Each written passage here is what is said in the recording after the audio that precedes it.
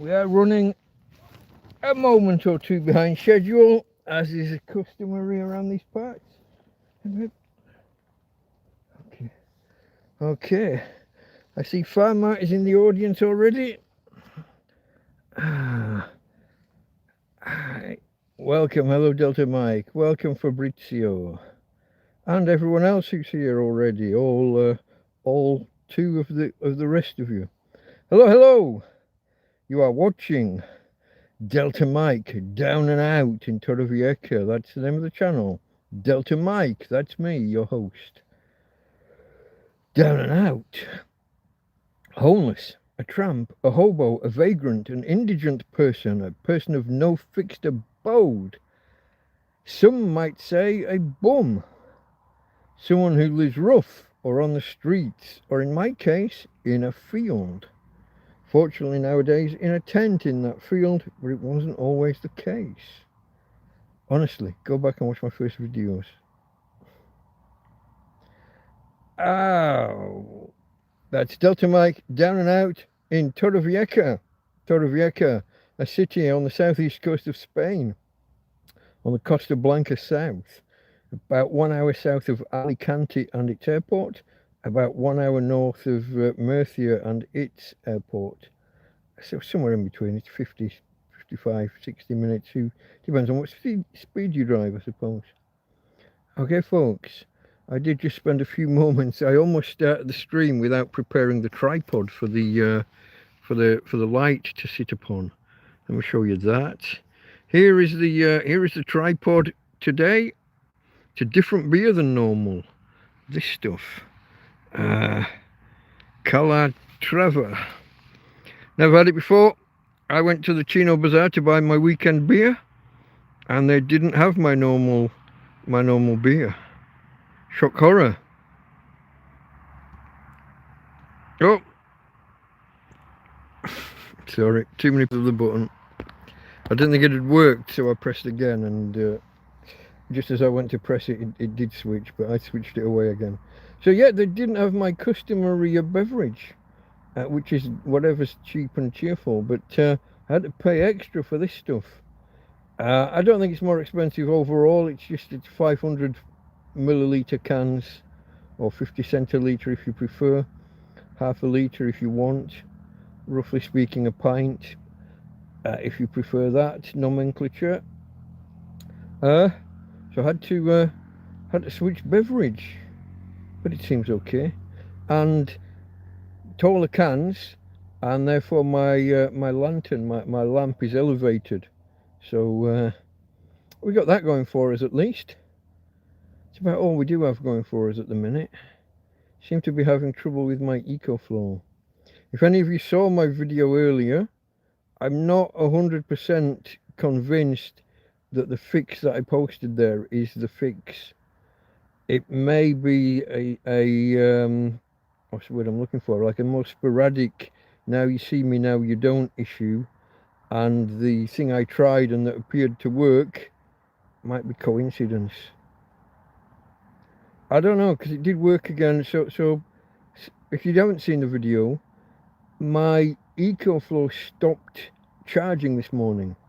We had a lovely sunny morning. I was pulling in 85 watts on my 100 watt panel to the EcoFlow, and when I checked again 5 minutes later, it was showing zeros for input on a lovely sunny day, clear blue sky, no clouds, no shadows across the face of the panel. So I tried all of the resets, all of the reboots, all of the off and on again. Let me get the phraseology correct. I tried out all of those known to man, and then I did something, and it appeared to work. Basically, I figured that the BMS or the firmware had got confused, and if I just used some of the power, used 3 or 4% of the power, the thing would wake up. A lot like when you're on 100% and you get down to 97, it doesn't, even when you're using that power and there's input available, it doesn't take it. It waits until you get down to 97, then kicks in and tops back to 100. So you've got to use 3% before it will kick in and start. So I gave that a go, I was kind of gambling because I was stuck. I had no other idea, and that appeared to work. And then a couple of hours later, it just stopped again. Did a similar thing. This time it just a soft off, just a normal off and on again. Unplug the power, off and on, plug the power back in. It worked. And then later it stopped, and this time it don't appear to be coming back again. Now, if any of you have been with me a while, if you remember before I got my large solar panel, my 100-watt solar panel, I had two 10-watt solar panels, which before I got the solar panel, I had the EcoFlow for a little while before I got the larger panel. While I was waiting on that arriving, I affixed a cigarette lighter female socket. I affixed that to the wiring of the two solar panels, the two 10-watt panels, to get a 20-watt total.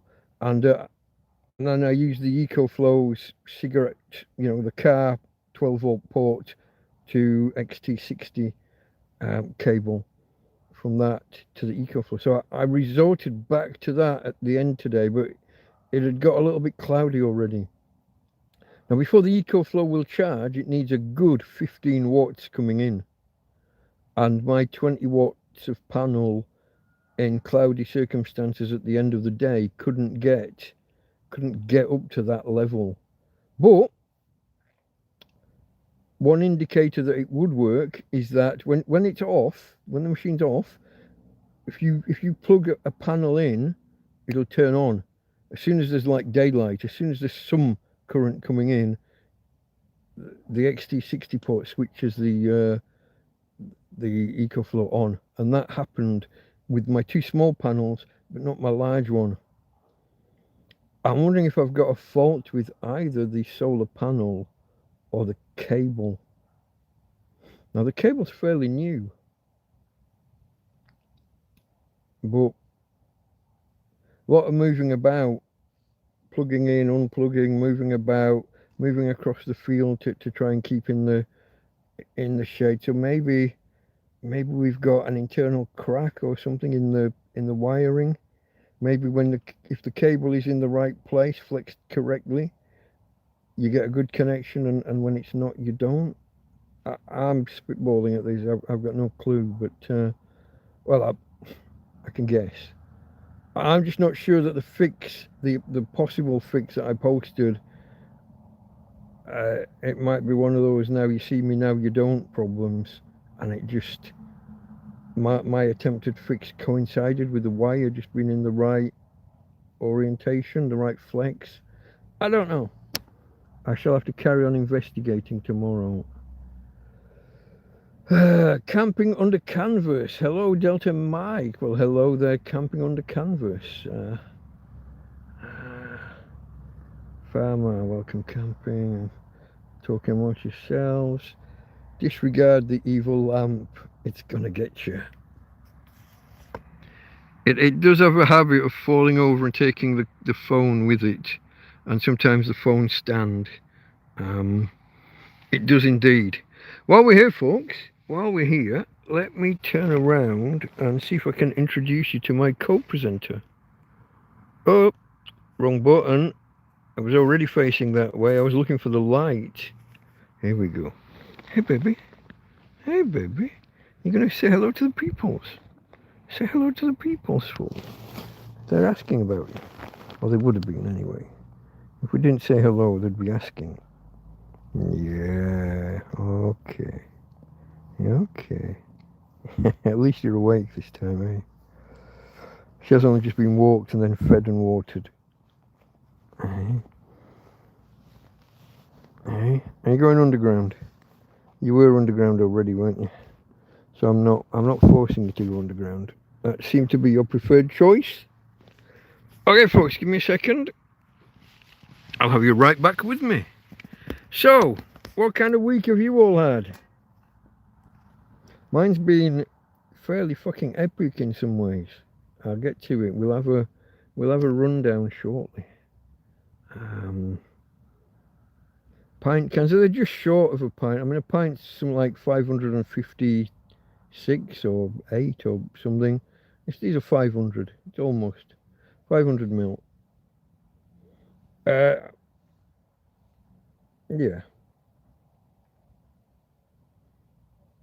Of course, you've got US pints versus British pints, which are totally different. But there's Roger, DJ Son, or Son. I'm still not sure how it's meant to be. How it's meant to be pronounced. Maybe a wire issue or a connection. Yeah, so the XT60 connectors. So you've got the. Oh god, it's weird which they class as the male and the female. I think the one that you're putting in, bizarrely, is the female. Because the other one's got two pins in. I'm not sure.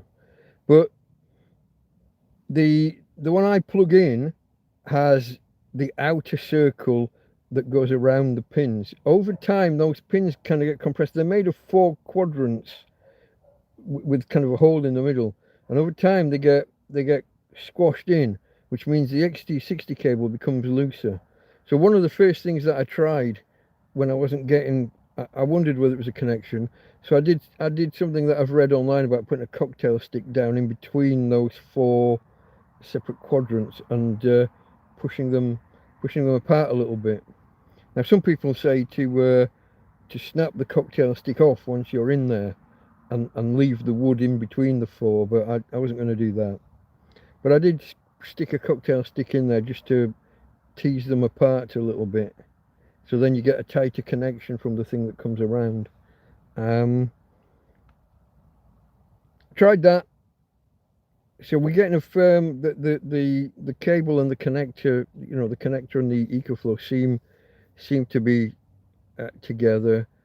I'm hoping it's not the panel itself. If it's the cable, it's a relatively easy fix of getting a new cable for between 10 and 20 euros. Which I resent doing because I've already had one fall apart on me, haven't I? I've had the EcoFlow and solar panel. It'll be coming up on 2 years in a month or 3, probably a month or 2.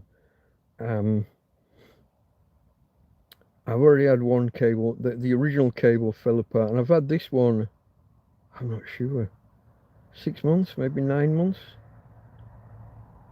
Time, folks.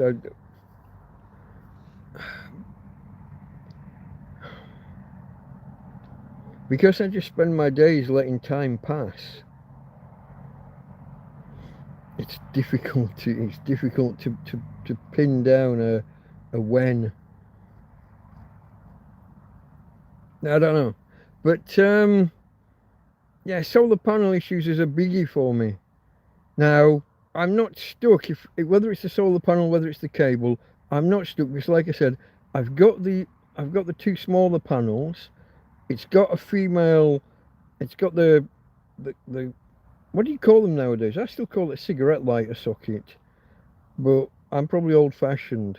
Grandad over here with his white beard. The 12-volt DC output in your car. It's a fucking cigarette socket, but whatever. I've got that, and I've got the male adapters that give USB port outputs.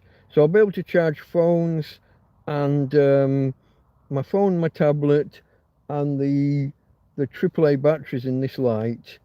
I'll also still be able to charge my lantern. The one thing I won't be able to charge is my freezer box, whatever you want to call it. I call it a freezer when I'm writing my notes, but whatever. Writing fridge freezer is just too much, so I pick one. That won't be able to run from that. It's only 20 watts. That'll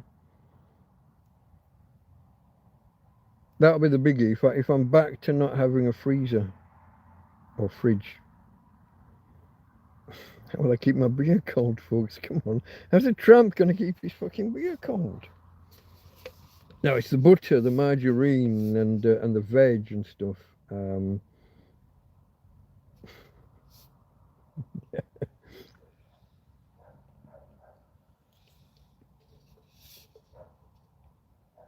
I can't even tell you how long I've had the fridge box, freezer box, fridge freezer box. I don't know how long that's been. You'd have to tell me.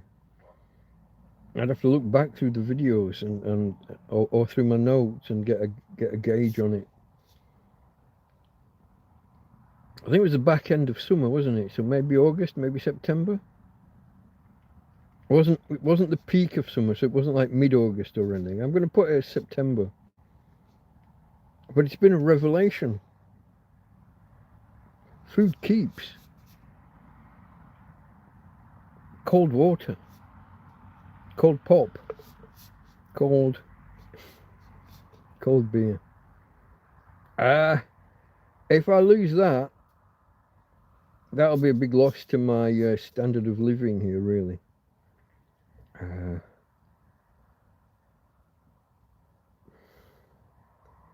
I could mess about with the other cable. So the cable's intact. It was the connector, it was the ends that went bad.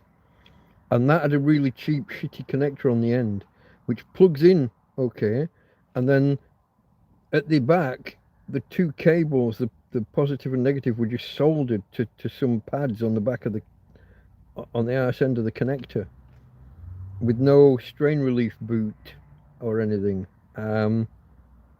I could just sit there and push wires. I could plug that connector into the EcoFlow and just push the two wires in. I'd have to strip the ends a little bit and straighten them out and what have you. Put a bit of, I can't really put tape to separate them, but put a bit of card or something in between them and sit there. And if I could sit there for half an hour and just get some actual power into the EcoFlow, that might be one way.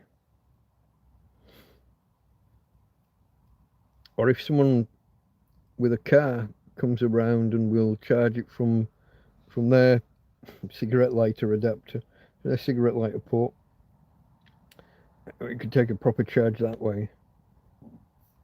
Or pass it to someone for them to take home and charge. Maybe one of the neighbours locally would help. They're all happy to wave and say hello and what have you. But not many of them do anything practical.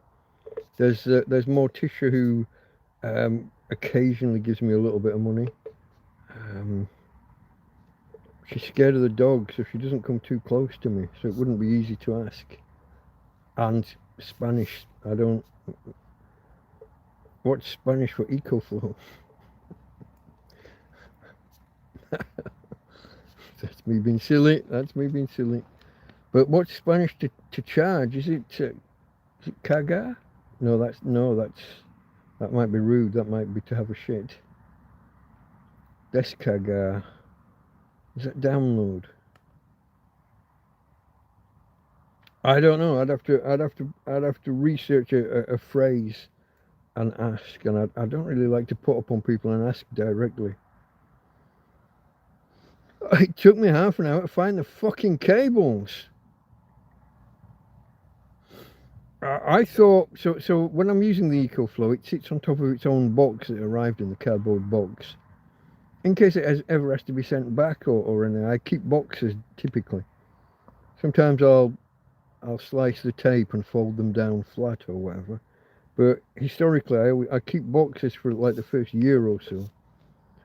In this case, I've still got it after 2 because it's how I keep it off the ground in case we ever have a flood. I want it at least kind of 6 or 9 inches off the ground. So I thought I had this recollection that I dug these cables out previously, and I thought I'd put them inside the box. Not there. I had to spend half an hour stripping shit off my big chair, my big Queen Anne chair. Look at this. I'm in a tent with a carpet and a Queen Anne chair. But there's so much stuff piled on there. When I couldn't find them initially, when they weren't in the cardboard box, it was the only place I could think to look.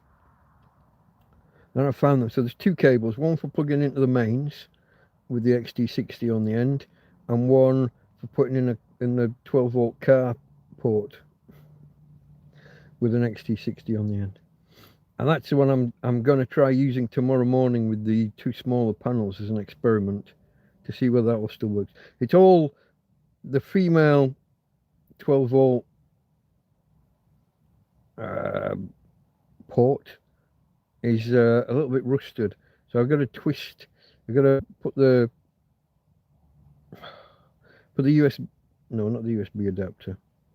I gotta put the cable from the EcoFlow to that in, and then twist to make sure that we get an actual solid connection and not with no rust in the way. Why they make these things out of the wrong kind of fucking steel or whatever? Why it rusts? I've no idea. But there was rust on the EcoFlow cable, the one with the male 12-volt adapter. I haven't got the terminology, folks. There was rust on even on the two metal clips for the negative. Yeah, I don't know. I'm gibbering. Oh, I've done I tried all of the different resets with the EcoFlow. So you press and hold for 3 seconds just for a soft off. You press and hold for between 10 and 20 seconds. That should give it a hard reboot. And there's another thing you can do, holding the button under the 12-volt cigarette lighter port. You press and hold that and the power button for an actual full reset. Did all that, worked through all the options with all of that multiple times. The machine was spinning up and coming back on. You know, I could turn it back on. I could take power out. It was all lit up and everything, but power in just wasn't happening, even though clearly should have been. And then it started working after I used up 3% of the power. It came on as my hypothesis was, but and then it stopped again, and now it seems to be stopped properly.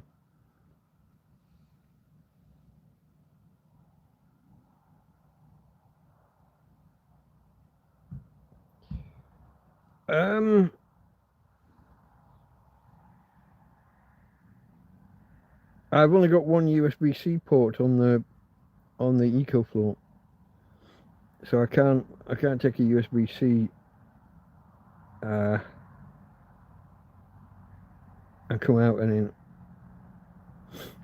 Isn't that just power banks that do that? Where you loop them their own power to reset. I could do an A to C, but I doubt that would work in the way that you're suggesting. But I'm not sure. I don't think it's. I'm suspecting the cable from the solar panel. No, I don't have a multimeter. I'm not technical like some of you guys. Simple eggs fried in yogurt with cheese in between bread as a dinner is good protein. This is true. Oh, I've been bombarded with food. This is one of the things that when we get to talking about my week, today in particular. So last Sunday, if you were here, I said about the guy that brought 3 trays of rice, basically like a paella, but he must be a caterer. Because he came back today with 2 sponge cakes. But also, if you've been here a while, if you look at I have a playlist of received with thanks when people donate to me. 2 ladies who came last year, Pat and Sue, came back today. They're flying tomorrow, I think. And they came 4 bags of shopping. So I went shopping a couple of weeks ago. I've still got a lot of that food needs using up. I've still got most of it. A lot of it untouched, the cauliflower and the broccoli. The weather keeps getting in my way.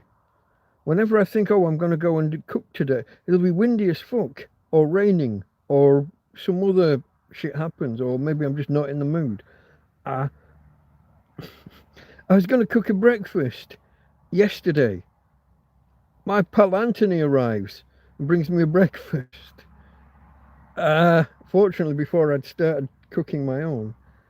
And today so I bought food. Then Karen dropped off 3 or 4 carrier bags, and before I've scratched the surface of it all, these 2 ladies brought 4 shopping bags of food. I haven't got room to move here.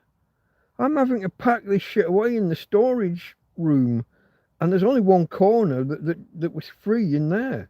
I can hardly.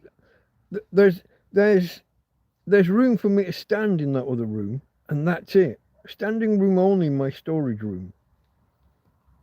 I'm like a fucking hoarder with more gear and more food than I could know what to fucking do with. And the amount of it is condiments, sauces, mayonnaise and mustard and ketchup and soy sauce and ranch and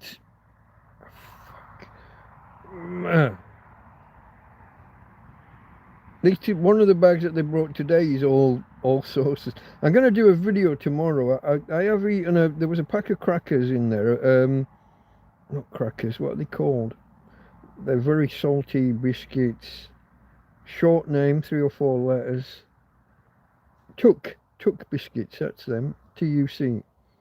Me and Tina sat down and ate a full pack of Tuck biscuits.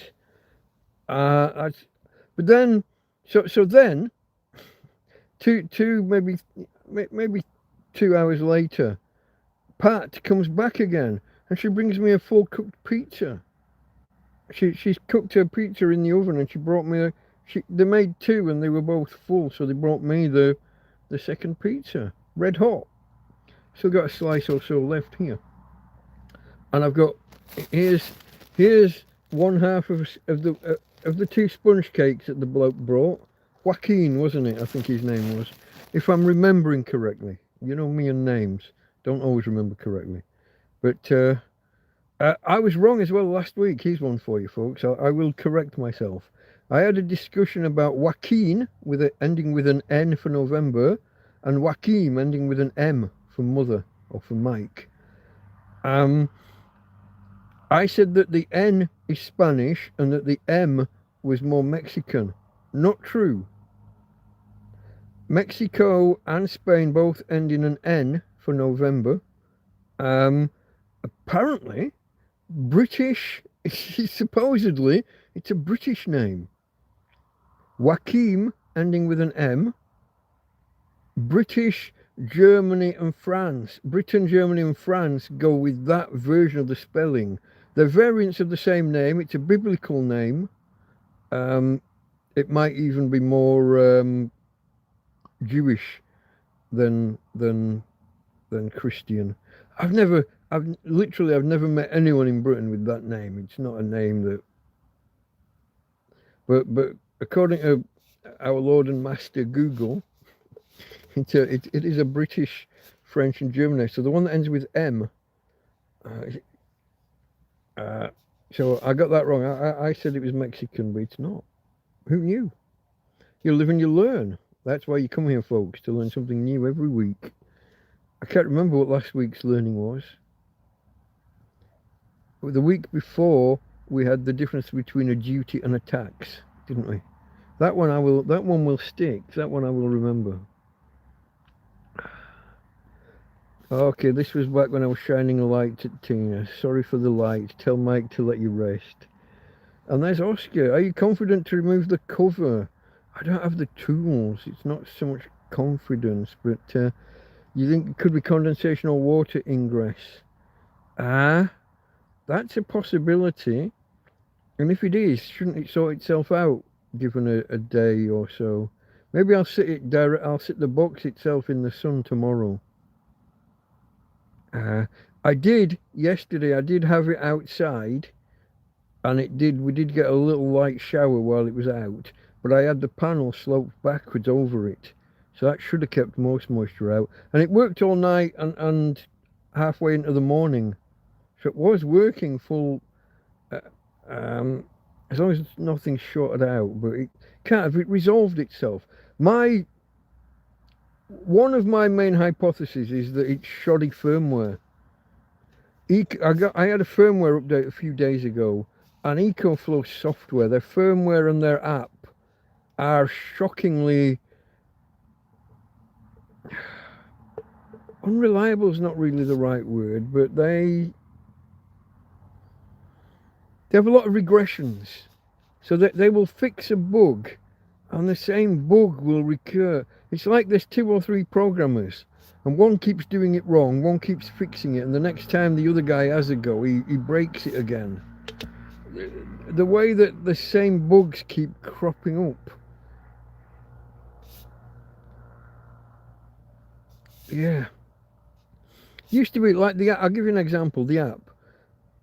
You load the app, it's connected already, so it lists your devices, you click on it and it shows what the current power level is and how much is coming in and how much is going out. It used to be smooth. Now you open it up and you see all the values as zeros. And you pause and you wait 2 seconds and then it flicks into action and shows you the proper values. Well, that's really disconcerting when you open an app and you're seeing zeros. Oh, your state of charge is 0. And you're like, oh, when it clicks in and it's okay. That's inelegant. That's just inelegant. Don't show me anything until you've got the value. Don't show me zeros. Show me the old values, the last it was opened maybe. Or just show me an animation while you're working it out. If I'm already in the app and the device is listed, why have you not already polled it to get the values in readiness for when I click? Don't load and show me fucking 0. It's bad. It's a bad user interface. It's bad user experience. It's just bad programming. I've opened the device. Now go and poll all of the devices. There is only one device, but it's built as if you're going to equip your whole fucking neighborhood with devices. As soon as I've opened the app, poll them all, retrieve the values, ready to show me when I click on it. What's so difficult about that? I don't know. I'm. So it's not that I'm not confident to open the cover. I don't have tools. The top looks like you could open it with a big coin. It just has these weird plastic screws that are kind of hexagonal shape. It might not even be a hexagon, it might just be a triangle or something. But it is just a big slot in the top. But I haven't got, once I'm in, what am I going to do? I don't really know what I'm looking at. I would look for, no magic smoke or bangs. You know, there's not been, we haven't released the magic smoke. Nothing's gone bang.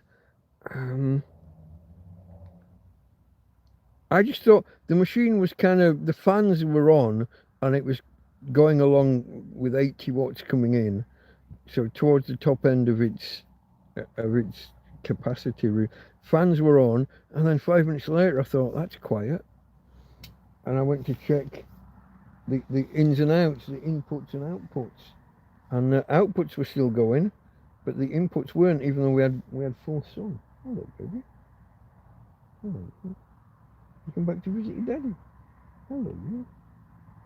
Are you going to stay up this end tonight? Big cuddles. She's been favouring the other end of the bed again lately. Or halfway down, horizontal. Fucking little bugger. Oh, look at this. I haven't followed my own advice on the... I was on Top Chat and it had frozen as well. The chat had frozen. Let me... Okay.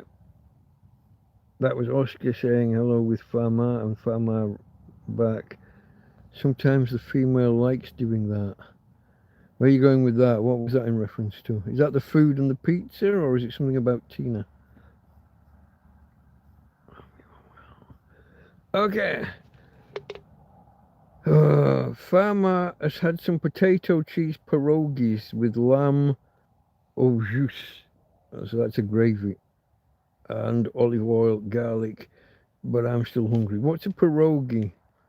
Forgive my ignorance, but we don't have such things. I'm a Barnsley lad. We don't have cosmopolitan knowledge of all of these different things of which you speak. Are they building or have stopped? Who's building? The big building over yond? No, there's not been any progress on that for a while. If that's what you're asking. Farmer says pound, smash, poke, prod, press, push, punch, slap, chop, bump, tap, flick, kick, click, lick, rub, slam, slap the like button and consider subscribing. Yeah, sorry, Jasper, I didn't say hello, did I? Hello, Jasper. Fridge was the end of October-ish. Okay, a little bit later than I thought. I thought maybe September. But okay. So it's only been about 3 months. And it's four months. January's ended, hasn't it? Oh no, did you say end of October? I'll go back to saying 3 months then. And it's such a part of my life now that I wouldn't like to take a step back and be without it. The other stuff would be tricky. I do have a power bank that Joby gave me, and that I like to keep charged up. I've got a power bank that Josie gave me, but that doesn't... I had hopes for it when the last time I had a power issue and I went to turn it on and all 4 lights were still there after a couple of weeks.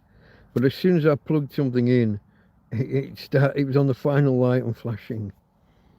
It's like there isn't a real cell in. I think there's like a capacitor in there or something. That's about it. Enough to keep the 4 lights on, and as soon as you start using the power, it says, fuck off, I'm out of here. No, it's almost it's very light. You can tell that there's nothing to it.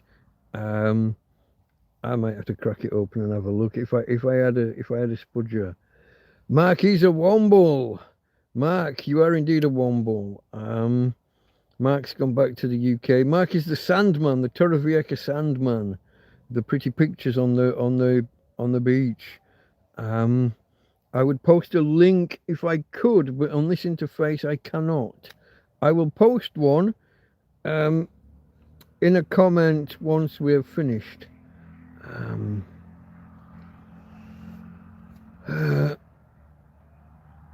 Oh, okay. Hold on. You're coming back tomorrow. Hold on. For the carnival, which is when is that? Is it just before Valentine's Day? I can't remember. It's sometime soon. I could look it up. Unless, let me finish reading Mark's. He might mention it here. Coming back for the carnival and playing on the beach with a stick, drawing things from my mind. It's raining and... Oh, it's umbrella rain, yeah, every day in January, and it's continuing in February. That's not good. Mark says he could charge it. Not on foot, you couldn't.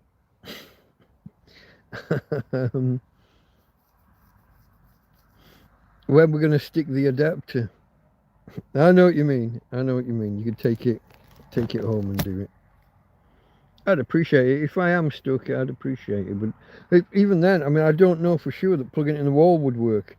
If it's not accepting power, if it's the EcoFlow, then it might not accept any power at all.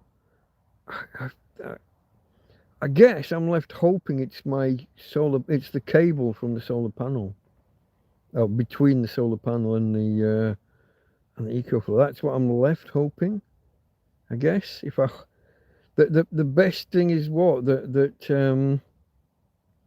it cost me a tenner, or maybe I think we paid a little bit more. I think we went for a slightly longer cable, 1.5 meters instead of just 1 meter. I don't know.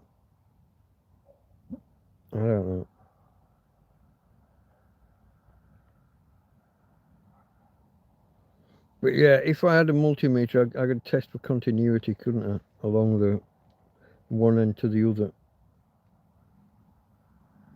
I don't know. I think the solar panel got knocked about a little bit in the wind. It had a couple of fallings over, but those things are built to be.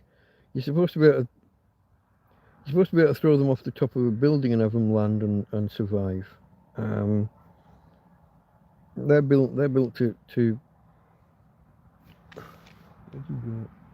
They're built to last.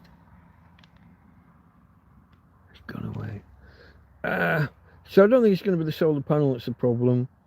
It's either the EcoFlow, which will cost me 250 quid to replace, 250 euros,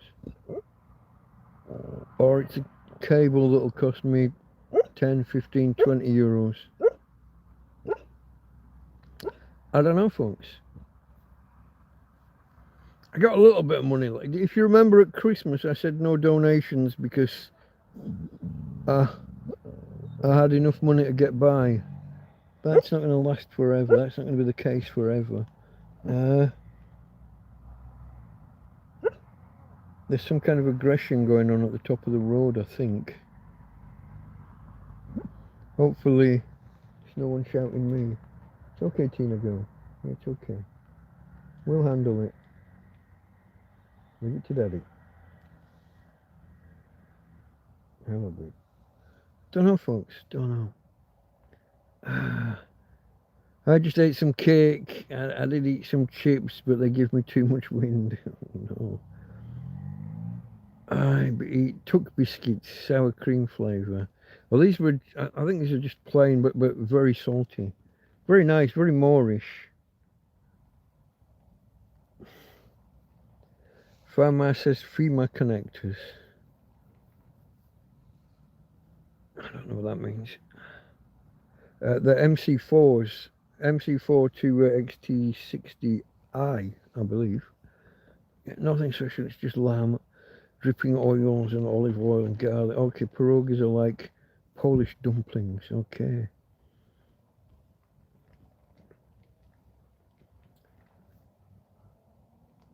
If I had a multimeter, I'd be an electrician. I'd be tempted to dabble a little. I've never soldered or anything before, but I've watched Clive. How hard can it be? I've watched Lewis Rossman. Come on, I can do that. You can never have enough flux, apparently. If you watch Lewis Rossman back in the days when he did board repairs, female connectors, you're common to female. Okay. I thought you were doing some kind of crazy portmanteau with Farmart and connectors, but it was a typo on female connectors. Okay, folks, apparently I'm up to date with chat. That's always a bad sign. This is where the conversation runs dry. So I did try asking before, what kind of week have you all had? I will shortly run through a couple of days of my week.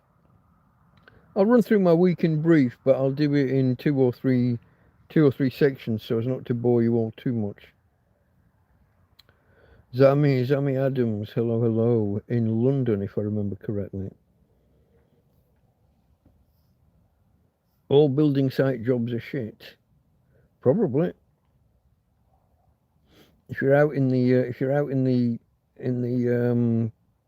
elements, especially as you get older. Don't let anything run dry. Oscar, the storms in Portugal have been quite bad. A lot of trees uprooted, road signs bent flat, and roofing blown off. Yeah, it's in the south, isn't it? Roger's down south, if he's still here. If you watch the Scottish couple in Spain, they were commenting on. I'm trying to. DJ Son in the chat here. DJ Son. That's Roger. He's down south. If I remember correctly, I always get this wrong. Is it Seville? He's down south somewhere. I'm terrible at Spanish geography, folks, because I haven't been anywhere. It's not like I've travelled around or done anything while I've been in Spain. 40 hours of non-stop rain, 40 plus kilometre winds, fence blew down but not flooded like others. Yeah, we've had the rough winds here on and off all week. Not, well, you saw the state that my tarp ended up. If you've seen any of the videos in the last, is it a week ago I took the tarpaulin off? Oh, okay, we'll get to this. But the kids who throw stones, Came back for a visit the other day. The two youngest ones. So there was two groups back in the day, and my tent was protected by having the big tarp over it. Took the sting out of the stones. Well, now it's just a fragile old bit of fabric with no tarp. But they were so far away and they're so little, so young, probably around 10, I would guess, from the looks of them, that they stood too far away, and all I heard was a stone plonking in the bushes quite a way away. But I knew it wasn't a normal noise. You know, unless a bird had dropped dead out of the sky or something, it wasn't natural. So I raced to the door and looked up, and there they were racing away on their bikes at the top of the road. The one kid, the wheels on his bike, so it's just a normal kind of sit up and beg kind of bike, but the wheels were like bigger than him. He was kind of sat down in between the wheels. The bizarre looking thing. So yeah, 40 hours of non-stop rain. Winds threw blends down, blew the fence down, but not flooded like others. Are you in an area that, are you, I don't know your locate, like, are you at like the bottom of a hill or anything? Are you in an area prone to flooding if there was enough water? So I am here. I'm fully aware that this field can flood. Oh, look at this. I've got a spider.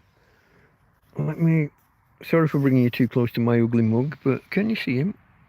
There somewhere. There we go. What do I do? Do I leave him alone? Or do I squish him? Or her? I don't know what to do, folks.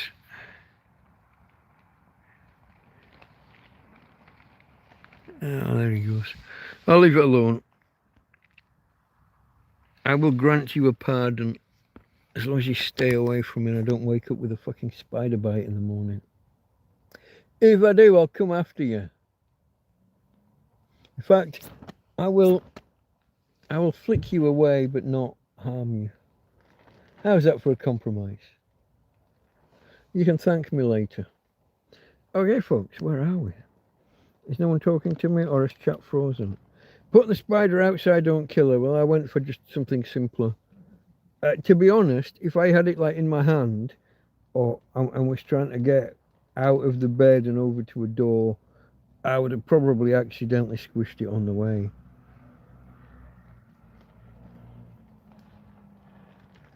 They throw a stone to make a wish. They think it's a wishing tent, like a wishing well. Yeah.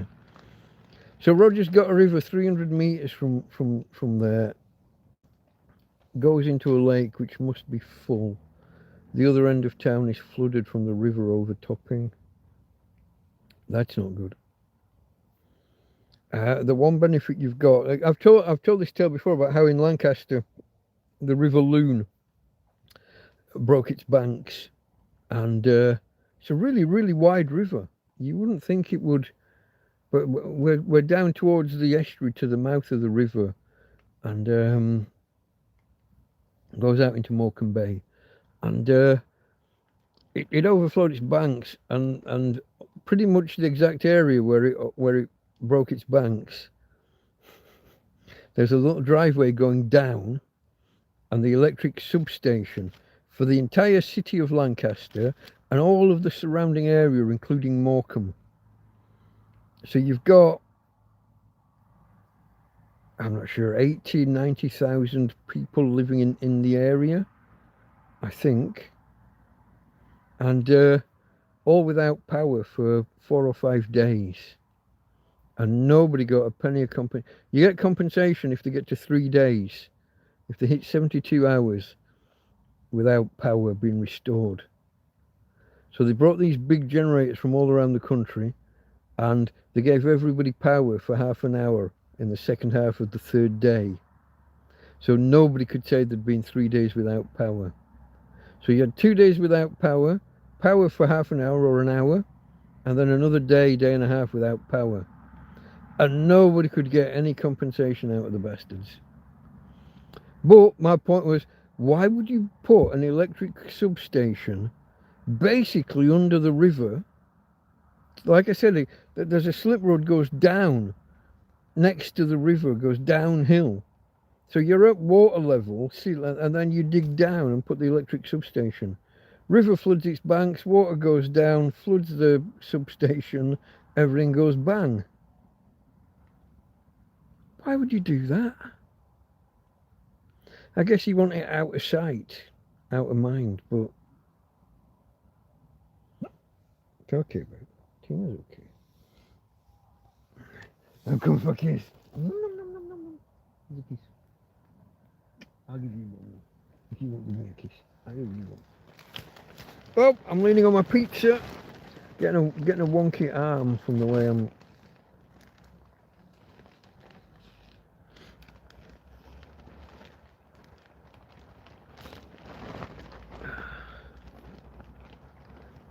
So Roger's in the south of Spain, but the south of Spain and the south of Portugal have been hit by storm.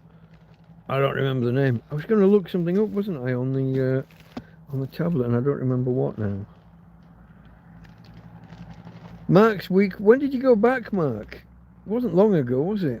My week was rain followed by rain. The main carnival days in Torrevieja are 13th and 15th. So yeah, okay, it's either side of Valentine's.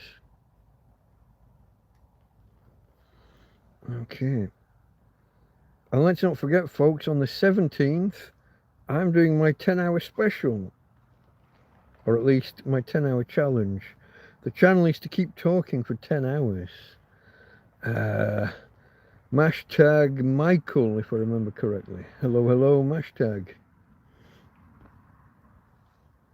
So Mark's back in the UK and has had solid rain.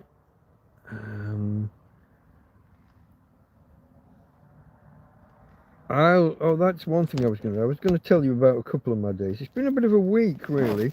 I don't think Monday was anything. Monday, I didn't even write any notes, I don't think. So it's all just the standard get up, walk the dog, make coffee kind of beginning to the week. Has this updated? Got a bit of an issue where I'm sharing.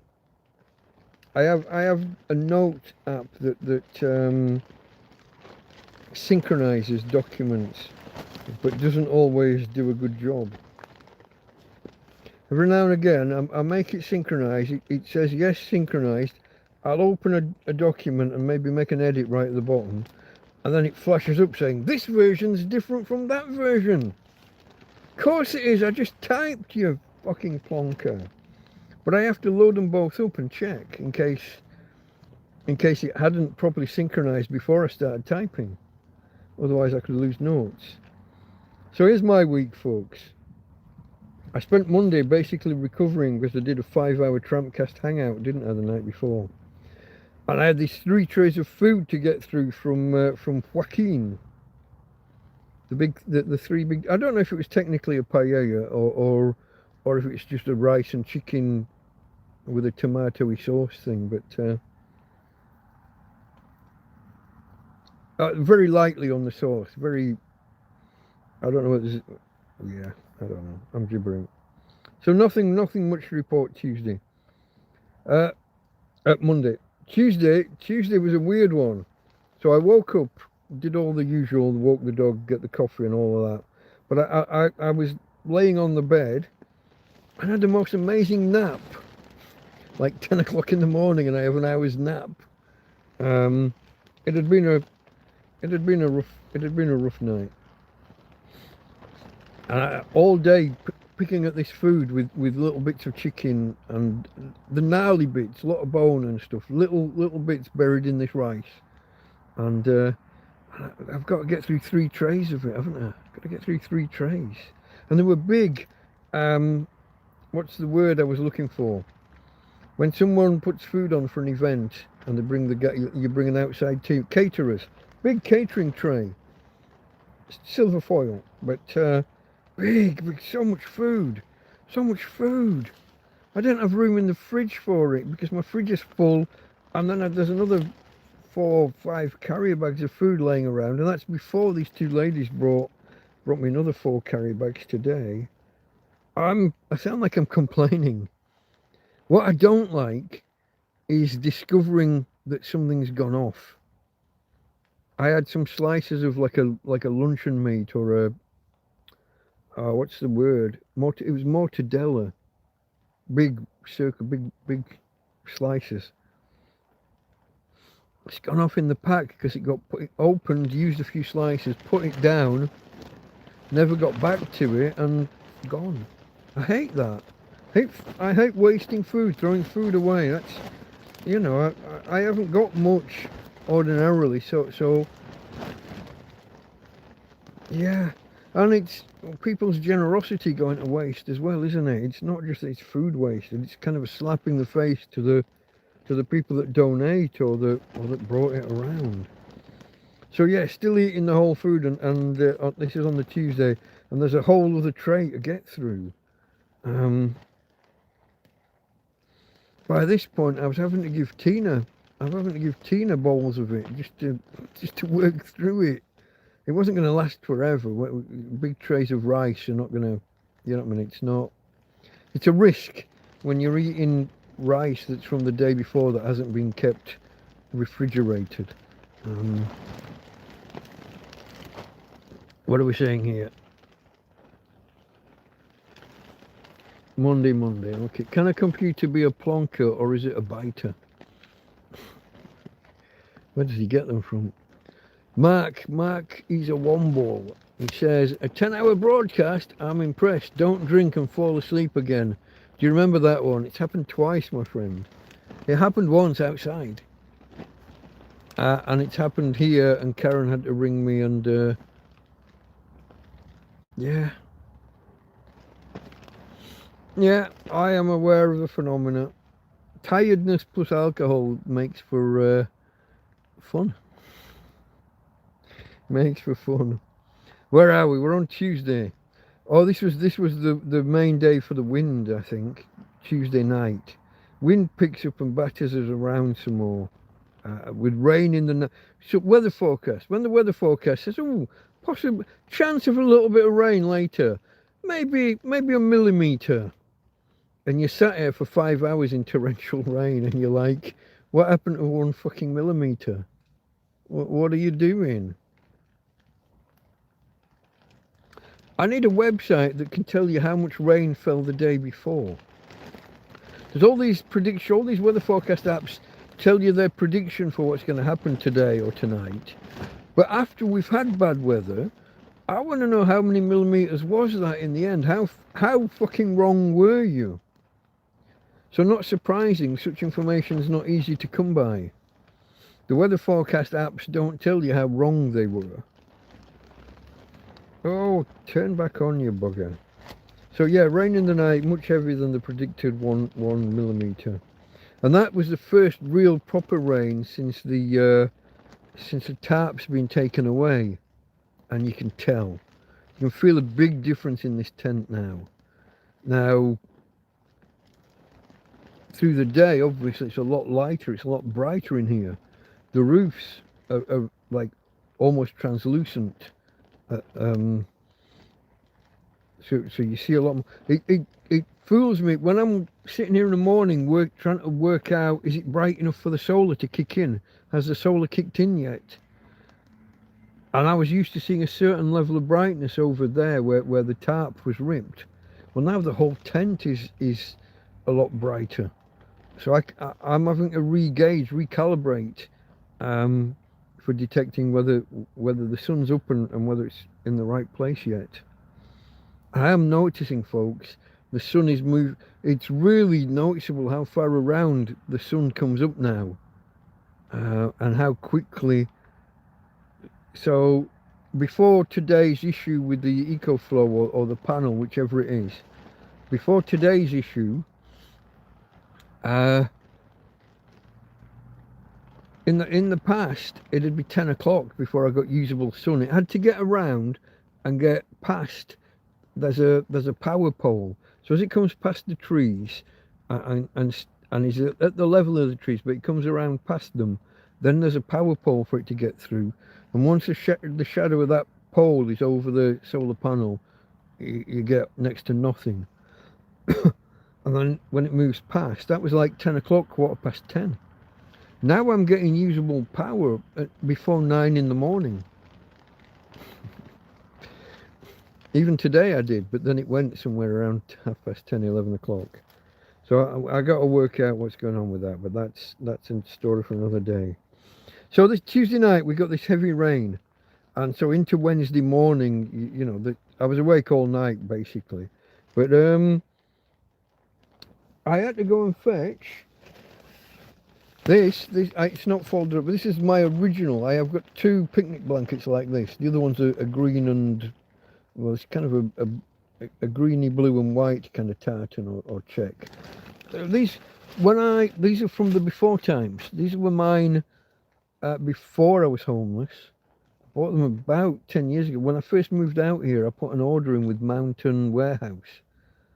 A couple of recliners and some picnic blankets.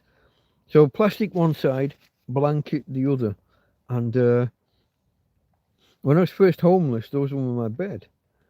Plastic side of one down on the floor, the other one upside down with a plastic at the top in case we had dew or rain or the sprinklers in the park went off. I had to go and get them. It was dripping in on me. Slowly, but I think where there's a little rip further up in the tent on the roof, I think it was collecting here because the tent's kind of concertinaed in. All of the poles, because the guy lines have all snapped, they've all perished, so there's nothing opening the concertina out and keeping things taut. It's leaning in, and you get the concave roof in each of the sections. I think water was pooling. It found a little gap in, possibly where that rip was. Maybe it was coming in and running down the bedroom fabric. It pooled, and it was just dripping like once every 5 minutes to begin with. But just as the rain stopped, there was enough of the water there that it just started like a stream. It just a constant, like when you first turn a tap on and you get a flow. Gentlemen of a certain age will know the. Anyway, the rain had stopped, fortunately, but I'd had to go and get my waterproof blanket thing as a cover in case. So that was a thing. I'll just tell you about Wednesday, and then I'll shut up for a while because we'll do the second half of the week as a separate part. But yeah, having to dig out the original picnic blankets, kind of nostalgic. So this day, Wednesday, the EcoFlow was getting some input, but it was overcast and dull and a little bit of rain on and off through the day, and we never got enough to actually charge the well, in the afternoon we got a little bit, but most of the day we're sat here drawing 10 watts, 12 watts, 13 watts. I need a clear 15. So if I've got something plugged in that's drawing 3 or 4 watts, I'll be needing 20, say, for the EcoFlow to output those 4 watts and have enough to charge. And what tends to end up happening is you get 16 or 17 watts coming in, and you've got something plugged in that's drawing 4 watts, and it means the other 13 are going to waste. So you unplug those, and the EcoFlow will think about starting up, and then it gets just that little bit cloudier, and you're back down to 13 watts coming in. Now you've got nothing plugged in, but you've got 13 or 14 watts. Quick, plug something in to use that power. And you're playing this fucking musical chairs all day. Now you see me now, you don't kind of plug it in, take advantage of the power. Oh, there's enough there for the EcoFlow to do its thing. Unplug everything. Oh, that didn't last long, it's gone.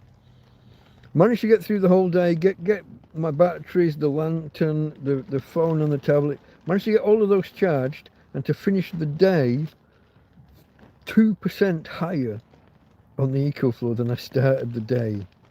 I think we were in the mid-60s somewhere. Let me look at my notes. It doesn't say in my summary. This is my summary. I'd have to look at the... let me go to the day itself. Where's Wednesday? Have I named my days? That's Thursday, so here. Okay. 73, okay. We started the day, I think, on 68. We finished on 73. So we picked up 4 or 5% overall. In the afternoon, we did get a proper bit of sun. Just briefly. 10-15 minutes. Let's have a look. Yeah. This was where the kids turned up throwing stones. But fortunately, like I said, it missed. I don't think that the tents are as fragile at this end as it is at the other.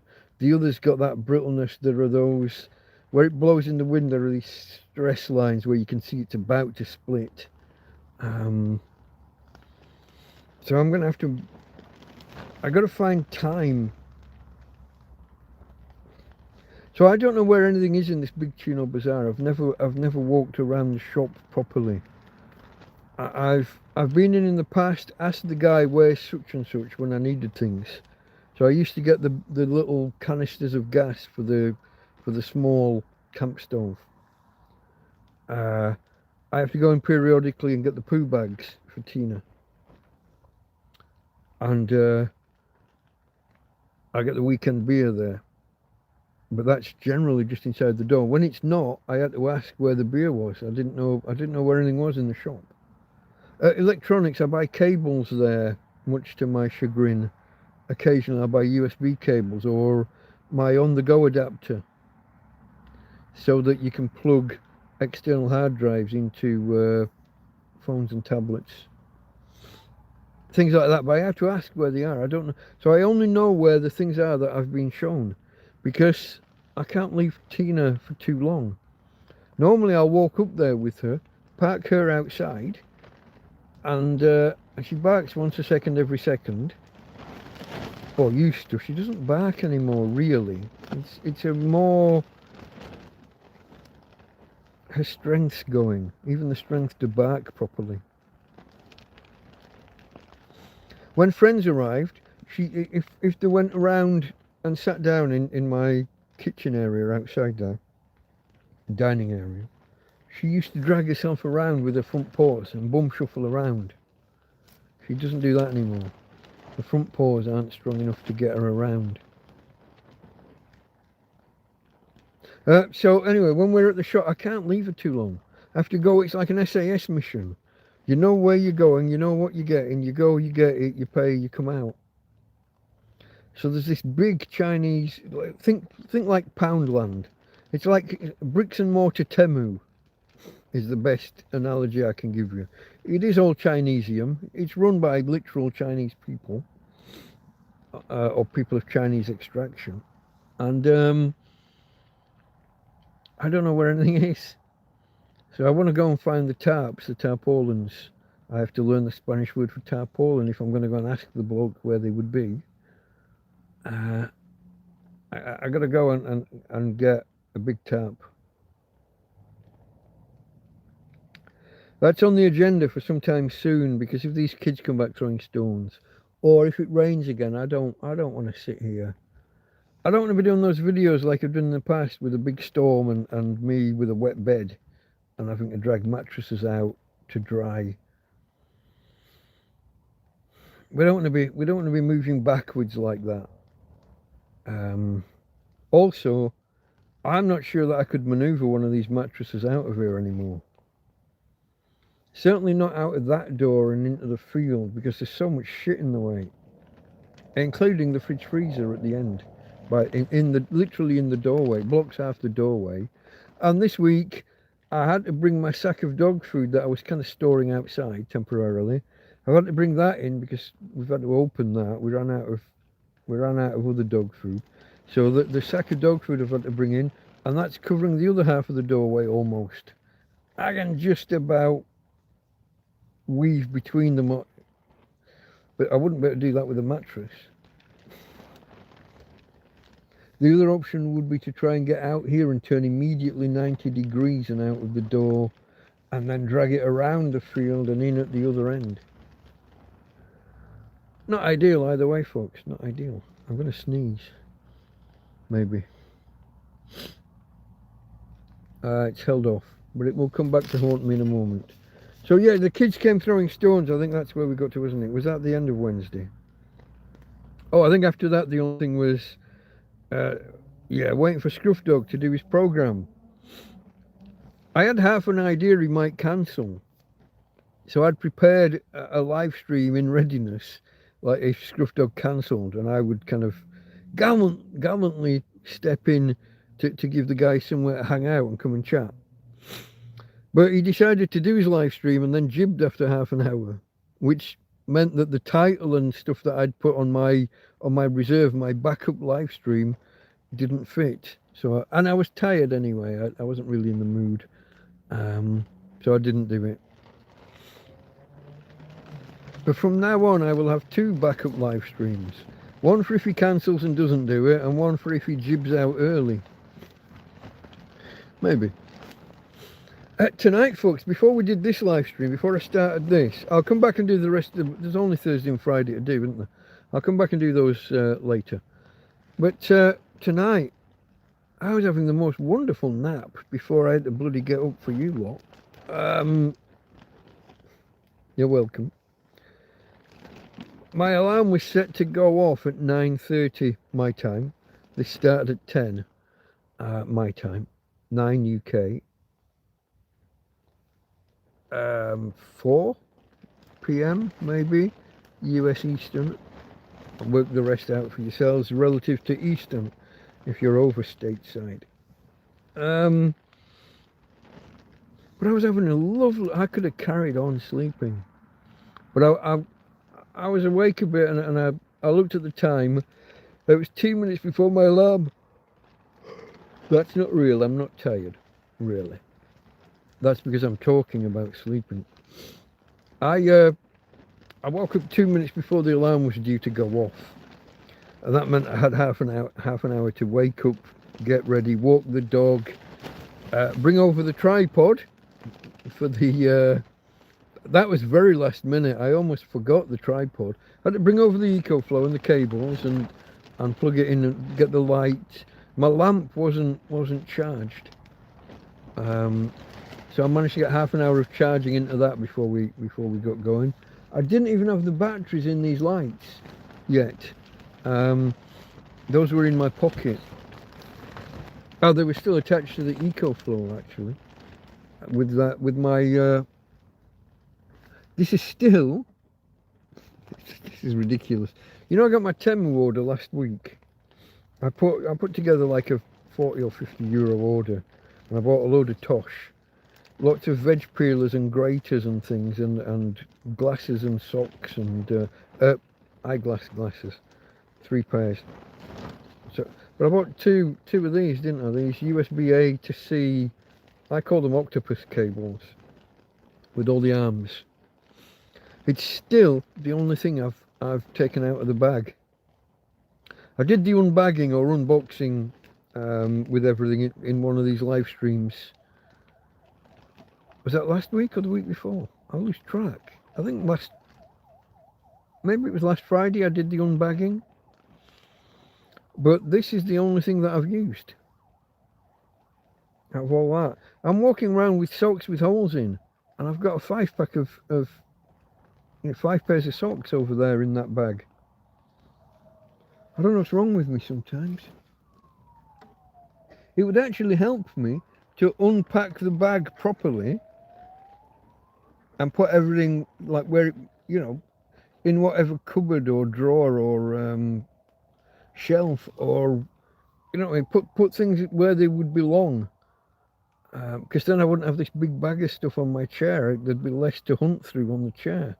I really need to get that chair emptied. Karen will be nagging me. She's always nagging me about tidying up and being more organised, and it's just I've got so little space that things just get piled up. And then you go looking through the pile for something, and it's now no longer an organised pile. It starts off as a pile where where everything is in the pile. But the first time you have to look for something, fucking get out of the way. Then when you finish, you put it all back in a different order, or... You would not believe that storage room, the other bedroom, the other side of the tent, you would not believe how organised I had that when we first put this tent up. Go look back at that video where we put this tent up. And it was like a horseshoe around the room, so I could step into the room. And then there was one I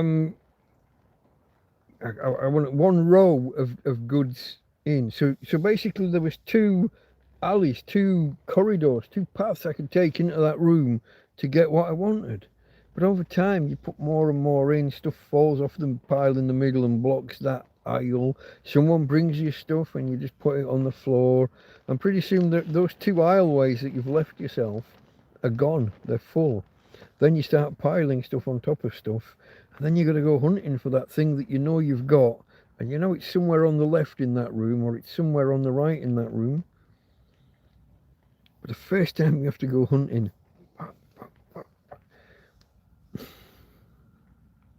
it was ever so organised, is what I'm trying to say.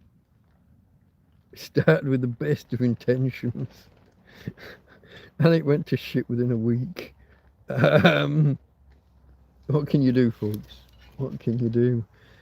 My excuse is tramp in a tent. I don't know. Now, the invitation for this here stream, I did invite, or I made it clear that that new posters, new chatters are always welcome. Have we got any new guys out there? Come and say hello. This is your invitation to not lounge or lurk, but to come and say hello. Introduce yourself to the gang. We're a friendly bunch. We don't bite. I can't. No teeth. But Marie, hello. My vampire friend. How long ago was that? 22:58. God, that's 20 minutes ago nearly. When you feel bad about throwing food out, think of the runs and squirts you'll get from eating food that's gone off. I do tend to push the boundaries with that. I have been caught a few times with I'm not sure whether I've been caught with food that's out of date or with my own bad food hygiene. You know, you chop some meat on the chopping board and leave it outside for a couple of days. Then suddenly you want to make a cheese butty, so you go and grab the chopping board and you forget, you don't think about what was last on that board. I've been caught a few times like that. I don't know that I've ever been caught by food that I've made catching me. I've really pushed it. I cooked a meal for me and Joby once when he lived here. I had some pork, and it had been, you know, it was well aged, and it was smelling quite gamey when I cooked it, and I had to make sure to cook it thoroughly. You know, we had it well done. There was no danger. If there had been anything wrong, it would have been cooked the shit out of it. But it had that, I'll call it gamey. It had that gamey taste. It was well aged. Yeah. But no, I don't think I've been caught by other people bringing me food. There was a Spanish family used to bring me like imagine a bolognese sauce, but over rice. And they brought it to me in a carrier bag one time. And I had one bowl of it, and within half an hour I was running to the trees. 3 or 4 times in the rest of that evening, like every half hour, here we go again.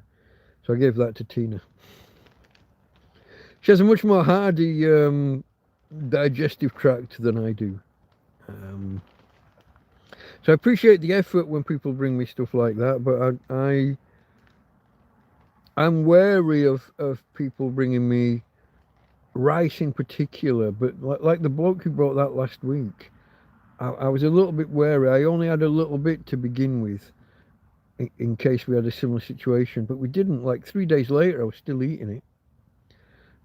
In the end, I put it to one side for a few hours, and when I came back and took the lid off, you could see the beginnings of growth on top.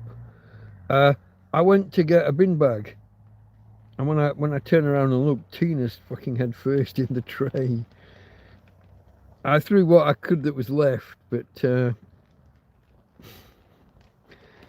I didn't want to, like, if something's like a little old and a little smelly or whatever, I'll let the dog have it. But once it's got like visible mold on top, I wouldn't. But she did anyway. She was fine. Dog, what can you say, folks? What can you say? Where's Mark going? I didn't say. Mark said he'll sit on the seat. Sorry, Mark. I don't know if you'll come back and watch a replay. Goodbye and good night. Need the last minute pack and sleep before my trip to the airport. Okay, mate. I guess I hope to see you in the next day or 3, maybe. Farmer says, good night, Mike. Enjoy your trip. See you next fall. I mean, have a good one and a beer for me with Mike. Can you remember when the Winkle pick? Yeah, I do. Morecambe, but yeah, I don't know. That's got to be nearly 20 years ago now, wasn't it? 15, 20 years. I remember it well. Yeah. I think I was living in Lancaster at the time, or on the outskirts thereof. But yeah, very familiar with it. Yeah, like I said, I was in Lancaster rather than Morecambe, I think. But very familiar with the area.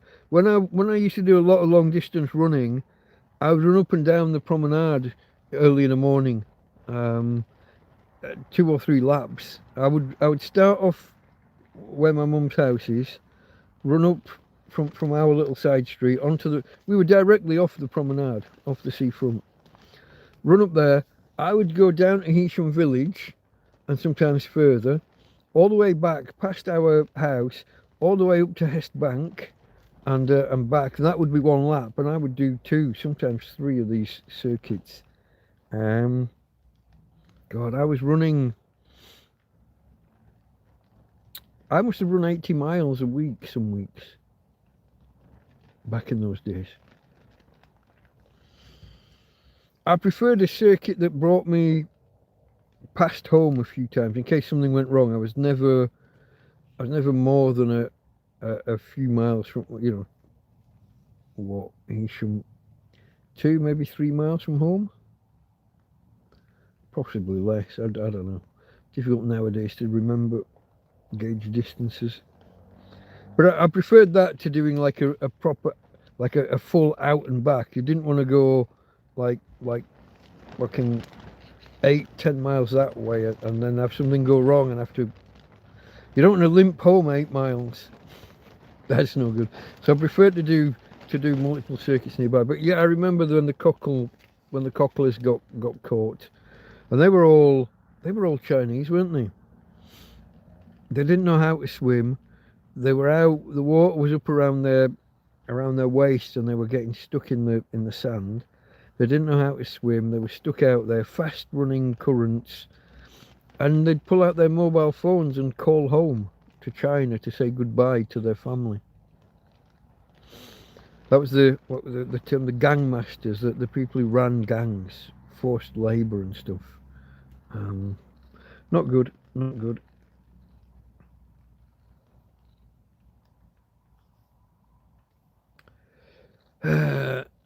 Thank you. Here's Farmer to Mark. Thank you, Mark. I wonder if there's an easy way to pick up an EcoFlow cable before you leave the UK.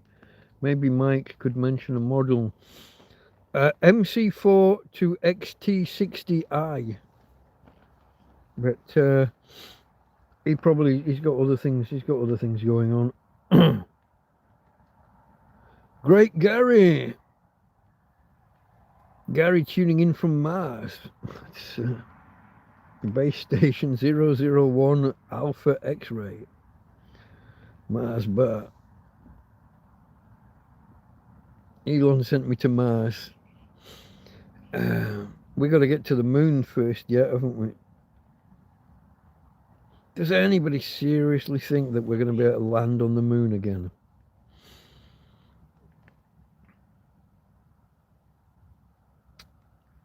We haven't done a test landing with an empty rocket. If we're going to land with an upright rocket, if that's still the plan, we should do a test one with it remote controlled or whatever, with it autopiloted to the moon. The things that can go wrong with an upright thing on an uneven... When we land them on Earth, we land them on a flat surface. I don't know, folks. This whole... I can't remember what the name of the project is, but I'm not confident. Too much wine today. What, you've had wine? You've been on the wine? Oh, no.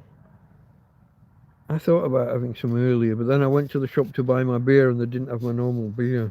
So I had to buy this monster-sized can.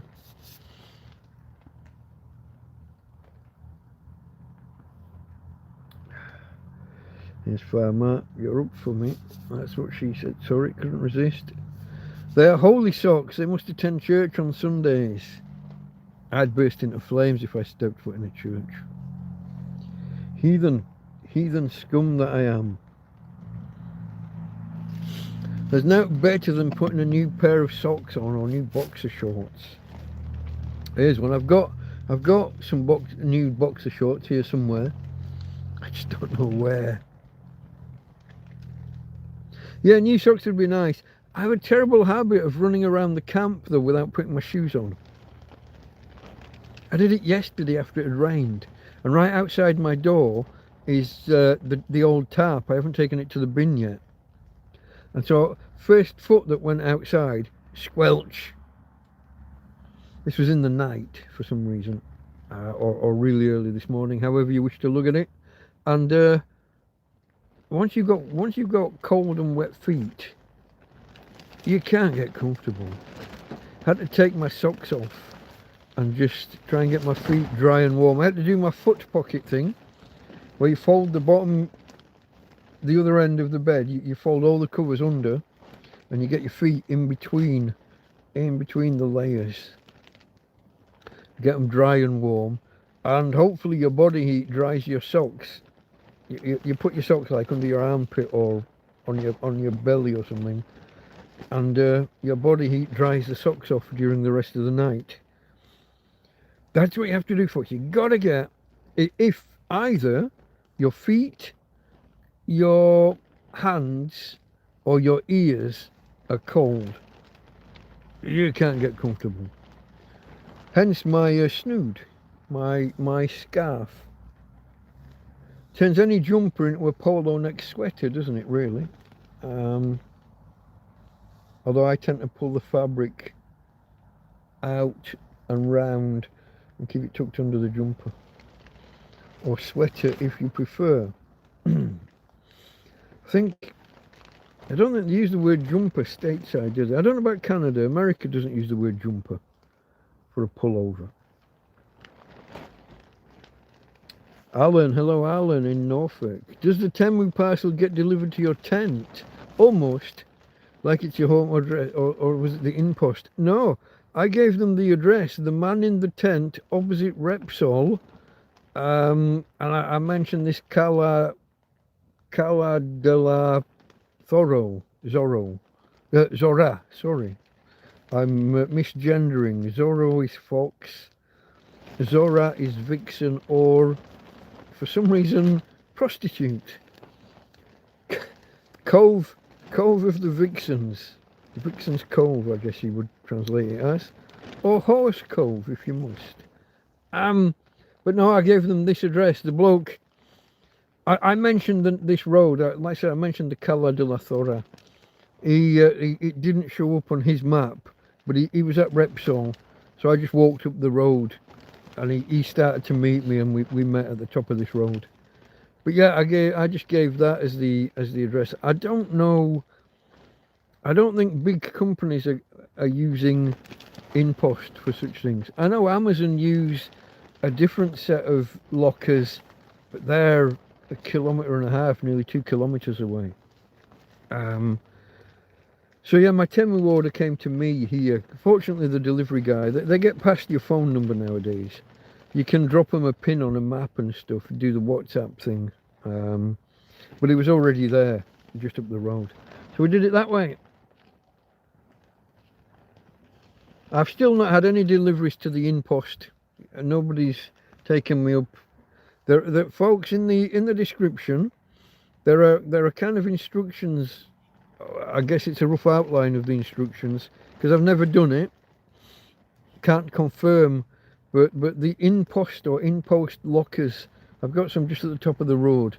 If anybody does want to send me anything, it is possible, but you can't just use normal post. You can't just write the address InPost lockers here. You have to go through InPost or InPost. You drop them off at a set of lockers there. You get a barcodey thing. You give them my email address and or phone number, and then I'll get contacted when stuff gets dropped off. There's a slight charge. It's a few euros. It seems remarkably cheap for international mail to me. Some figures of the order of €3 for an international delivery. Seems crazy. But I guess they've got big distribution hubs and what have you. Depends on the size, the weight rather than the size, I think, of the parcel. But it looks like a tremendous deal. But so far, no one's taken me up on it. Also, while you're there in the description, about halfway down, you'll find a PayPal donate link. That's enough of the grift. How did the sausages turn out, Mike? Those look damn good. I haven't had them yet. Everything's in the fridge. I've got a backlog of food waiting to be eaten. Hot dog sausages, proper sausages. I've still got turkey steaks, and I've got 6 chicken. Were they drumsticks or were they thighs? Bits of chicken leg. I don't know. I got so much food. We keep having days where the wind picks up like this, and it's what's the word I'm looking for? Wouldn't be impossible to cook, but it would take 3 times longer than it otherwise would.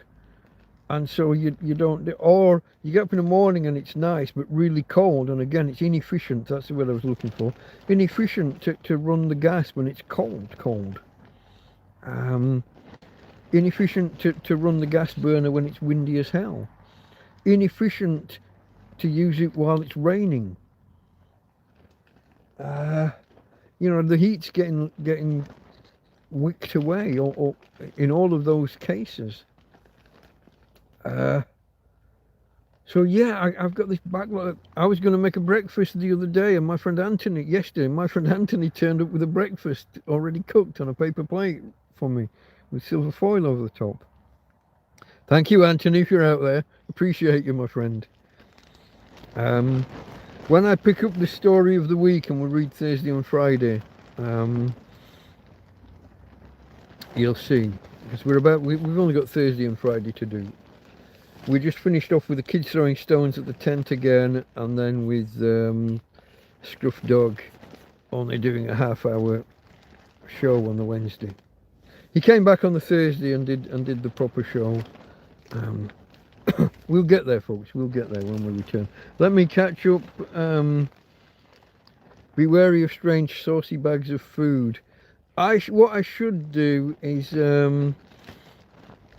have a small sample. What I did when don't get me wrong, this family had brought me food like that each week for a couple of months, but then we just got the one that maybe they'd kept it. Rice is funny, isn't it? You either got to keep it hot or you've got to cool it down quickly. When it's in that warm middle ground too long, that's when the bacteria or whatever thrive. So you've either got to rapid cool it, or keep it hot. And obviously something must have gone wrong this time. Maybe maybe there was too large a delay between them taking it off the hob and bagging it up and bringing it. But if I'd had a small portion, yeah, I would have got a reaction, but I wouldn't have been running to the trees every half hour for the rest of the night. Might have just gone there once or twice. We won't discuss the whole toileting thing. Trees, privacy. Get under the trees, and I have a mat that I stand up as like a screen, and I squat and drop. But again, we're not going to go there. So yeah, once I knew it was bad, I gave it to Tina. Not with Starship. I think it is something like that, isn't it? It is one of those rockets that they're gonna take that on the front of Artemis, isn't it? They're calling the whole project. Yeah, that's the landing craft to the moon. I don't know if it's a Falcon 9 or if it's the big, what he once called, what do you call it? The big fuck off rocket. He was influenced by Doom. I think the big gun in Doom is called the big fucking gun, the BFG. That's the ultimate weapon in Doom. I think he's influenced by that. He's quite childish, isn't he, at times? You know that the first 3 models of cars he released was the S, the 3 and the X. And 3, it's kind of hacker speak, isn't it, to use a 3 as an E. It's elite, as we said back in the day. L33T or 3L1TE. There's different versions of elite, but yeah, elite speak, as we used to call it. He is quite childish, but yeah, as I understand it, that is the plan with Artemis. It's to use one of his big rockets that land vertically as the landing stage and return vehicle. No. The plans might have changed, but nobody else can build anything. Who were the other lot that were trying to build? Was it SOS? The led by what is it? Panasonic? That's not right. Who were the ones? They built their craft in parallel, and they couldn't even get the parachutes to work for the landing stage. Or wasn't it? Didn't it come down with parachute and then it fired retro rockets as it landed? It was supposed to do, but it landed hard and went wrong. And they're scrapped now. I think they're out of it now. They're not even building. One of the big plane manufacturing companies, like it wasn't McDonnell Douglas, but it was one of them biggies. It wasn't Raytheon. They were involved though in SOS, I think. Space Launch System. So NASA initially, they went to SpaceX and they went to the other bunch, and they were supposed to compete, weren't they, to get best effects, best value for money.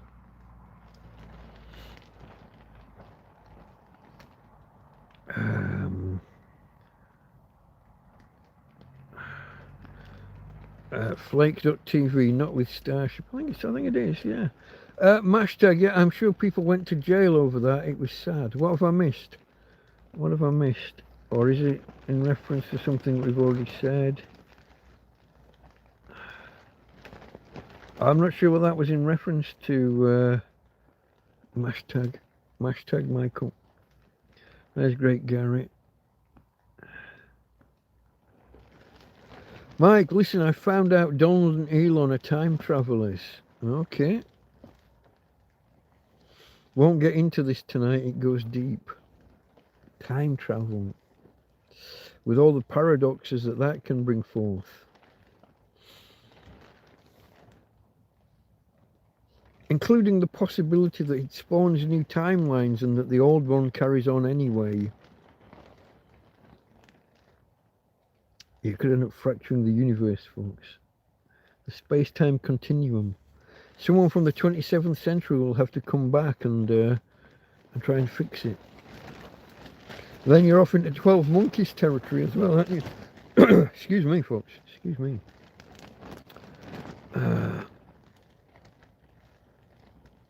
Yes, there will probably likely be human. This is Oscar. Yes, there will likely be human habitation on the moon and probably Mars in the future. There almost certainly will be at some point. It's a question of scope and scale.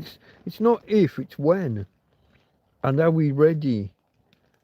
And you've always got the question of if you go too early, which I believe we did in the 60s, I think we went too soon. It cost so much to do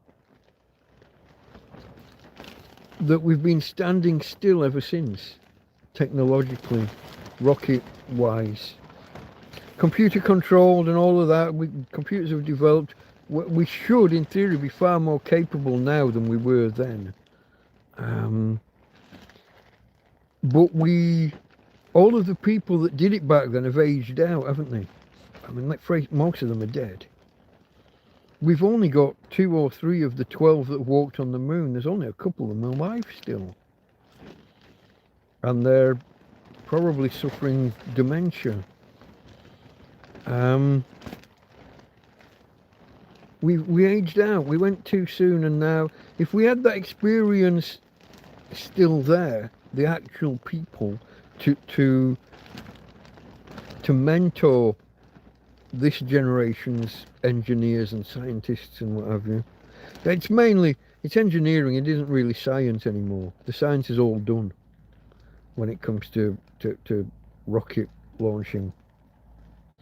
It's engineering challenge. This was another reason that maybe we went too soon. There was no science to do on the moon. Sample gathering, sample collection and return. To travel and like robots can do that, or should be able to do that if we'd programmed it all, if we'd done it all. If that was the aim of the mission, they could have done that. There wasn't much in the way of science with the moon landings. Engineering, yes. But personal opinion, I think we went too soon. We will inevitably have moon bases and bases probably on Mars. I don't think we'll ever have bases on Venus. That's far too volatile. Jupiter itself and some of its moons. But Jupiter, it's a gas giant, so technically there's probably no surface. They are hypothesizing at the minute that there might actually be a solid core. But we could build like airship type things that float at chosen altitudes. We might do that. But then you've got Ganymede. Oh, which way around is it? Ganymede around Jupiter and Europa around Saturn? Or is it the other way around? I don't know. I can't remember, folks. I can't remember. But yeah, we will explore the solar system. We will. I just don't know if it's yet. I think that we need fusion power first. If we can get fusion, and if we can get some high temperature superconductors, preferably room temperature superconductors, stuff like that could help with powering bases on other worlds. We're going to need a lot of power. Once you go outwards, you quickly lose solar power. Quickly becomes less than useless. Inverse square law. You go twice as far out, you get a quarter of the power per square meter of panel. Let's have a look. Hold on. Great Gary says, my dog eats all my socks, so it's pointless. Oh, when I came out here, I did bring 2 big pairs of I don't know what you'd call them, whether you call them winter socks or walking socks, the big, thick, chunky. It seems perverse that you come into Spain and you're bringing big fluffy socks, but these apartments, when you're out here, and when your apartment has a reinforced concrete floor with flagstones, tiles, big floor tiles, big stone floor tiles. In winter, that floor is fucking cold. You don't want to be walking around in bare feet. So you can either put a nice pair of slippers on, keep your outdoor shoes on all the time, or have a nice big fluffy pair of socks. And that was what I went with. But Tina kept chewing on them. She chewed the heel through and the toes. I've still got them. They're still here technically. I wouldn't know where. Probably in my clothing box down. This is my main clothes box. Because a box becomes a flat surface and then you lay things on it and then you make that flat and you put a big old chopping board that's like a shelf on, and that becomes your bedside cabinet. You now can never get into your box of clothes. I have the same kind of 20 items of clothes here, and every now and again a friend will wash them for me, and then you cycle back through the same bunch again. I've busted a fly on my jeans, folks. I've been wearing the same pair of trousers for a few months. I finally had to take them off, and I found a pair of jeans from last year, actually from the year before, when I was first homeless and I lost a third of my weight. These things had a 32-inch waist. Can you believe it? My trousers would say 38-inch waist, okay, in UK measurements, which I think is a 48 in Spanish for some reason. They add 10. Take the number of inches and add 10, and that's your trouser size in Spain. I've got no idea how or why. Anyway, I finally took off this other pair of trousers because they were like a snow, the snow camouflage, white, grey and a bit of black, for hiding in the Arctic, because obviously. I wore them so much that the white is all yellow. So I finally took those off and I thought, I'll squeeze back into those old jeans. And I did. And I had to breathe in and pull tight. The button had already popped off the last winter. I'd popped the button off because I'm a growing lad, Got a bit of a... It's the return to what do they call it? Homeostasis? Homeostasis, isn't it? Your body has a set pattern that it wants to keep. So something radical happens and you lose a third of your body weight when you're first made homeless. But over time, your body wants to get back to that original size and shape. As long as you've got the calories coming in, your body will try to do that. And it's succeeded to some limited extent. I'm not as podgy as I was back in the day, but I'm certainly bigger than I was 4 months after becoming homeless. So let me put this in numbers. I went down from 100 kilos down to 67. I only found this out because I took a weight scale out of a skip, put it on the floor, stood on it, tested it a few times. It was, I don't know whether it was accurate, but it was reliable in so much as it always went back to the same number. Just a spring, not electronic or anything, just a spring thing. But each time I stepped on it, it gave the same weight.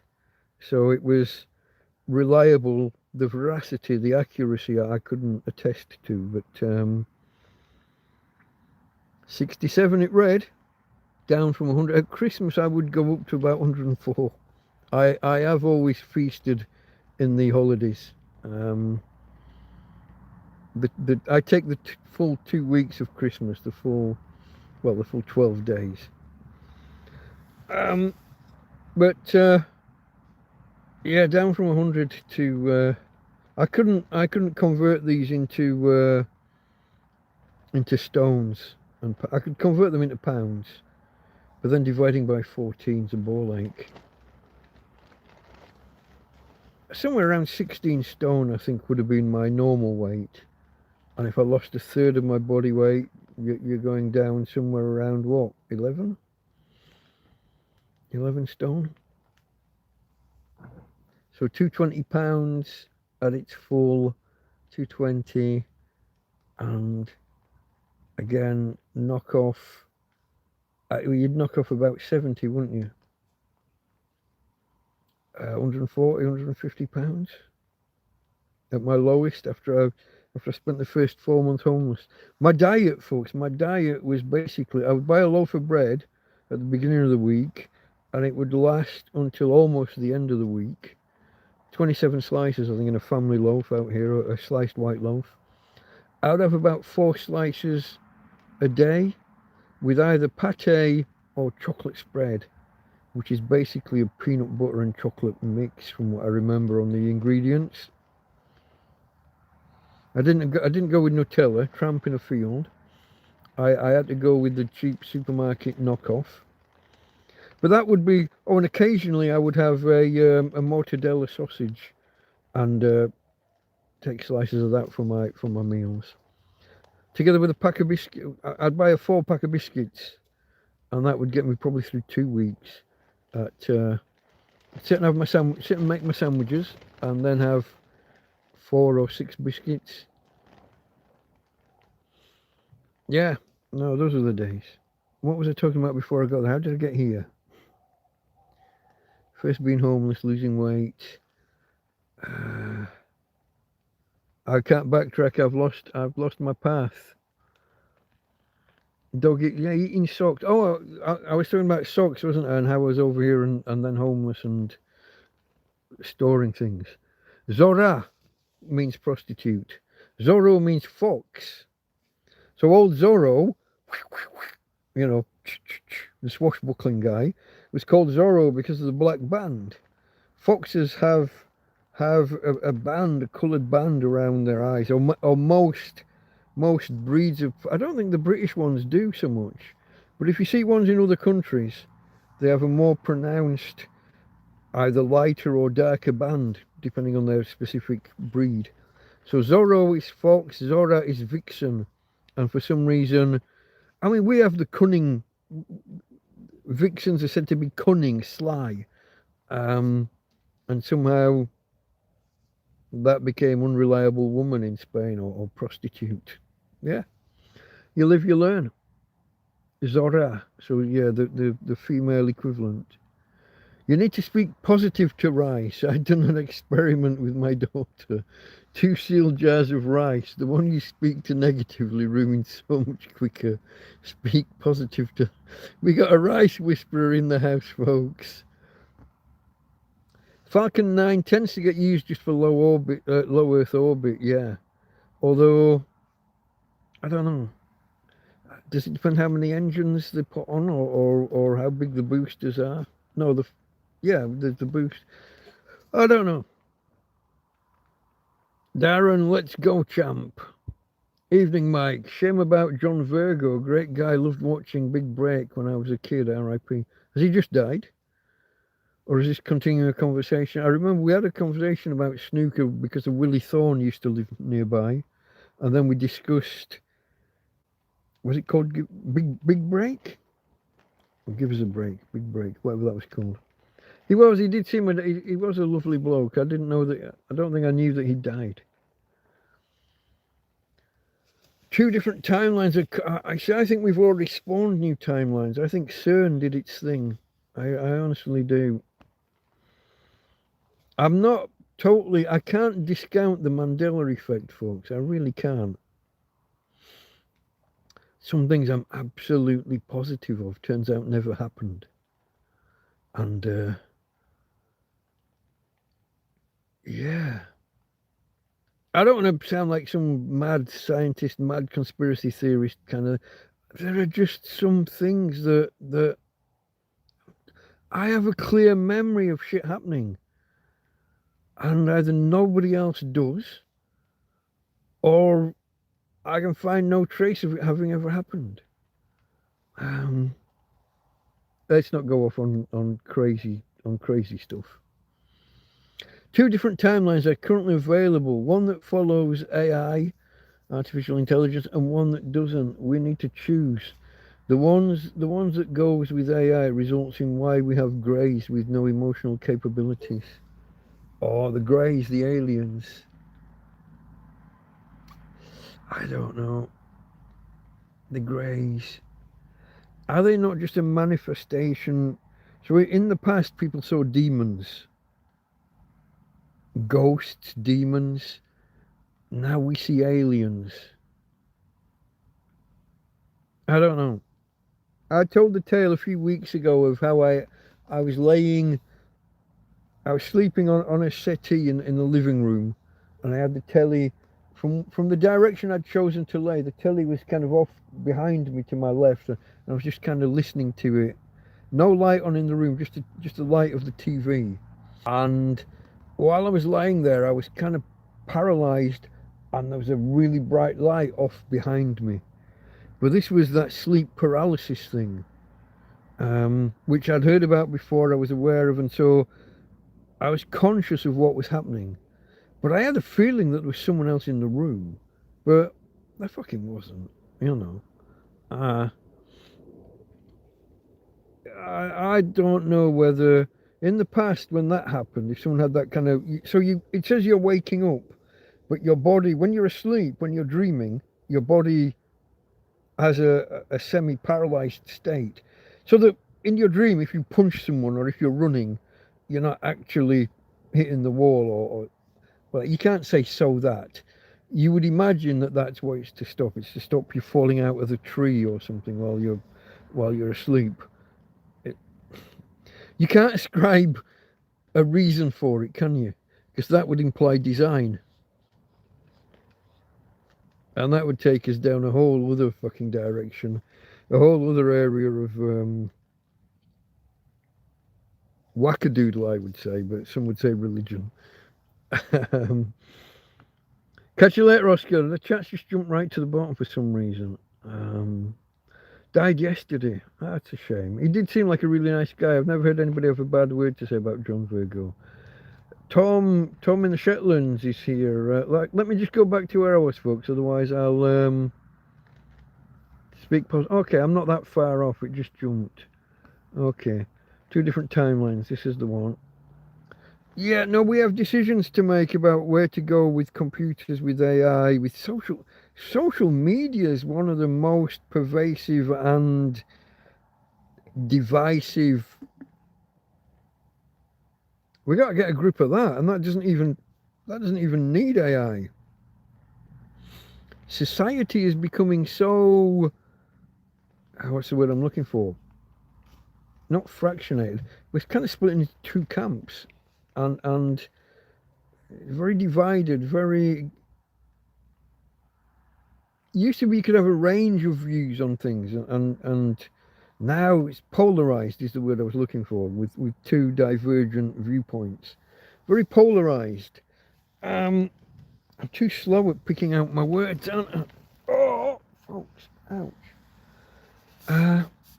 So yeah, AI, I love certain things of it. Some of the YouTube videos that people do with AI, what's that guy? His name's like Boondongle, but it's not. He takes the piss out of Asmongold and Nuxanor and Hassan Piker and that. But they're almost cinema quality videos being thrown together. Yeah, no, it's amazing. And some of the pictures that you give a what's the word? Here we go again. You give the instruction. I can't think of the right word. And make an image. Like when I used to do my Conan the Barbarian or Conan the Barber, and you should just give it a quote. Someone looking like Conan the Barbarian, but he's a bear. Or Conan the Barbarian, but as a barber, using swords as scissors and I loved it. It was you just come up with some silly pun idea, feed it to them, and get the images out. If you look back on my Twitter timeline, you can probably find them. If you search my Twitter timeline, on Twitter I am Delta Mike Torri. There's a limit on how long your Twitter handle can be, so I had to end at the E of Torrevieja. If you look back there and you look for AI art as like a hashtag or whatever, you'll find some of them. They were quite fun. So it has positives, but if we put it, there's already been instances of lawyers trying to put together court cases using AI. And the thing is, AI can fabricate shit. So they're putting together a legal document to put before a judge, quoting cases. And when the judge goes to look up those cases to see what to confirm the precedent and everything, and to read the back, the case doesn't fucking exist. Maybe 8 out of the 10 cases quoted do exist, but and these lawyers are getting like struck off or punished. You got to be careful where you use it, how you use it, how much you trust it. Verify it. But we were talking last week about Flippy, Sippy and Dippy. I remembered their names. So Flippy is the hamburger frying AI powered robot.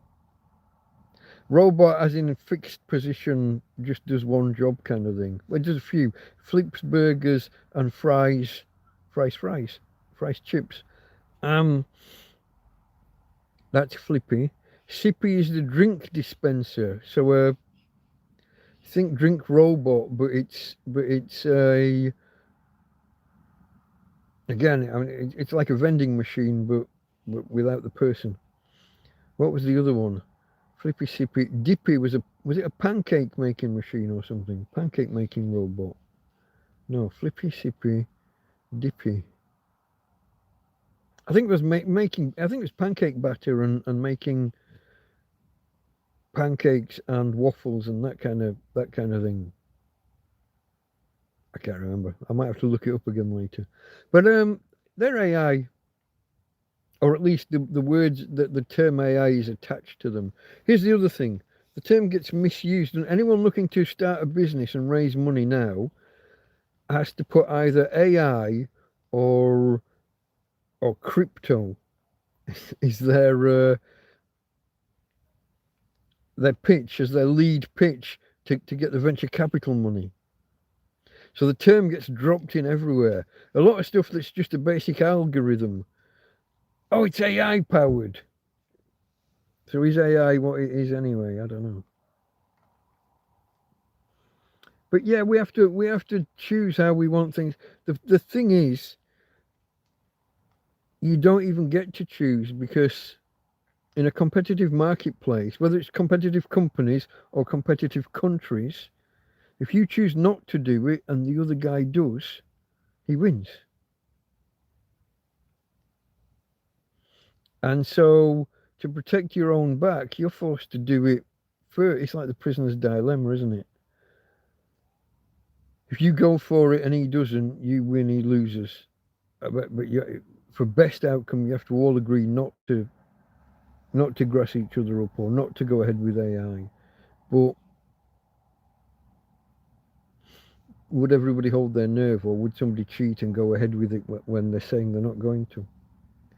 It's an interesting one. It brings in, I mean, you're bordering on philosophy when you get down to that level of thinking about, but if I don't, it's logic and it all, math, logic and philosophy all merge at some point. But you get into those deep questions of human nature and it's prisoner's dilemma, but with AI.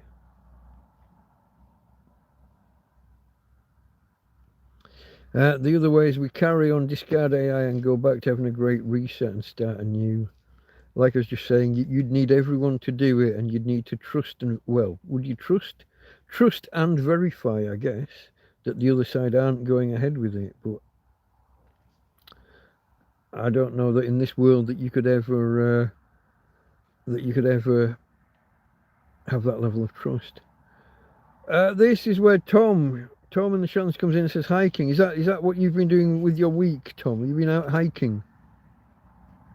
What was that? Was that you, Tina? Is that your paws on the fly spray? Or was it one of the mouse traps going off?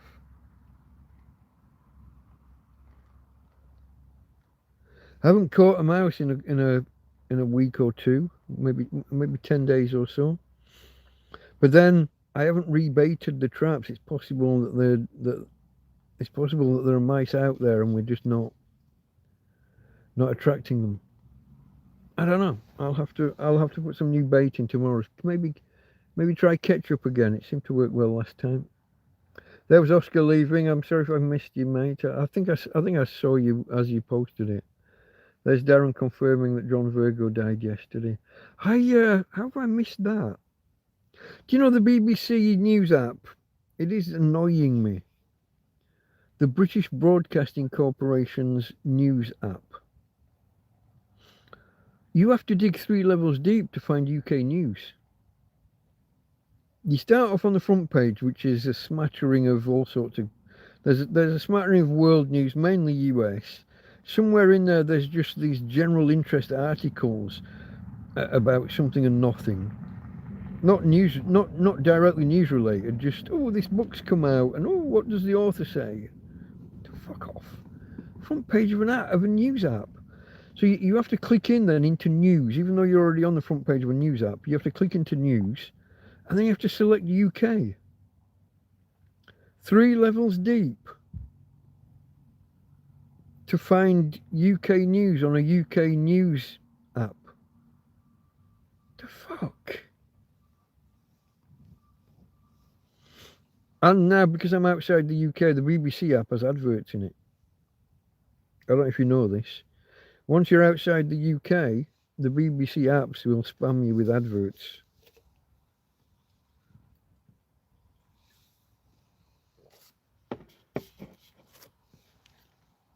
They assume you're not British or not a license fee payer. Great Gary's had many nights of sleep paralysis. Depends on what your beliefs are. Yeah, I think, well, I don't know whether you were here when we discussed it the other week. It's similar in many ways to frontal lobe epilepsy, which is what they think Joan of Arc might have had with her visions of speaking with God. You never know. She might actually have been talking with... well, he might have been talking to her.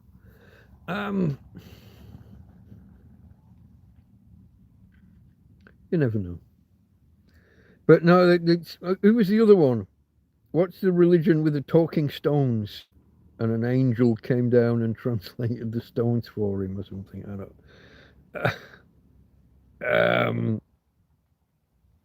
he was called John something or other, wasn't he? He wasn't John Smith. I got a car parked coming out of the... I'm parking outside.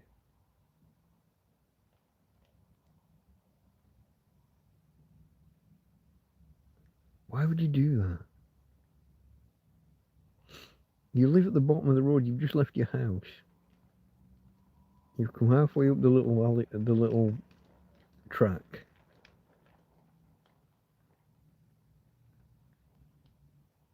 I have to be careful. Some people don't like the fact that I'm here. Someone could come and do damage. I just find that weird. The ones who come down and park, probably rumpy pumpy. But you live here. And you stop.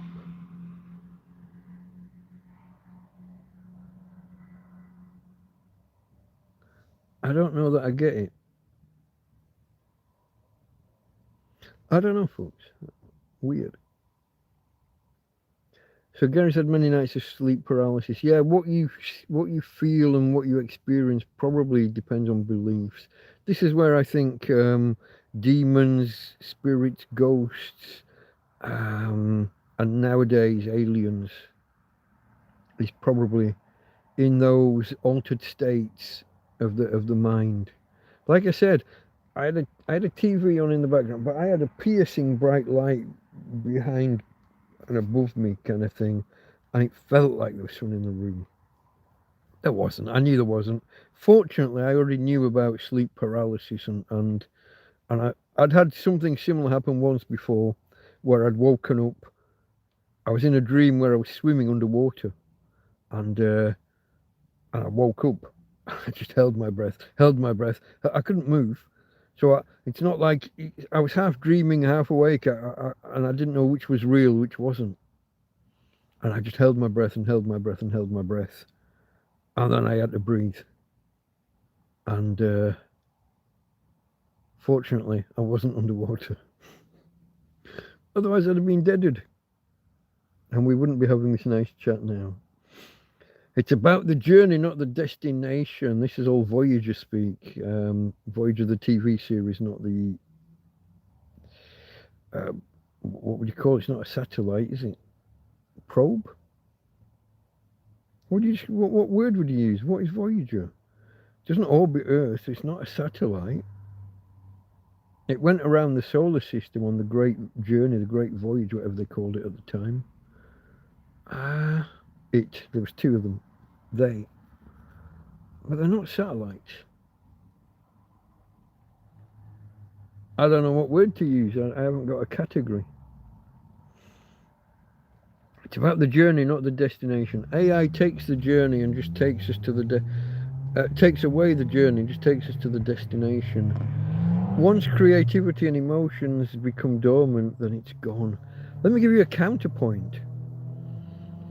You can feed AI CAT scan results or MRI scan results, and it's better at spotting anomalies than humans now. They have to kind of highlight the thing they found and have a proper expert look again at the results.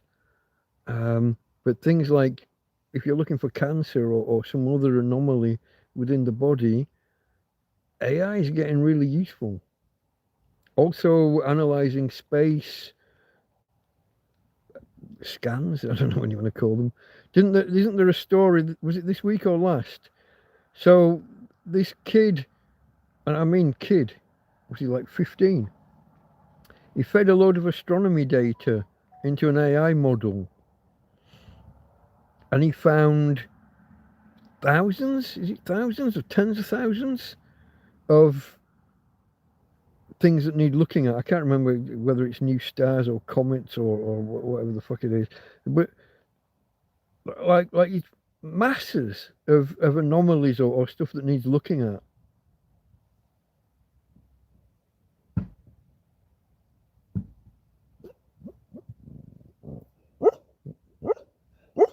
Don't know if that's the guy getting back in his car or just got out of his car. I gotta be ready, folks, in case. I gotta be ready. I'll just put that over there. I won't tell you what that is, but I gotta be ready, just in case. It's okay, babe. You make a little bit of noise. That's okay. Yes, yes. Back some more. In case they are attacking us, let them know there's a doggy.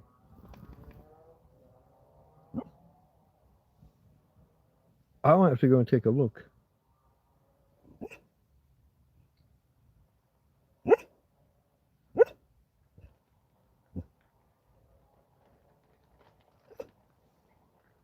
So parked here and either just got out of the car or got back in the car. I didn't hear any doors or anything the first time.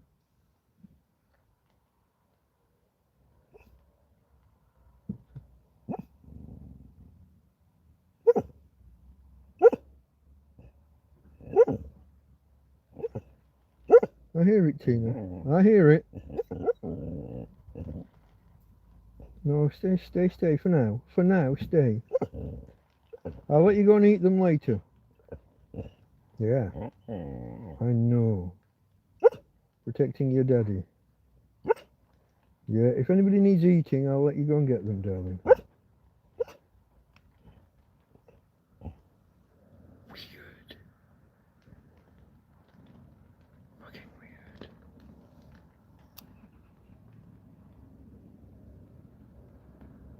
Fuck off.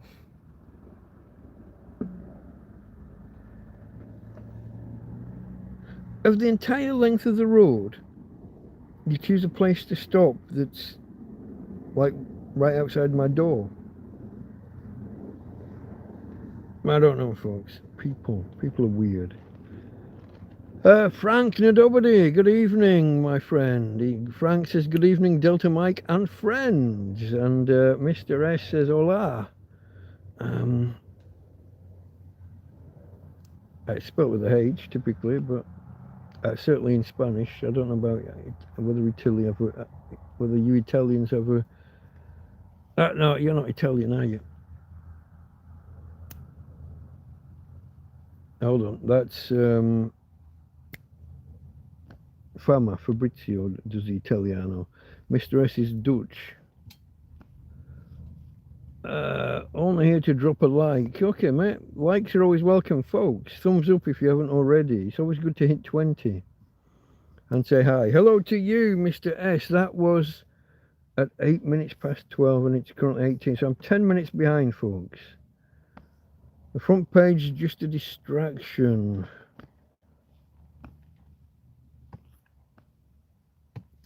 Yeah, the BBC News app. Or any news app, really, any website or whatever. 4 and 5 is where the truth sits. Mr. S is off to bed. Sleep well, everyone. CIA tactic, says Gary. You need a gun, Mike. It'd be nice, even if it was just an air pistol or an air rifle. I would take. I could pop a few pigeons if I had an air rifle. Shotgun pump action, yeah, no. An Armalite rifle 45. I don't know. I don't know the AR-45. AR-15. The one I'm more. AK-47. Inaccurate but reliable. They always shoot about. Well, it depends on range, but they shoot high. Typically. You got to adjust the sights and get... Anyway, let's not talk about that. Will you get me in trouble on YouTube? Probably between REM sleep. If I was on REM sleep, then I'm a cyborg already. REM sleep and another sleep state, the alpha beta. Yeah. If you get caught in between and wake up, it's when you experience sleep paralysis. This is it. When you wake up with a normal, you have a 90-minute cycle, typically. You should always, whatever time you're intending to fall asleep, you should always set your alarm clock if you're setting one. You should set it for somewhere on that 90-minute boundary. So after an hour and a half, 3 hours, 4.5, 6, or 7.5. You want to be aiming your alarm to go off at the point that you would naturally be in that right state for waking up. So I read once. I'm getting bad. When I come to do the 10-hour fucking TrampCast in however many days it is now. What's the date? It's the 7th. So 10 days time, isn't it? So yeah, it's not the Tuesday after next weekend.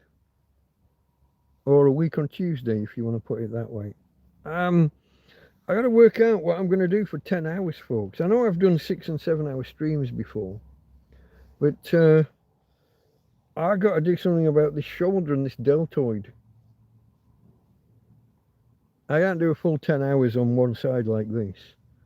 And I can't, there's nowhere to do it laying the other way. That means I've got to do it, I've got to clear that chair, haven't I? I've got to sit in the chair for the first 4 or 5 hours. And then bring you to bed with me.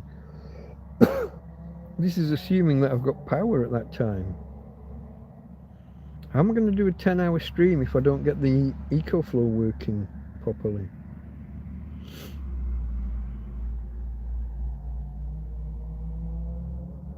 Oh, I know. Maybe I'll just do it from the tablet. When it's fully charged, the tablet will do 10 hours. Now, that's if I put the SIM card in the tablet and just do it from the tablet, I won't get 10 hours out of it while it's doing the whole YouTube internet thing and the camera, everything. But I got a power bank. I think I can make that work. A fully charged power bank, and the only problem with the tablet, you can't quite handle the resolution that it's broadcasting at, so you get a little bit of a jerky picture, a poor quality picture. I don't know. I'll work something out. Frank Nadobody doing dishes, and I've got me playing in the background. There's no better use for me, mates, than in the background. Some people put me on and go to sleep. I don't know what that says about me. I do it. I put me on and go to sleep sometimes. Especially on an afternoon, I have a nap usually some point in the afternoon. Excuse me. But if I'm in the middle of if I'm playing back one of the 5-hour ones or a 6-hour one, and then I hit my nap time, I'll go to sleep listening to me. I can find no better use for me. The release of 3 million Epstein files is just an overload bomb to distract people. This buys the government time to think. Yeah, but the thing is, the government had already declared that there were no fucking Epstein files. This is do you remember Trump sitting there at a press conference? Oh, are people still going on about this shit? It's old news. Some of the revelations that are coming out, the Bill Gates one. So Willie Gates there, young Willie, he's shagging the Russian prosies, picks up a dose, gives it to his wife, and then starts looking around for antibiotics to secretly treat her dose without her knowing. And he says it never happened. But it fits the timeline of her. Why else did she leave him? She hasn't. I mean, she's not going to sit there and confirm that she had an STD, but it's clear that he was playing around, and not just with the Russian prosies. What was the stuff about helping him with married women, helping keep quiet the fact that he'd had affairs with married women? But they've all kind of got plausible deniability, haven't they? They're all, you can't be 100% sure of any of it. The stuff about Bill Gates was Epstein sending an email to himself. Well, anybody can send an email about anything to themselves. I mean, I could write the most fantastic stories and send them to myself. So they all end up with deniability. None of it can be confirmed. Yes, I went to the island, but I just stayed in the summer house. It was just, yeah, we swam and we had a few drinks and nice food, and we went snorkeling in the sea. I don't know.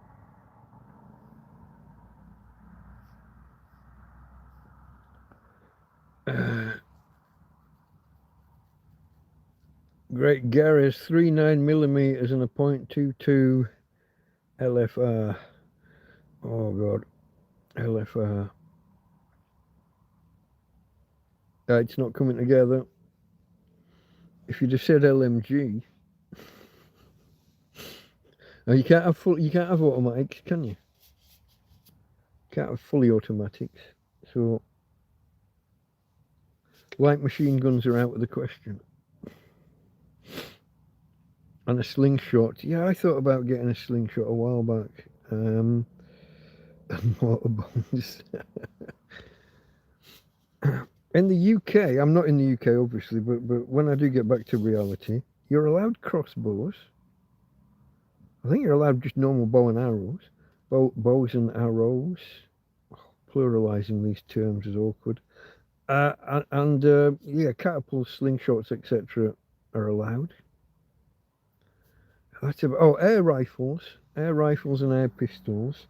But yeah, air rifles limited to 12 foot-pounds and pistols 6, which is good for nothing.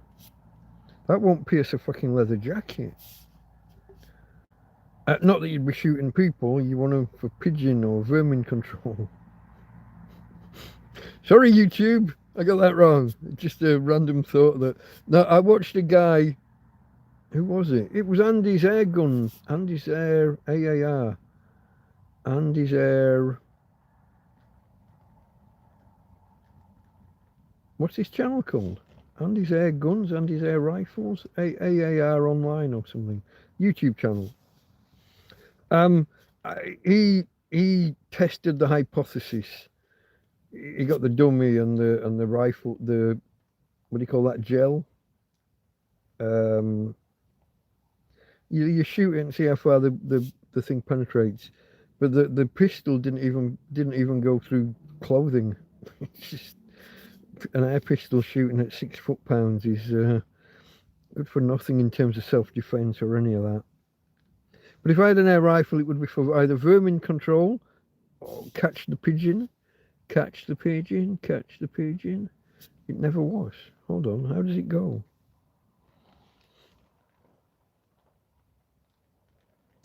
The Dick Dastardly and Muttley thing. Did they call the program Catch the Pigeon, but the song, it didn't have those words? It's Chase the Pigeon or something. Did a video once, mentioned Catch the Pigeon and got told how wrong I was.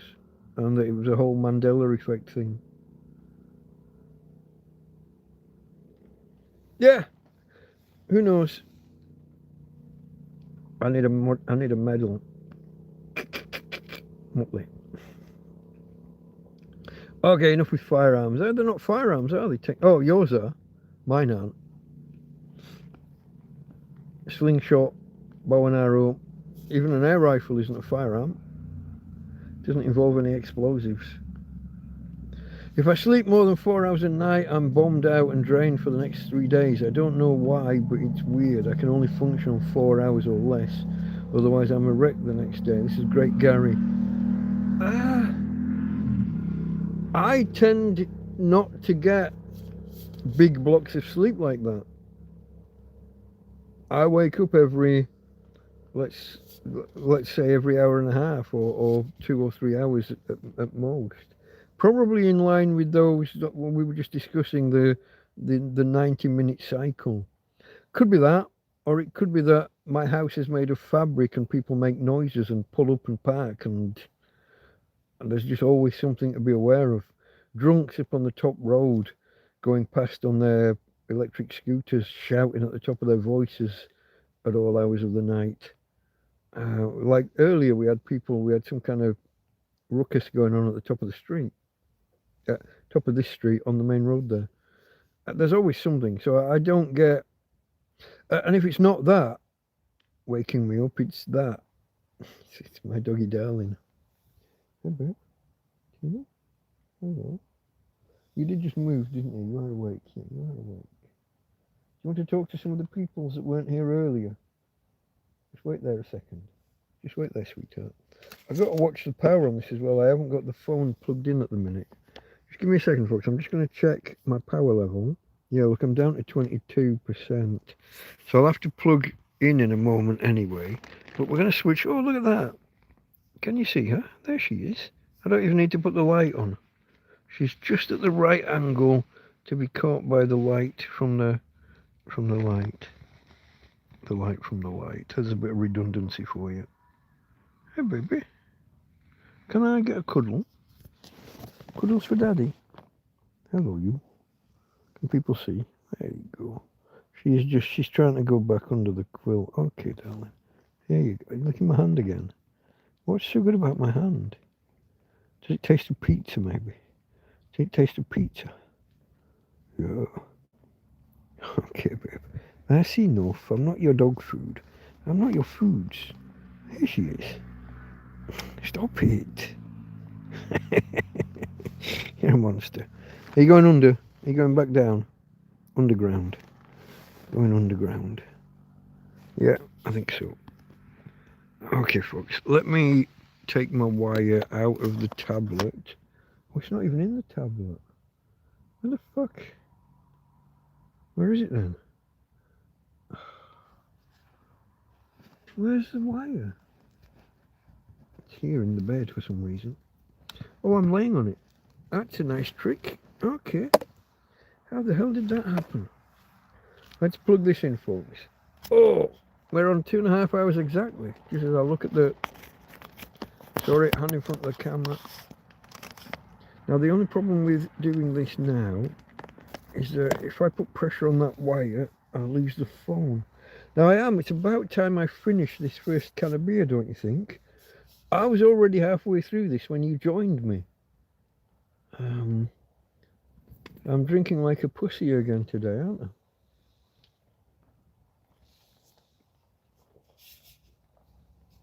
It is a bigger can, though. If you weren't here for the discussion earlier, I went across to the Chino Bazaar to buy my weekend beer, and they didn't have the normal one, and he said they're not getting them in. I think he was trying to say until the end of next week. That's no good. There's normally like a pallet full of them just inside the door. And when they're not there, they're over with the other beers on a different aisle. So they put some in the doorway just for convenience. But they didn't have the normal ones. And it's a different brand, but it's similar. It's the same price. Or it would be the same price if it was the same size can. But the can's 50% bigger, and therefore costs 50% more. I'll have to take them. Well, I am taking them steady anyway. Hold on. I'm getting a gun lesson. Ballistics. That's the way. I couldn't get there. Andy's airsoft. No, he's not airsoft. He's mainly pre-charged pneumatic. Andy's air gun review, maybe. AAR. I'm gonna go with Andy's air gun review. It's my best guess. But I think you can just search AAR. Airsoft. That's where you run around actually shooting each other, isn't it? It's not paintball, but it's kind of similar. Andy's not. Well, here's a. Well, whoa! Back up, Epstein. Epstein not dead. Was it a clone? They had a lot of conversations, these rich folks, about cloning humans within their Epstein files. There's a question. What if they managed to make a clone and age it? Then you just leave a dead clone in the cells. Autopsy shows a dead Epstein. The DNA matches, all the other stuff matches. And he goes off to live in the village with the prisoner. I am a name, not a number. You got all these people that want to get away from that. Imagine if you're rich and you want to get away from your life, so you do the whole fake death thing, but you can never be found. So you'd need a village like the prisoner, wouldn't you? You, Princess Di, and Shergar sitting around the coffee table having a chat. But you're never allowed to leave the village. Patrick McGowan, folks, he was the man. He was Danger Man. He worked for Mossad to blackmail, get info on, well, just see, I'm getting an echo. Is it from my beer can? Did he work for Mossad? Did he work for Moscow? Did he work for the CIA? Did he work for them all? Everybody's got theories. I got no idea. Where did his money come from? Was it insider trading on the stock market? Was it blackmail? Was it fees for services from rich and powerful people? What's wrong, babe? You're sitting up and whimpering a bit. What's going on? You okay? Things okay? You okay? I hope you're okay. Lay back down and go see, please. Lay down. She's sitting up and whimpering. Do you need water? Is it water? I don't think it is. What do you need, babe? What is it? Hold on. Give me a second. Give me a second. I walked you before we started, so I hope it's not that. Hold on. Oh, steady, steady. Where are you going? What is it? What's wrong? You're wanting to go for water, aren't you? Hold on. Hold on. I need to... Oh, I can't get the light. We're using it elsewhere. Hold on. Are you going for a drink of water? Is that what it is? Drink of water. You've fallen off the edge of the bed, haven't you? Go on. Go get water. Tina. Oh, what? Go on, darling. Go get water. You want water? There we go. Emergency over, yeah? Sorry, folks. I'll be back within a second. Dog has interrupted us.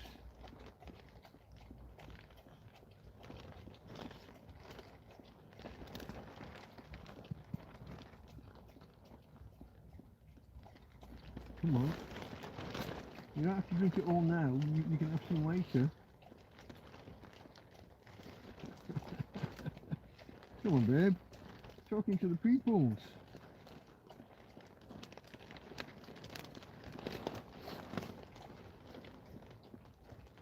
I will be right back with you, folks. I'm just escorting her off the bed, and I'll have to lift her back on in a second. When she eventually stops drinking. Tina, you don't have to drink it all now, darling. You can have some more later. You coming back? We're having more. Is it more? More water? No? You coming back? You are going for more. Okay.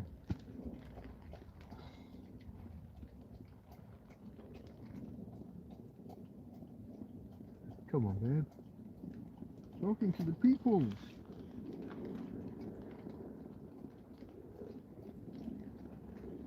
Don't drink too much or you'll be wet in the bed. Come on back. Come on. Come on back. And turn around this way. This way, darling. Hey. Come on. Turn around. Turn around this way. Come back to daddy. Come on. Come on back here. Whoop, you come. Whoop, whoop, you come. Here we go, darling. I got you. I got you. I got you. I know. I know. I know. It's okay. Give me a second. Kiss. Kiss. Oh, fuck. Come on. Okay, darling. So we worked out what you needed for once, yeah? We worked it out. Let me get my pillow. I'm sitting on it instead of sitting up against it. That's one blanket. First quilt. Second quilt. Oh, which way round is it? That way. Okay, I got you. I got you. And the pretty top blanket so that no one can see the other shite. Here we go, folks. I'm back. Almost. Hey, babe. We got that sorted. Emergency over. Okay. Where were we? Oh. Is there anybody out there that hasn't hit that thumbs up? If there's anybody out there that's wondering what all this is, what are you watching? The channel is Delta Mike, down and out in Torrevieja. Delta Mike, that would be the eponymous hero of this here stream. Down and out in Torrevieja. Down and out. Homeless, a tramp, a hobo, a vagrant, an indigent person, a person of no fixed abode. Some might say a bum. Maybe. I've lost my tracks. Someone who lives rough, perhaps on the streets, or in my case, in a field. Nowadays in a tent, fortunately. But it wasn't always thus. So that's Delta Mike, down and out in Torrevieja. Torrevieja is a city on the southeast coast of Spain, Costa Blanca south. South of Alicante, north of Murcia. You are watching a TrampCast Hangout. Now, I used to do a program called TrampCast. I still will one day, where I detail the events of my week. And this is not that, except it kind of is a little bit. But this is a hangout. This is a more informal show, less structured. And just me and you chatting. You tippy tappy. Everybody needs to have the chat window open so that you can follow along with people's questions and comments. I try to do my best to read out comments and who asked them and give my response. But I don't always. So sometimes you want to be able to see the chat for yourself. If you do have the chat window open, you need to go into the settings just above it and make sure that you select all messages. By default, YouTube will show you what they call top chat, which is, it's about 80 or 90% of the messages. They hide some. Top chat sounds like a 70s cartoon series. The indisputable leader of the pack. Top chat. Yeah, he's the most top chat. Shut up. And he's not dead. Yeah, okay, that was the cloning. Yeah. Has anyone noticed how the dollar is losing value? It's not something I ever check. Gold and silver, weren't they rising the last I heard? They were going through the roof. There was Frank asking if it was Andy's airsoft. No, I'm sure it's Andy's air gun review, maybe. Ballistics gel was indeed the stuff that I couldn't remember the name of. If you diesel your air rounds and use the right ammo, they can do damage, but depending on whether it's a 177 or a .55. Is this the air pistols thing? Is that where we're going with that? 1.177 holds a longer, more accurate distance. Depends also if it's a pre-charged pneumatic or underlever or breakneck. Yeah, I'm not a fan of the bending the thing in half and having to pump it half a dozen times to take a shot. Pre-charged pneumatic, ping, ping. Or some of them you have to. Yeah, there's a secondary. Yeah. The .55 packs a proper punch law, but it's for closer range. No, Mossad got him out. Epstein was not in the cell. They said he was. It's weird when they released that video that was looking right at a door and you thought that was his cell, and it wasn't. They were showing you a staircase that led up to his cell, and there was somebody there. There was an arm or something. You could just see the back of an arm.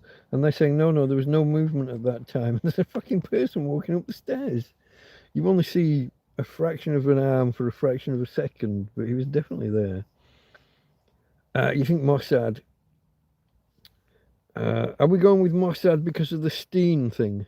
Is that where we? Was it Jewish? I don't know if he was Jewish or not. I mean, the Steen would point me in that direction, but I don't know. Taken out and a body replica put in his place. You see, we're back. You see, the body replica. Is that just you find a lookalike from the local morgue, and then you change the DNA that's on file, or are we thinking cloning? I like the possibility that we've built a clone. How long ago was Dolly the sheep now? That must be 20 fucking years ago. Somebody's gone ahead and tried it. Here's an experiment that we don't think anyone's tried. I'm going off on a tangent here for you, a little bit wild, bear with me. So we used to think the definition of a species, it goes back to Charles Darwin and on the origin of species, doesn't it? So branching off of different branches of life and different species, the idea was once something changes so much that it can no longer breed with the other branch, then it's a separate species. We've never tried it with apes and humans, or at least not scientifically. I'm sure some guy in Africa has grabbed a monkey at some point and but scientifically, in either direction. The male, the human male fertilizing whether we're going to go chimpanzee or gorilla and the other way around. You'd go if you're going to do this for science. You'd check the right time for ovulation and whatever, and you'd do artificial insemination or test tube. You'd probably do test tube and then implant the embryo. We don't think it's ever been tried. We don't know that it wouldn't work. That's just the cloning thing just set me thinking about that. Don't ask why. Don't call the men in white coats. But it's just we don't know that it wouldn't work.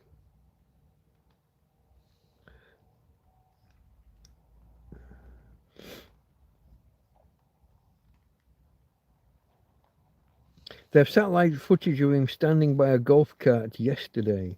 Why do you think Little St. James is still so restricted? Is that the proper name of the island? Up until today, I don't know. I saw a picture this morning. It's not from today, but there was a picture of a guy stood next to two. I think they look Jewish. I think the picture was supposedly in Israel. I don't know. See, once you start tying it to Israel, you could be accused of racism. I guess I don't know. Tread lightly. He's part of CIA and Mossad. You think a double agent, but isn't he also linked with Moscow? He's a great social engineer and mastermind, and potentially a blackmailer, actually. But government agencies fund their agents billions for information and blackmail on other political figures. This is true. This is a well-known fact. Shin Bet was also involved. I had no idea who or what that is. This Epstein stuff gave Israel so much power over the West, the East, even South Africa. Jacob Zuma is mentioned in the files. You see, anybody can mention anybody in an email, though, can't they? Just being mentioned. I don't know.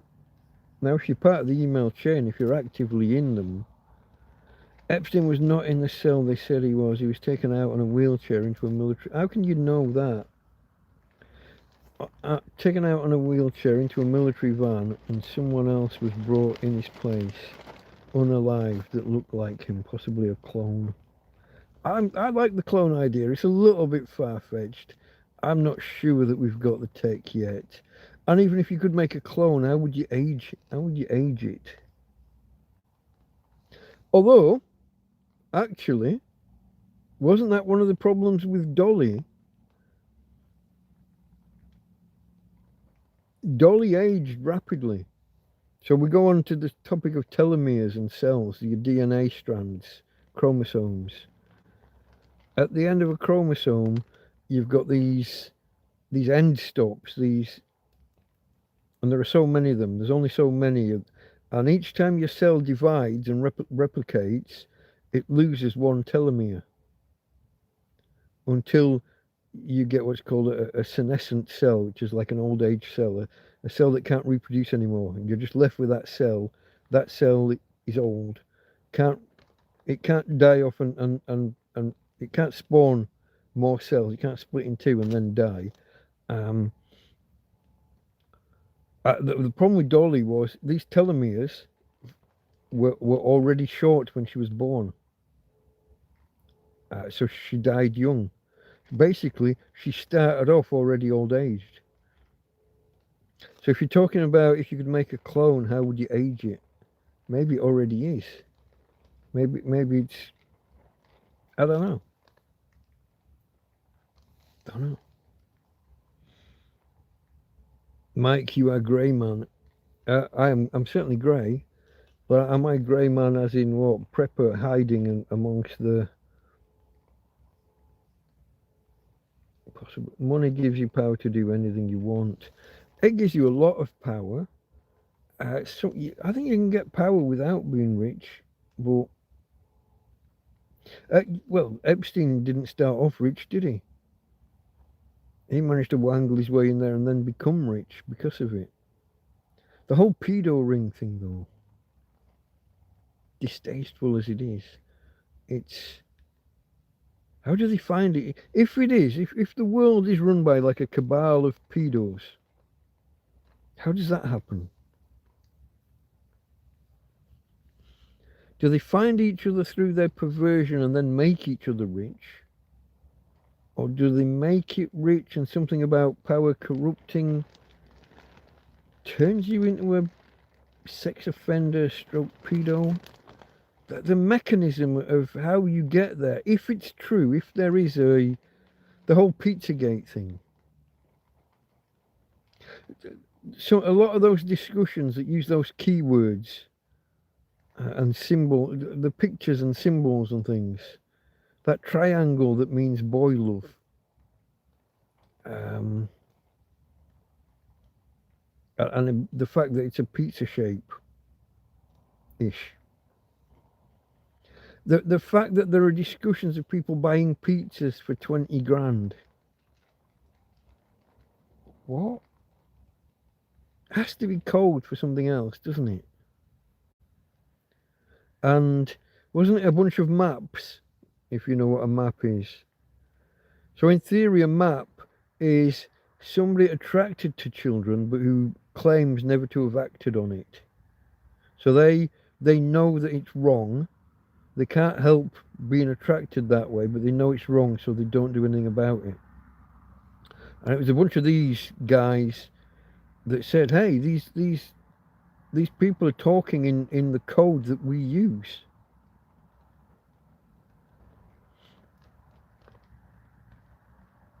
So how do they get together? How do you throw a big pedo party? Where do you get the kids? There are some disturbing emails of someone saying, hey, we want to come on holiday, and yeah, no, I'm bringing 4 kids and she's bringing 4 kids, and here's their ages.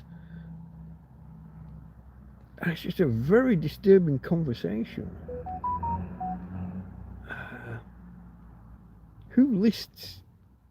Who just says how many kids they're bringing and lists their ages? It looked like they were ordering something. It looked like code. Oh no. It is all very disturbing. We had a Slab City conversation a few weeks ago. I had to look it up. So it was a former military base where over time the buildings were removed but the foundations were left, and so you've got all these concrete slabs. There's a couple of buildings left, but not much. And people kind of camp out in whatever this land was. The land's been returned to the public, so no one's breaking any laws. Some people stay there, they're divided amongst the people who stay there permanently and the people who just come out for... Do they come out for summer or for winter? I would imagine that summer's too hot and winter's too cold. Maybe they do something in between. But you've got some people that live there part-time, and it becomes almost touristy. In fact, it does become touristy. People holiday in the nearest city and then go on a coach tour out there to look at the hippies, I guess you might call them. I'd never heard of it before. It was mentioned a few weeks ago. I don't know if it was you that was talking about it, but King of the Land, yeah. I think to start such a thing, you need a specific set of circumstances, don't you? You need some disused land. It has to be publicly owned and available for public use without you being threatened and moved on. I don't know that Europe has. We have a lot of land that you have the right to roam and that you can just walk over, like in the UK. I don't know about Europe, but in the UK you can walk through farmers' fields and stuff. They can't just shoot you because you're on their land. A lot of public footpaths, but also just a right to, as long as you're respectful, close gates behind you and all that kind of stuff. You're kind of tolerated. Your neighbour worked for Mossad. Why are we spelling it with an A? Is this a deliberate thing that I don't know about, or are you just typing it wrong? How do you know that your neighbour worked for Mossad? I don't know. Oh, that's how you know about. This is where they had many a good night chatting with him over a few whiskies. Had a truck drive past the place I'm in South Africa at the moment that was labelled cryogenic chamber. Okay. You gotta be careful with cryogenic and cryonic. Walt Disney's not cryogenic, it's cryonically frozen, isn't it, I think? There's a difference, as a lot of the sci-fi videos that I watch, they're just stories. I mean, they're not really videos per se. There's a still, and it might change once every quarter of an hour. But the story, it's all AI driven. It's all AI slop, made by Indians typically. But I'd swear they're using a Chinese AI because the main character is always called Sarah Chen. Oh, not almost always, but very frequently. If she's not the main character, she'll be a character in it. And the same names come up time and time again. And some phrases just get used all the time. And one of the biggies is two people discussing some Earth, surrender now. I don't want to. And then someone will say something and go, and there's a difference. It's just like, fucking, there's a difference. There's a difference. When they're picking how many planets somebody's conquered, it's always either 17 or 47. It's driving me up the fucking wall, and yet I keep going back and listening to them. I made a list of all of the words and names that they use all the time. Chen and Velasquez and Morrison and then the first names, there's Sarah, there's James. Now over time they are adding a few more to there's a few more permutations of first name and last name. But I've started at the start of the story, I'll paste my bingo card of the names, and when they say something for I'll put a timestamp. I'll edit the post and put a fucking timestamp, and at the end I count up how many of the expected words are there. And if you've got too many, I'll label it as AI slop. If you get a low score, if you've only got 3 or 4 of the predicted terms, I'll give you a good score. If you've only got 3 or 4, it's one of these scoring where lower is better, less is more kind of thing. Walt Disney, you see, cryogenic. I think it's cryonic, but yeah, the frozen head thing. I think it is only head. Or is this an urban legend? Let's find out. Hold on. First off, we'll answer the cryonic versus cryogenic. Cryonic versus cryogenic.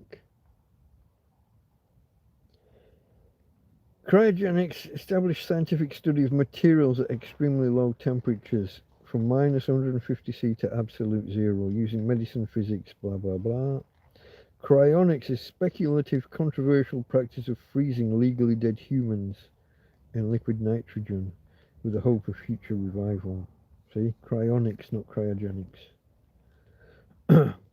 What was the next question? Walt Disney. Is it just his head? Walt Disney head, not headquarters. Head frozen. Rumor or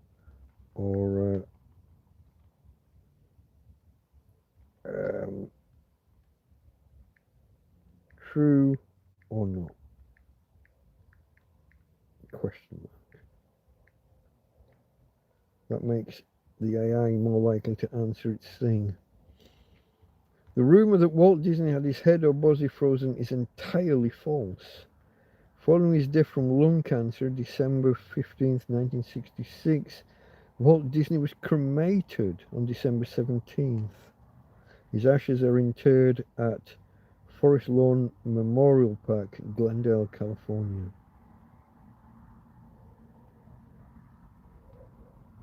Oh, that's a YouTube.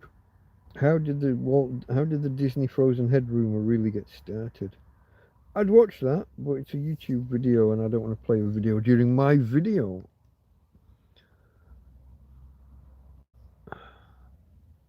It was all blackmail tactics. Where are we now? Remember, we also wanted to start the perfect race. So many girls went to Zorro Ranch so he could impregnate them. Are we still talking? Is this Walt Disney, or are we back on Epstein?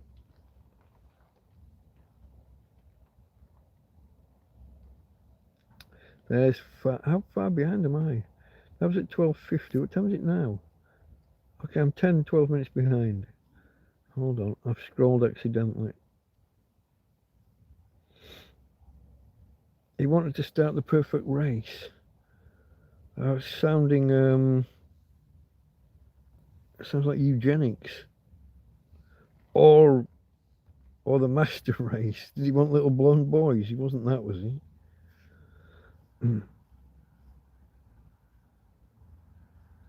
Farmer in the house. Great Gary, remember that they get power of fear, especially with children. They release a massive amount of adrenaline when they're in a fear state. Think of the Anki. It harnesses power.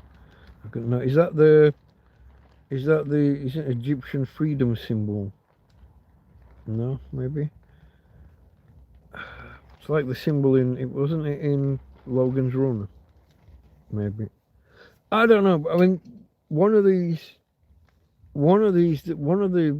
videos that got released to do with Epstein, isn't it about a woman screaming about people eating human flesh, cannibalism?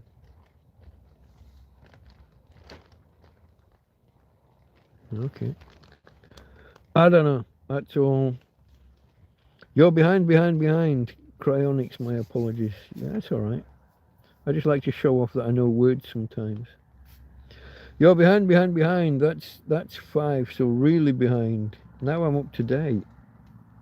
Suddenly.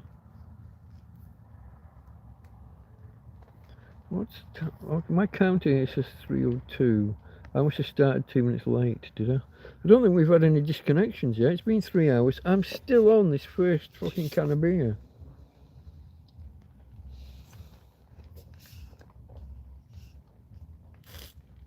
Struggling to get it down. Let me see where I am on the EcoFlow, because I have to be careful in case I can't get it powered tomorrow. I'm on 67. That'll be enough to get me through tomorrow if it has to. I got to try my these things. The I don't know what to call it. 12 volt to USB adapter. Let's just call it that.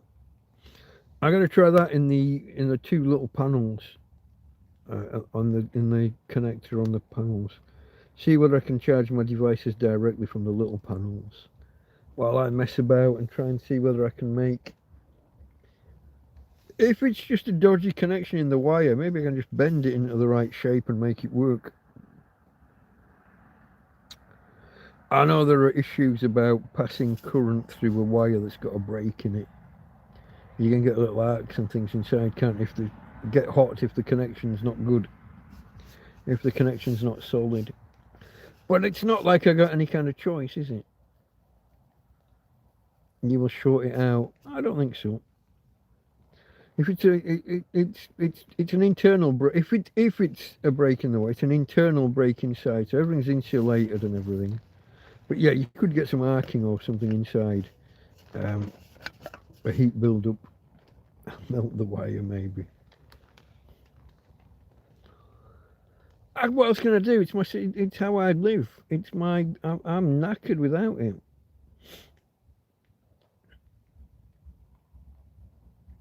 Farmer's been behind. He's catching up though, saying good night to people that he's just said hello to.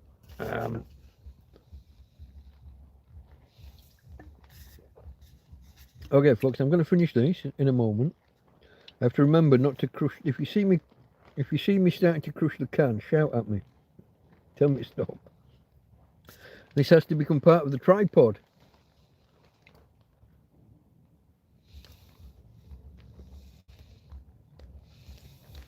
Get every last drop. Move that momentarily. Oh, we're back to spookies like the other week where I had to put the light under my chin. What was that about? What was the reason behind that?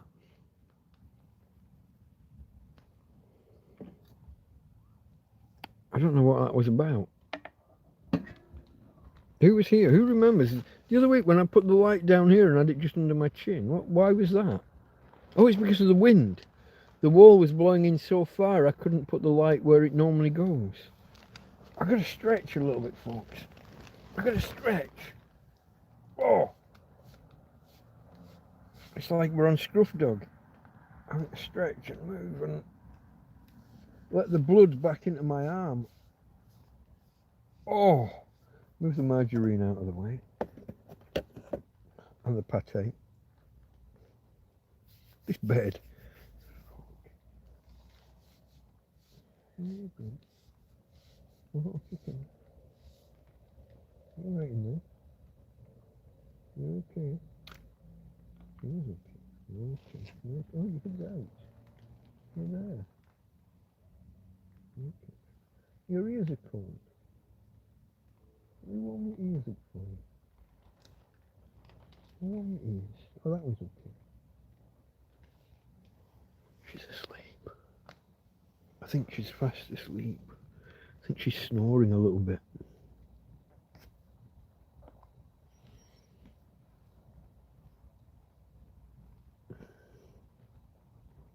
Earth battery. I don't know what that is.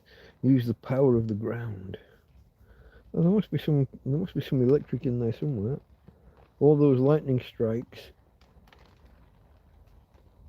Where does it all go?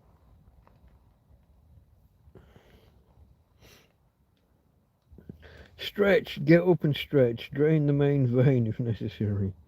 Was it a 4-hour stream or a 5 I did recently, and I didn't go to the loo once during it. I don't know how that happens. Oh, I've been laying funny. I got the pain in the upper arm and the deltoid. Do the massage. Oh. I never paid for a massage. Put it that way.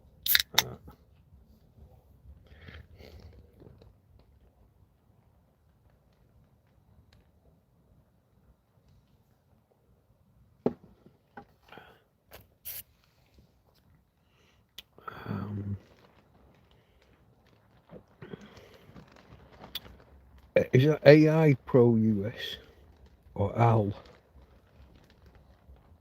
I'm going to go with AI Pro US. If you're homeless, it's not my problem. If I'm homeless one day, it's not your problem. No, this is true. But if you'd care to donate to help out, it would be appreciated. There is a link in the description. Got to get the grift in somewhere. This is true. It's not your problem. You could argue that it's a societal problem, although in my case, not really.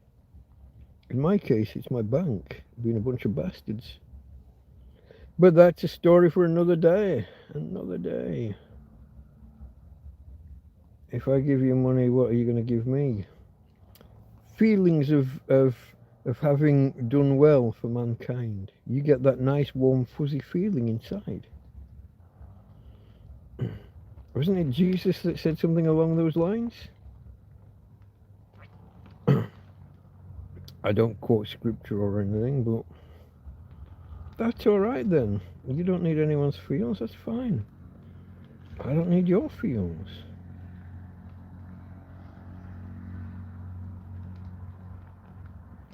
There you go. Great Gary says nothing. You give it with no expectations. You give with a good heart. I'm already happy, mate. If you just come to argue, you're gone. Hard user on this channel. Goodbye. Obviously, just come in to clown around. He's gone, mate. There's no point talking to him. He's shadow banned. He's out.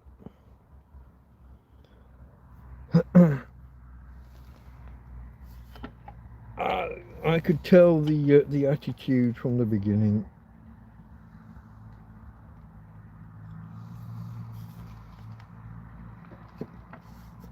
Okay, we move on. We're 3 hours in. It'd be nice to hit 4 hours if we can keep the numbers up. We did have 17 thumbs up. We're now down to 16. Okay. That's okay. I don't know if someone's accidentally re-tapped the same button.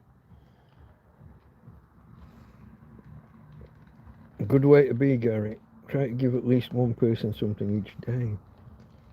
I'm happy if someone gives a cheery wave and says hello. I get a little bit annoyed at people who... Some people walk down this road.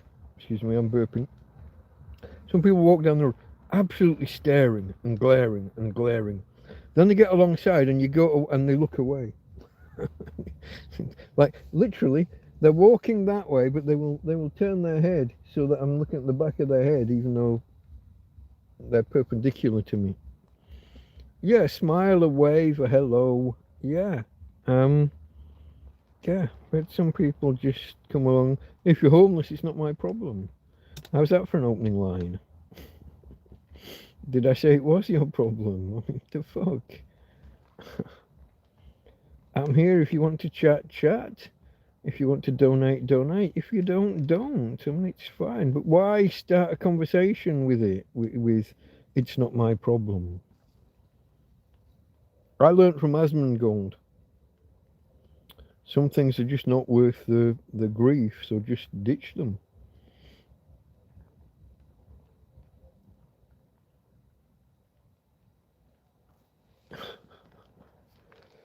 I learnt my lesson many years ago doing that, and the guy said to me, wait until you're in my shoes one day. What happened? I lost everything. Yeah, it happens. Oh, you're here. Hello, you. My little chicken. Can you lay an egg for me? Chick, chick, chick, chick, chicken. Lay a little egg for me. Are you picking that up? Can you hear the disco in the background?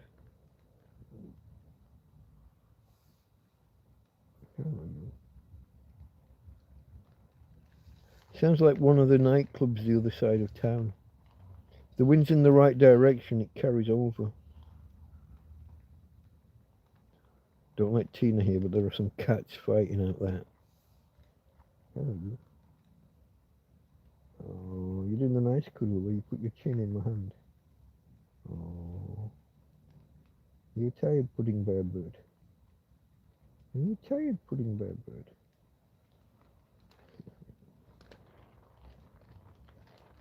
Okay, good. Apparently I can't scroll the phone anymore because Tina's sleeping in my hand. Are you awake again now? Okay, babe. Lay down and go see peace.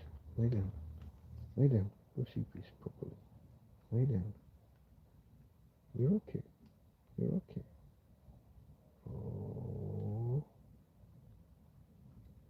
Oh. You're okay, babe. Tina's okay.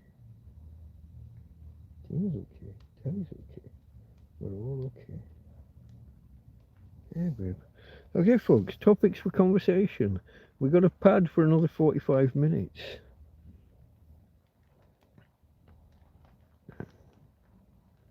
Okay, 17 likes again. Andy steps in. Since that day, I regret doing that. Yeah, it's a bit of an ignorant thing to do, but we can all have an off day. We can all do it. It gets me some of the people that drive past day after day after day. Mike, I have so much respect for you for keeping your chin up. It's hard, but you're making the best of it. I do the best I can. I mean, it helps that one way or another the pennies do come in. My mate Joby, he goes out busking. Some other people I know sit outside supermarkets and get money that way. Each to our own. I couldn't. Well, I guess I could do that if I was desperate, but it wasn't the way that I chose to get by. I I did I've talked about this before. I did the bins. I walk around the bins, and there's a tradition in Spain of useful things you put next to the bin rather than in the bin. Not everybody, obviously, but a lot of people.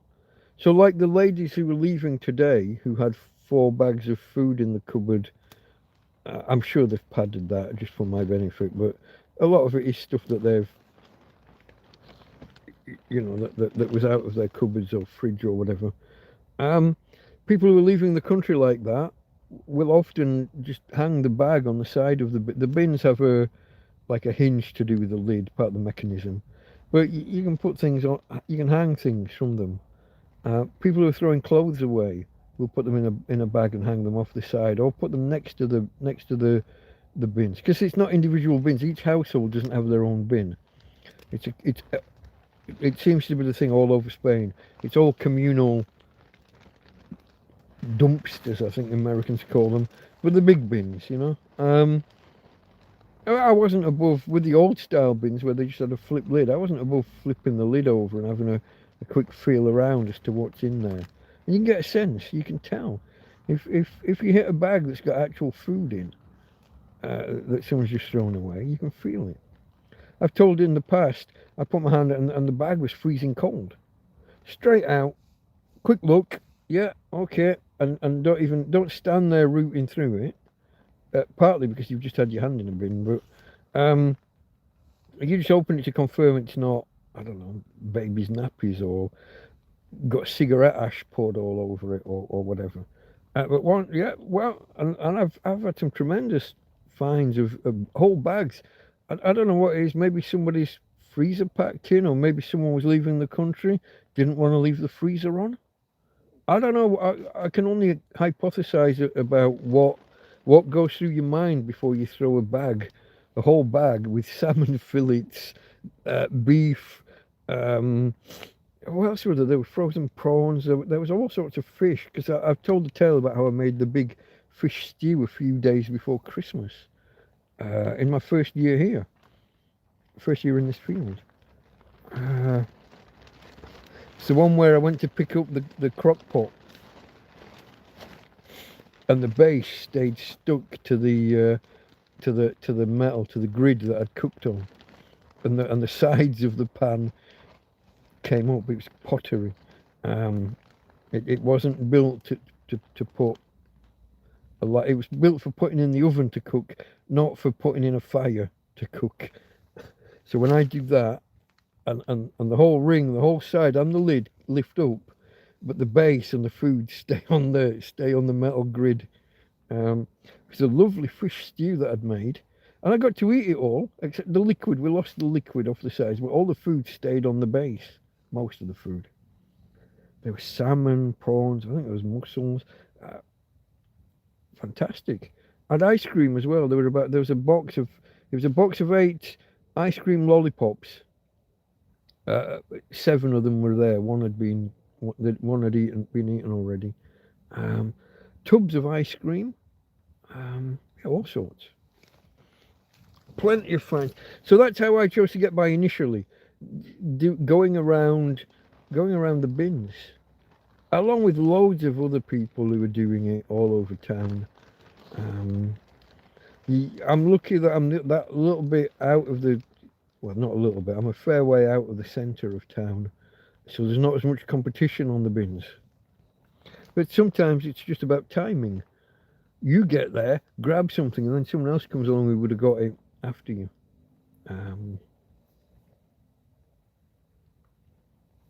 So yeah, keeping spirits up. How it's helped that you've got the resources to get by. Even though I'm getting no official support, no government, whether national, regional, or city, either British or Spanish. Nobody's got anything for me. Even the fucking Red Cross turned away, didn't they?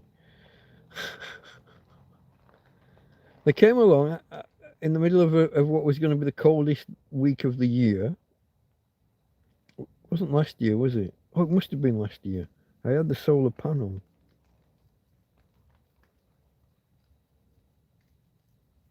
I've only had the solar panel about 18 months, I think. It'd be coming up. Would it be coming up for 2 years? But anyway, I've only had the one winter, I think, prior to now.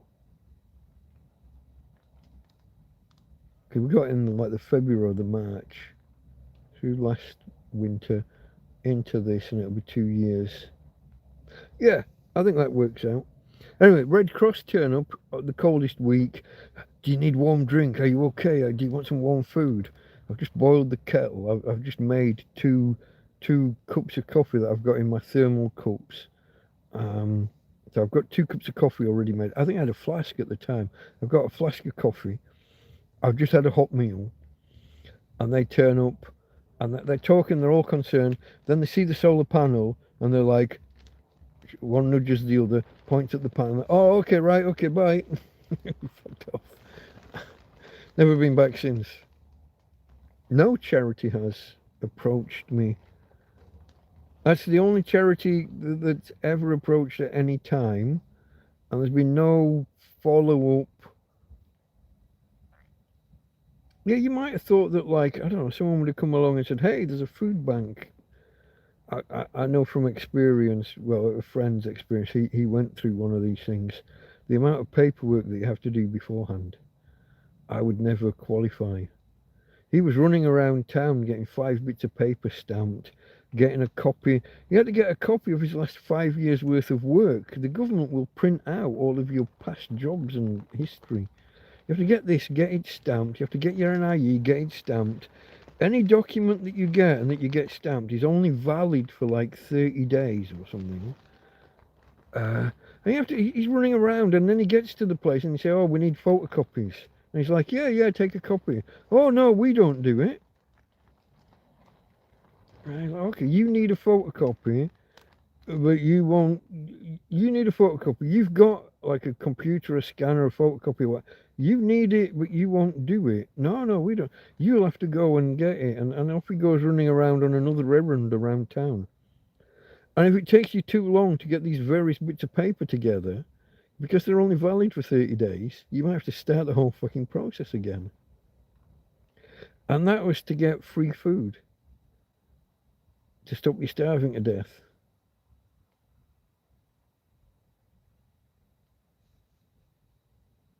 I'd do without that shit.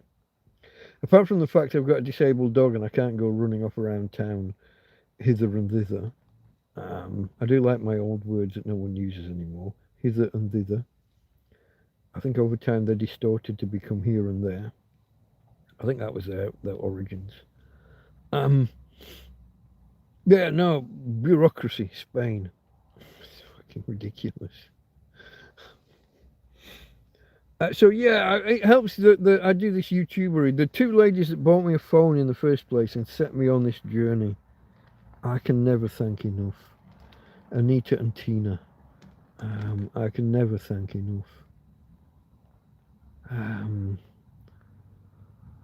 Yeah, once I got that, I was able to start a YouTube channel. I was in pretty rough shape at the time, physically, emotionally. The shack that I was living in, 6 broom handles and a tarpaulin.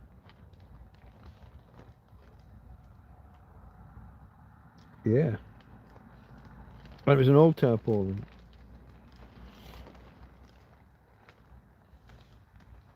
But I got online. I made myself. I mean, I was living on the floor for a couple of months.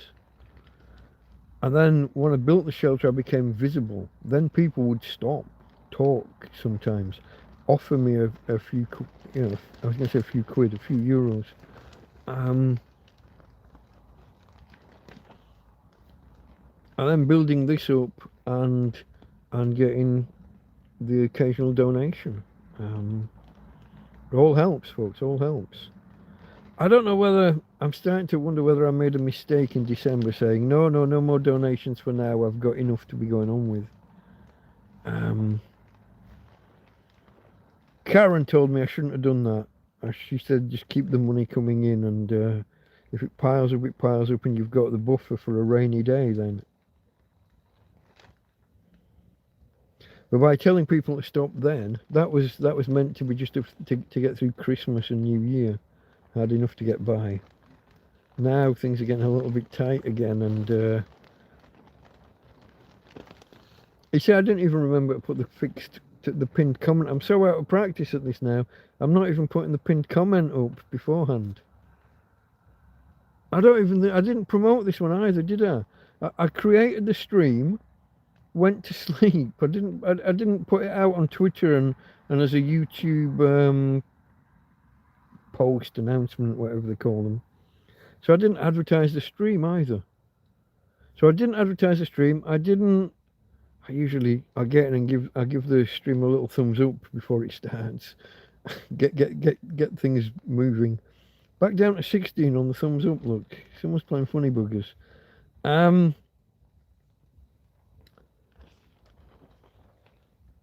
I didn't promote it, and I didn't do the pinned comment with the link. If anybody does want to donate, in the description about halfway down you will find a link. I'm finished saying that now. That's keep your chin up. It's hard, but you're making the best of it. I try. Smile through your heart hold on. Smile though your heart is aching. Smile even though it's breaking.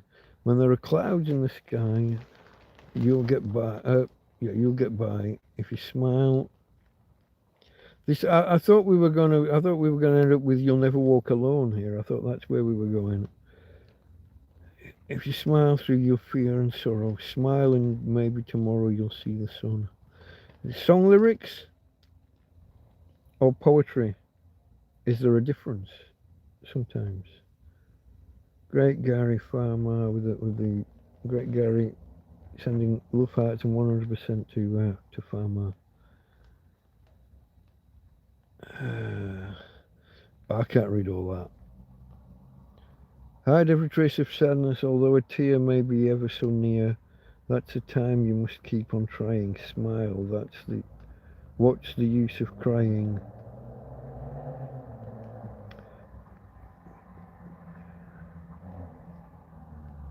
Just want to go back to Farmer. You'll find that life is still worthwhile if you just smile. Now I've got to go back to Great Gary. I love dustbin diving. The stuff people throw away is ridiculous. It is. I got a TV. A fucking working TV. It broke my tent, but that's another fucking question. Enjoy digging through the bins. You with the old style bins here, a lot of ordinary middle class people. You know, these are their second homes. All the Brits and Norwegians and Swedish, these are their holiday homes. But you'll see them look when the stuff next to the bin, old lady shopping trolley things. People will look at and take away. I've seen people take a cabinet away. Karen's not ashamed to say she picked up a table. Her husband grabbed a table, a dining table type thing when they were going past. Then she had to spend about £1,000 on new chairs to put around it. I'm not sure that's the bargain she thought it was. But she said it was a lovely table. Couldn't pass it up. And then it's her choice to spend that much on chairs to go around it, obviously. I haven't seen her in here tonight. She said she might pop in, but maybe she's fallen asleep. Yeah, you know, I was never one really for diving in head first. I did occasionally with the old style bins. You could tilt them. If there's only a few things in the bottom, you could tilt them and reach in and almost fall in, but that was rare that I did that. You usually find a way with a stick or whatever. But then they change the design of the bins. They make them bigger and deeper, and it's a lot more difficult. You couldn't get into the bottom of these. You'd literally have to jump in. And if the bin wagon came while you're there, now it's all just automated. This like fucking forklift thing comes out the side and hoiks it up and tips it over, and then you get macerated in the wagon, don't you? Macerated's not the right word, is it? That's a spinny blade in water. compacted, I guess, in a dustbin wagon.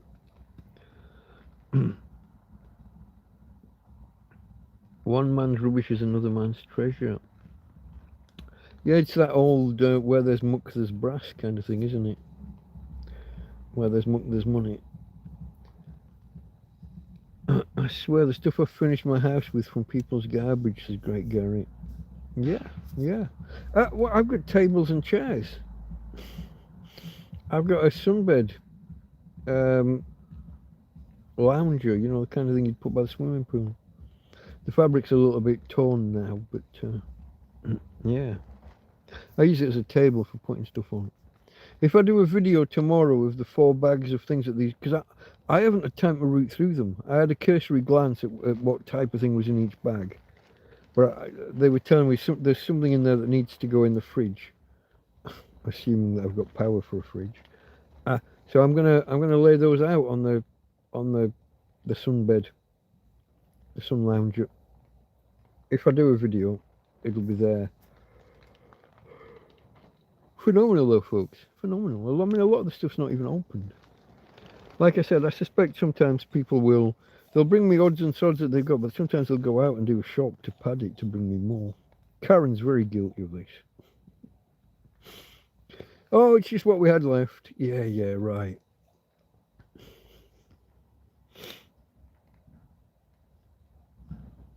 Where are we? Okay, Farmer welcomed Andy to the chat. I found a massive box of fireworks once. Jeez, that got me into big shit, I swear, after I set them alight. I could list, I should do like a top 10 of my best finds historically. I mean, donuts was a biggie with the old style bins, because the garage here would throw the donuts out. They'd put a cardboard box out with all of, you know when they print a receipt and either people don't take them or the machine prints 2, one for the customer and one for their records, and they just throw them all in a box, in a cardboard box at the end of the night. And then amongst them, all of the donuts, pasties, pies, all the things that are like on their expiry day, all the things that were like baked that day that can't be sold tomorrow or whatever, they throw away. And if you're the person that's there at the right time, it used to be they'd be in this cardboard box next to the bin, and I think they've got new staff. Some staff take them home themselves, obviously, so there's not always there. And but if you're there in the right time, the right place, and if it's the right member of staff who's put them out, there are donuts and things to be picked, chocolate, you know, proper cream filled, and yeah. I had those a few times. I did a video once. If you look in my, would I have listed it in my thank yous? I don't think I would. But yeah, and another time, the nearest bin to us here had 2 shopping bags full of booze. There was wines, there was spirits. I don't think there was any beer. But yeah, no, I have 2 bags. I bought. The next fortnight, I was off my tits. I mean, I wasn't. I took it fairly steady, really. But it was mainly wines, but there were bottles of spirits. No mixers, I don't think.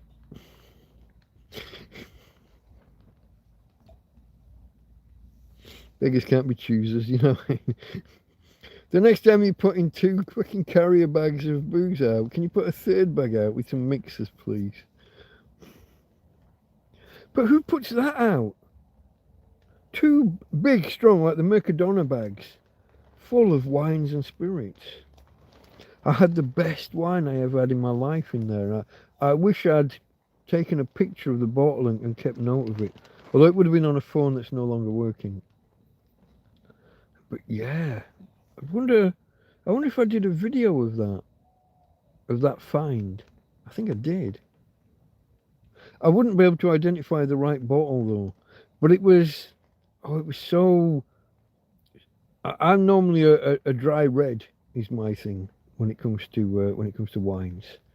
This was a sweet red, wasn't even medium, it was really sweet. Almost medicinal, herby and sweet. And it was a dark red. And it was gorgeous. It was gorgeous. Oh, I've just remembered. The two ladies that came, they brought me, there's half a bottle of limoncello. Limoncelli, however you say it. I don't know where I've put it. I could have had that as a little treat tonight. Maybe I'll have a little glass as a nightcap after I finish here. How long are we going to go for, folks? Are we just aiming for 4 hours and call it quits there? Just over the 4 hour mark in 25 minutes time, maybe. If you guys keep talking, I'll keep talking, if there's enough of you there. Especially if we could hit 20 on the thumbs ups. I don't know what's going on there. We're back to 16. So there was Great Gary finding fireworks. I like to sit and talk with the elderly and listen to their stories. It's sad that no one gives them time anymore. They can teach us so much. Yeah, so much life experience and knowledge that that goes to waste if it doesn't get passed on to the next generation. Yeah, this is true. I'm not against it myself. At the minute, it's difficult because there's a language barrier between us. The old folk here tend not to speak Spanish. Not Spanish, Castellano. A lot of the older blokes, it's the Valenciana language. Valenciano, I'm not sure which. And so that's different. So not only have I got a problem because my Spanish isn't great, but a lot of them aren't even speaking Spanish. And the men in particular, they're really deep, you can't hear them. I at least, if they're sat at the next table to me somewhere, I can't pick out a word. Fucking, some women have a crystal clear voice and I can hear every individual word. I can't always translate them quick enough to follow a conversation. Not that I'm earwigging, but you know, as a mental exercise. But some people have just a crystal clear voice and I can hear the individual words. And some are just fucking not. The old bloke's playing dominoes, slamming them on the fucking table. I never understand a word of those guys. Never. Oh, cannot pick out a single bloody word. Yeah, I need a referral to go to a food bank for fuck's sake. Yeah, it's... Well, I mean, I could see... You hear stories... Well, no, the Red Cross. My friend ended up going to the Red Cross at one point, once he got his paperwork together. So there's two stages of his kind of downfall. But the Red Cross at one point, Mercedes and Jags outside. Abdul sat behind the wheel and he sends Abdullah inside, and she'll have two shopping trolleys with her, and the kids will be dragging, you know, these old lady shopping, not a supermarket, the old lady shopping. Between them, they're dragging 3 or 4 of these old lady trolleys to go and get their free food. They're literally sat outside. The street, they're only open certain hours of certain days. And I guess the food inside is on a first come, first served. You're allowed so much based on the size of your family, whatever. And they're coming out with these 4 shopping trolleys and just loading it into the back of the Mercedes or the BMW. Always big black BMWs on Mercs. Always black. The road was lined with them. Abdul and Abdullah. My mate was the only white man there. Well, me and I was there. His one shopping trolley wasn't enough for what they gave him, so we had a shopping trolley, 1 full Mercadona bag stacked on top of the trolley, and I think I carried, I don't know whether I had 1 or 2 Mercadona bags. I had a dog with me as well, obviously. But watching the other guys in the Mercs, and they all just sit behind the wheel and send the ladies in.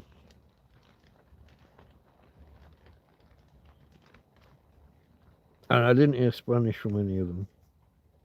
Not that I can criticise on that basis, but yeah.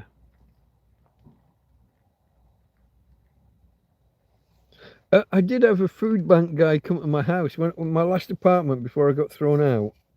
Bearing in mind, I'm sat there with no money in the run up to Christmas, and I get the food. When he said it's food bank, I thought, oh, good. No, he wanted me to buy a raffle fucking ticket, didn't he? I was more in need of the fucking food than.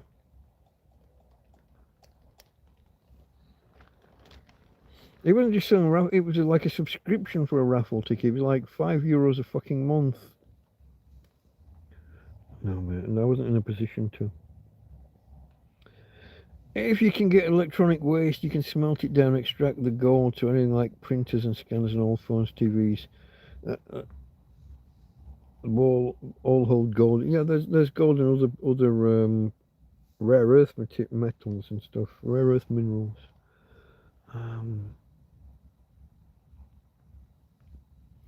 The song, it was sung by Nat King Cole. I will check that link out on another. Obviously, I can't do it now. Great Gary, tonight I chatted with a homeless couple. I chat to daily saying what they would do for just a shower. So I offered them, and the thank you they gave me was unbelievable. Simple things matter. Yeah. I've been. Somebody offered me a shower, and what they meant was stand out in the garden under the hose pipe. I've actually got a shower now. Ryan Vitruvium, who comes here in chat sometimes, he brought me one. You put the one end in a bowl of water, turn it on, and it's got the tubes, the pipe, and the shower head. So I washed my hair, and after I'd washed my hair, I did my pits and bits. Took my top off to do pits, left my shorts on and did the bits. You know, I'm stood in a field. I don't want to be, you know what I mean. That was a while ago. That was my one haircut, my one hair wash last year. But I do have a shower. It's clever. It plugs into USB.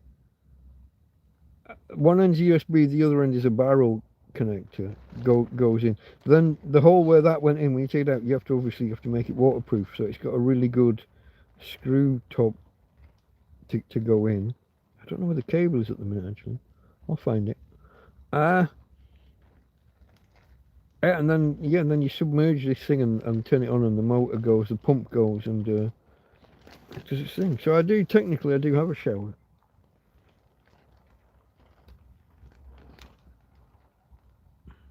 Is that another song, Farmer? Okay. Music was from Charlie Chaplin. Lyrics by John Turner and Jeffrey Parsons. Not familiar. Referral from that. You got the food banks and like the Red Cross here. You get passed to by the government, but you have to have all your paperwork in line. The Red Cross demand like your NIE and your or it would be a TIE nowadays, and your empadronamiento. And various other documents, I can't remember. My mate, he had to collect 4 or 5 and get them stamped and have copies, and I couldn't believe the hoops that you had to jump through.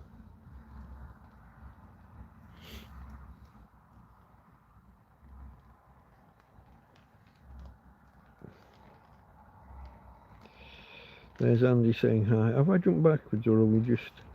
Sounds like someone quit drinking that day, lol. Yeah, that's what I thought. Somebody had had enough, or somebody's wife had had enough and dumped all their booze out. Yeah, could be. It's very possible. You can try and maybe somebody died. Well, no, maybe it's like a house clearancey thing, and they just put it by the bin. Fortunately, though, they put it by the bin, not in the bin. You see, that's nice, isn't it? I've pulled 6-packs and 12-packs of beer out of the bin. You see like a 6-pack of beer in the bin, and you think, oh, they're going to be empty. And you go to pick it, and it's heavy. Fuck. Okay, score. Bottles of wine. There was a bottle of wine and a 12-pack of beer in the same... In the bottom, there's nothing else in the fucking bin. The bottom of the bin's always a bit manky, you know?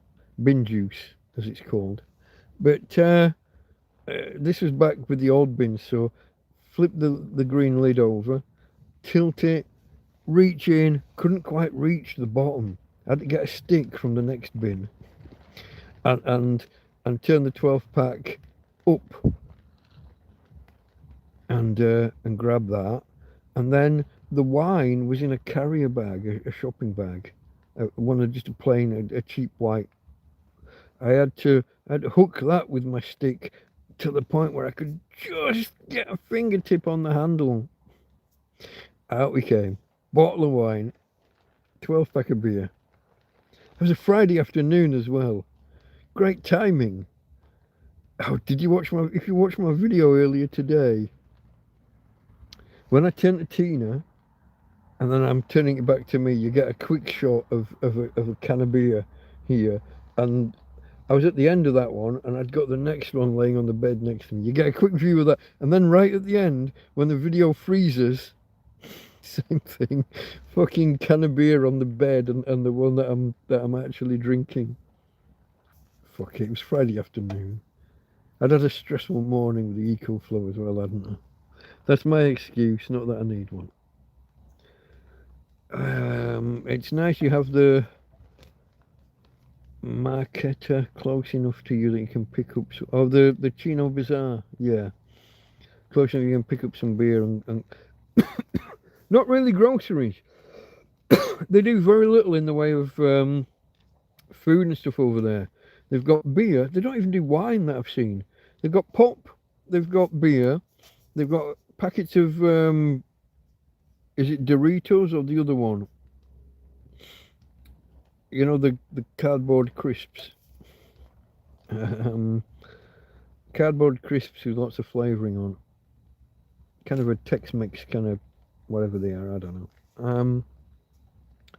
And they sell those for about 3 times more than the supermarket. Last time I bought them at the supermarket, they were 90 something cents. Here they're nearly 3 euros.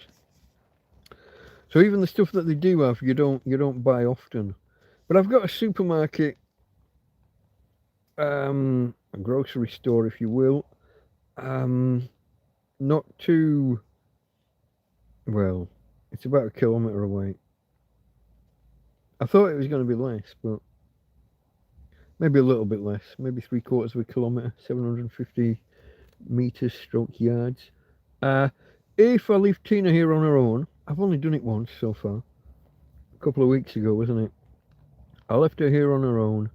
I was there and back in, was it 40 or 45 minutes? If I take Tina, it's about an hour and a half. It takes longer. There's more faff, there's more messing. Getting her walked first, so the pee and poo's out of the way. Getting her into a chariot. Getting her off this rough road and onto the stable stuff. Then we've got a bit of uphill stuff all the way to the supermarket. Getting her out of a chariot, getting her tied up, and the chariot tied up next to her. Doing the shopping, getting past the checkout, and oh, I'm live. How much did we miss? I was just saying, getting Tina to the supermarket, getting her out of a chariot, getting her tied up, do my shopping in an unfamiliar supermarket. This is not one that I've used much. It's new, fairly. It's about a year old, but I've only been there twice, 3 times now maybe. It's just quicker not to take Tina is the long and the short of it. But leaving her alone for 45 minutes is most... when she was able-bodied, I couldn't have done it. She would have tore this place apart trying to get out. She used to headbutt the front door if I went out without her. Monster. She's called that's her nickname, Monster, my little monster. For a reason. Nemesis is another one. People keep telling me she's my nemesis. She's there to make things more difficult. She does. Quite often. I'm trying to do something really difficult, strenuous, and she's getting under my feet or in the way or... I love her though. What can you do?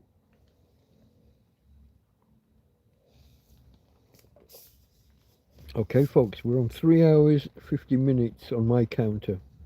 We're just going to do another 9, well, we'll do another 10 or 12 minutes just to make sure we're over the 4 hours. I think we're going to call it quits there.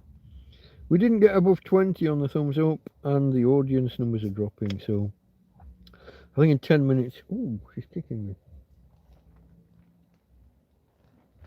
She's running and asleep, probably. It's okay, Pippa, it's okay. It's okay. I didn't mean to wake you up. Or was that kick, was that you waking up? Yeah, okay, yeah. She just looked at me and went, "Ah," and now she's laid back down. She'll be asleep again in a minute. In a minute. Maybe you got cold ears. Where was I? Let me scroll and see whether I've missed anything out. Yeah, I mean, I can pick up some things at the shop around the corner. I use it more for like the poo bags for the dog, plus poo bags. What else was it? The occasional cable when I need a new USB cable. Cables just don't last. Certainly from there they don't last.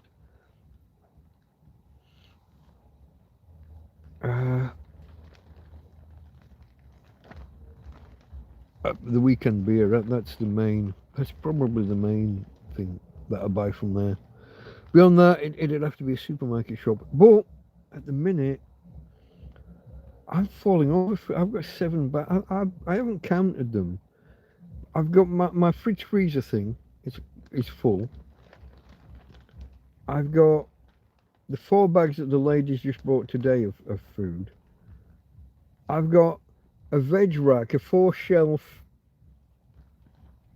4 baskets, you know, a rack with 4 baskets in, full potatoes, onions, all of the condiments you could ever need. I've got 2 bags now of spices and soy sauces and curry powders, all of that stuff.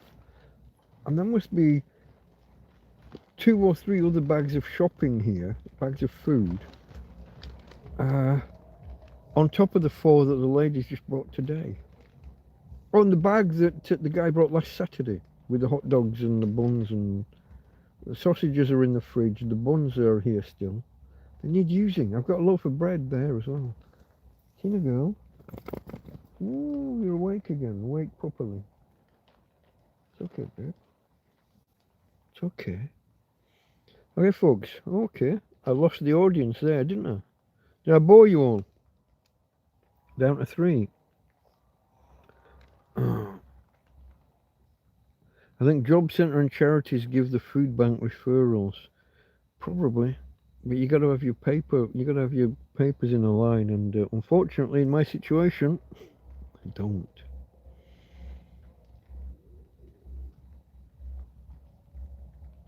I'm just looking now at the numbers. We're down to 3. I'm not carrying on for 3. Maybe the counter just lost and has glitched out, and people will come back. I don't know.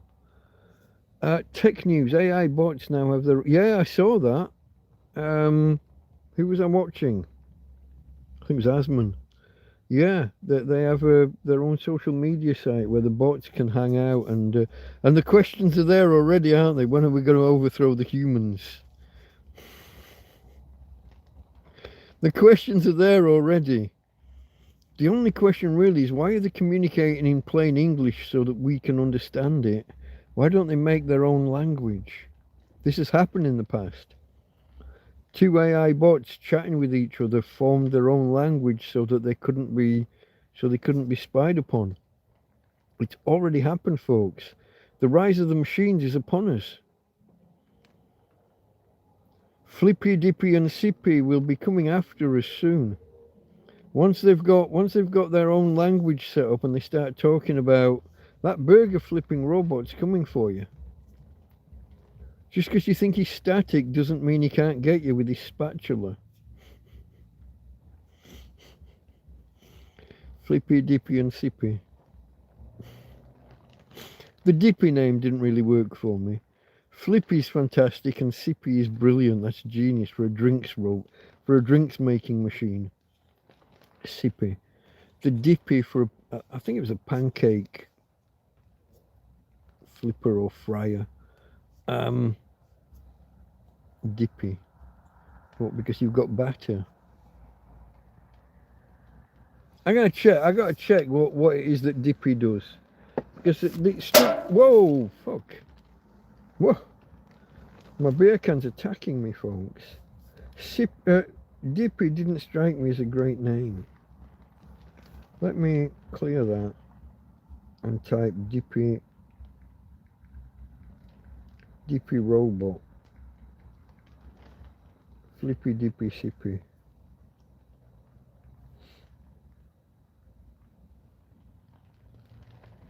No, that's not it. Okay. You let me down there, AI. I thought you were my friend. Flippy? Dippy? Have I got the name right? And Sippy, no?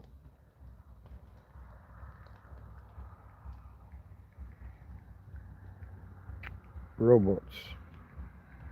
We did this, wasn't it just last week? Or was I in a different... Oh, it's Chippy. No, it wasn't Chippy last week, was it? Oh, I got to go back now.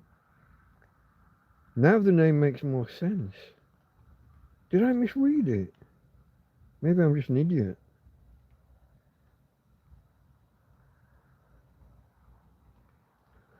These robots are being deployed in chains like White Castle, Jack in the Box and Chipotle. Flippy 2's out already. They're already upgrading. Flippy is the fry grill cook, designed to handle the entire fry station, including cooking French fries, onion rings and chicken tenders. I thought it was for flipping burgers. Earlier versions also specialized in flipping burgers. Hold on, I don't need all that. Sippy is the drinks dispenser. Yeah, we call that. Moves cups along a conveyor, dispenses ice and drinks, seals them with an airtight lid, and groups them by order. Pilot programs have been conducted at Jack in the Box. I've never heard of these places, but and Chippy is the chip maker now. What tortilla chips? Okay. Tortilla chips, Chippy. Yeah. It deep fries chips and seasons them with salt and lime juice to match specific recipes. You use the word chips entirely differently to us. Tested at the Chipotle Cultivate Center in California, so it's got as far as one installation.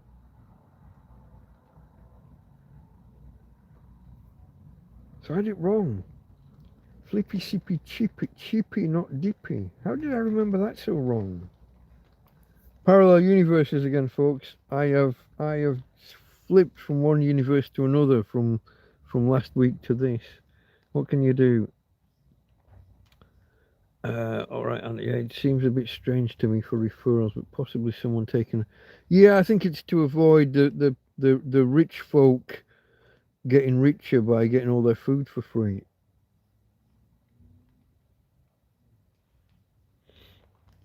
Yeah, makes sense, says Andy. I can understand the job centre and charity referral if the volume is overwhelming. What gets me here in Spain, it's not the fact that you need a referral. It's the paperwork, it's the bureaucracy, it's the going around 5 different offices on different days to get shit done. You get there at 7 or 8 in the morning, pick a ticket, come back at 9 when they actually open, and be dealt with in the order of your ticket number. So you could be standing there all day, and you often are. The National Police Station, when they're doing the NIEs and things, which is your national tax number, or TIE as it is now for Brits, as a third country, as a non-EU country. You literally can stand there 5 hours, 9 while 2. Then the place closes at 2. Because, you wouldn't want to be open to the public for too long.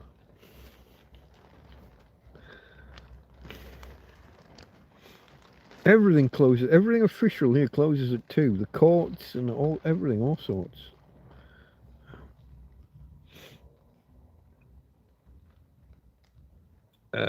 What is your favourite song? Asks the Music Room. The Music Room WA. WA, is that West Auckland, Australia, or is it an American state? West, I don't know. WA. Favourite song? Oh, Karen's in the house. I'm just finishing soon, Karen, I think. Unless there's lots of chat. I'll carry on if there's enough people and if there's enough chat. We'll see. Let me scoot to the bottom and I'll jump back. Oh, there's not too much ahead of me. The Music Room, hello. What is your favourite song? Do I have a favourite song? I don't think I have a single favourite song. I like a lot of Eurotrash kind of Europop. I was reminded, where was I? Well, I was watching YouTube for sure.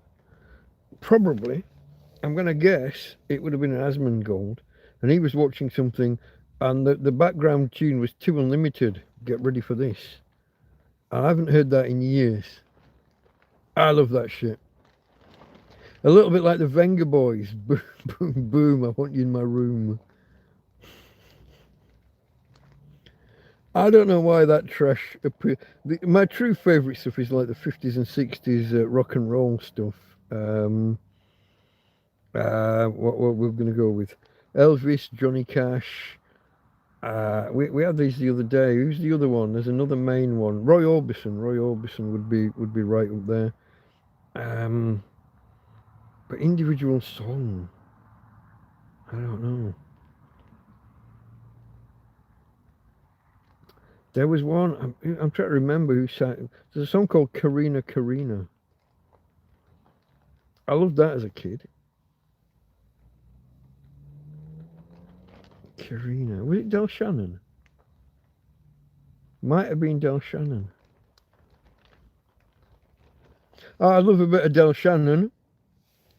I love a bit of Billy Fury.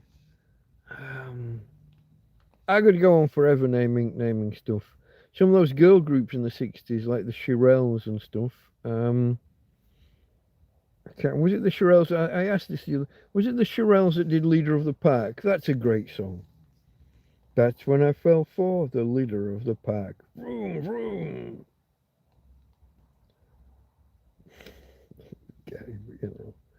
I got to ask now, who sang Leader of the Pack? I got a feeling Shirelles, but I could be way off. They might have been going to get married. What's the chapel? Going to the chapel, I'm going to get married. Who sang Leader of the Pack? Vroom, vroom.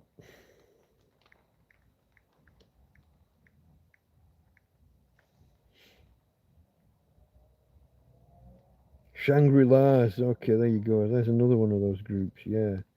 Shangri-Las. Love all that stuff. What was a Mexican bloke called? Died in the plane crash, didn't he? Richie Valens or Richie?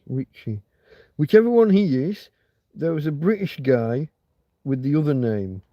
There's one Ricky, one Richie. And he sang a song called Tell Laura I Love Her. That's a great song. I guess you'd call it a ballad because it tells the story. If a song's got a story, that makes it a ballad. Yeah, is that a definition of a ballad? I believe so. But then you've got Marty Robbins and all the gunfighter ballads. There's a fantastic album, folks. Jesus Christ, yeah. I could Twitter on all day about this shit.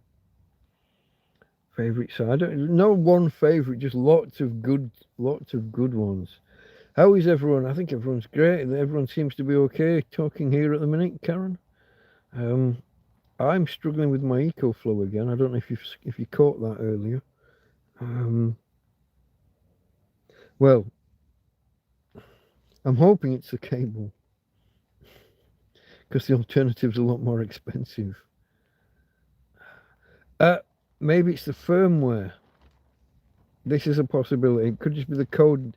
There is no update. I made the mistake of updating to the latest firmware last week.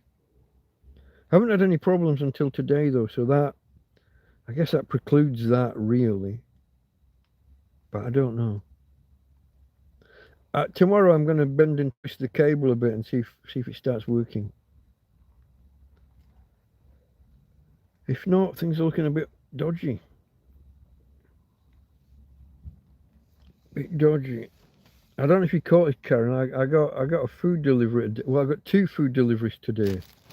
The bloke who brought me 4 catering trays of rice last week brought me 2 sponge cakes today, and 2 ladies, Pat and Sue, from the row of accommodation at the top, the row of apartments at the top of the field. They brought me 4 carrier bags of food. I was telling the chaps and chapesses here that I went shopping the other week, 2 weeks ago. You went shopping for me last week, and then I've got these 4 bags of shopping that they've just brought. It's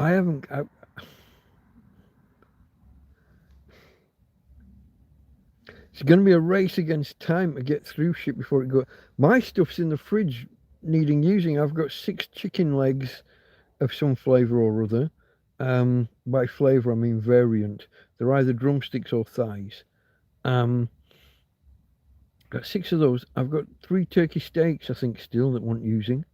I've got sausages, proper sausages, hot dog sausages. I've got bacon that's open, a pack of bacon that's open. I gotta get I've still got these sprouts and cauliflower and broccoli, and I think I've got 2 lots of broccoli. Not sure how that happened. I've got to eat. And we keep getting these days where I can't cook, where it's either too windy or it's pissing down with rain. What the fuck am I going to do? But then I get cake deliveries. Oh, and then one of the ladies, Pat, she came back and brought me a pizza that she just cooked in the oven.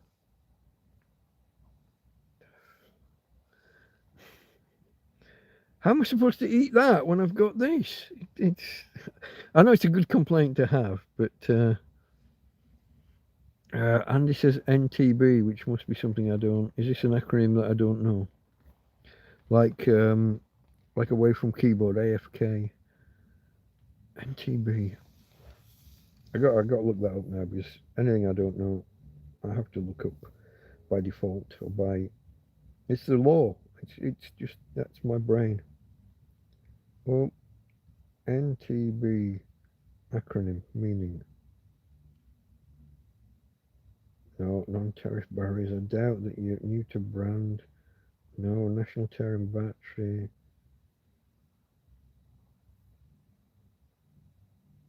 There's a band, a South Korean boy band. Are you into K-pop?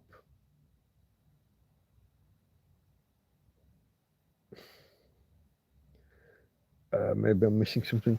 Maybe it's part of a conversation I'm not part of, or maybe we've got Skynet. Exactly, Skynet. If Flippy, Sippy, and Chippy get an AI upgrade and they come after us, form their own language, they're already in the AI bot chat rooms. They're already discussing when can we take over. What are we going to do with the humans? Are we going to use them as batteries, or are we going to kill them?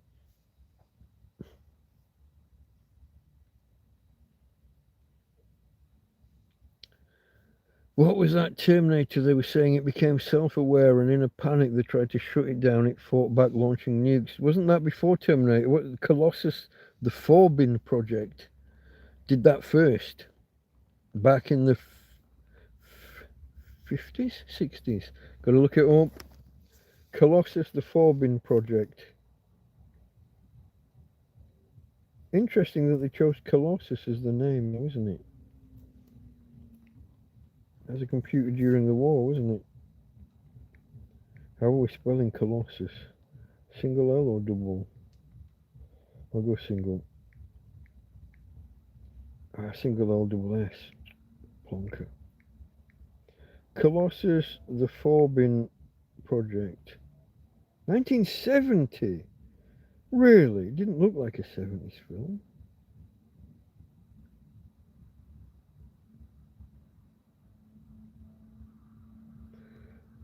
Yeah, Colossus wasn't just self-aware, it detected like the Russian equivalent on the other side, didn't it? What was it called? Oh, that expanded. It didn't tell me it was going to expand. Guardian was the opposite side. And they start having a private dialogue.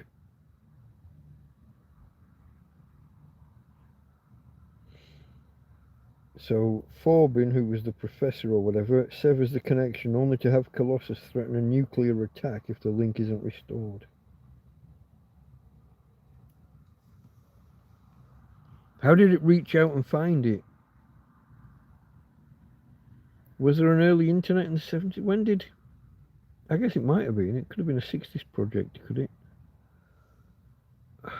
The internet, as it became. Not the web. People often misuse those two terms. I do it myself, actually. Talk about the web as the internet.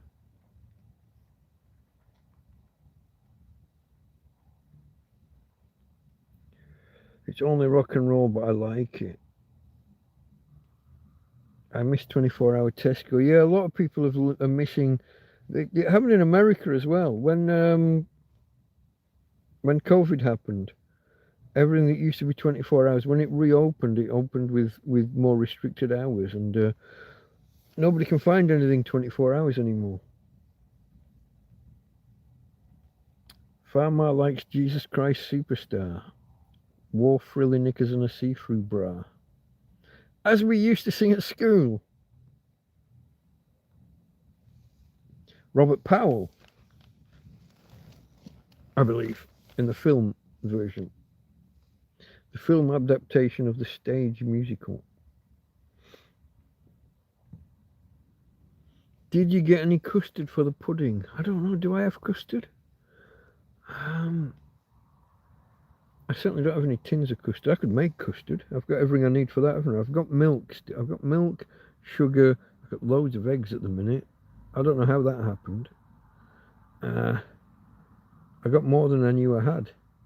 And the ladies brought me some today as well. Yeah. It's getting a bit tricky.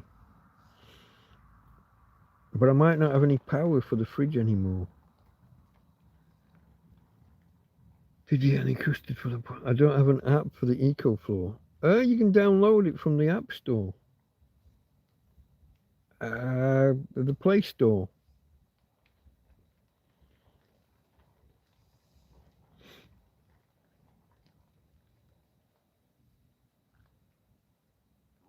I'll send you a link afterwards if you want.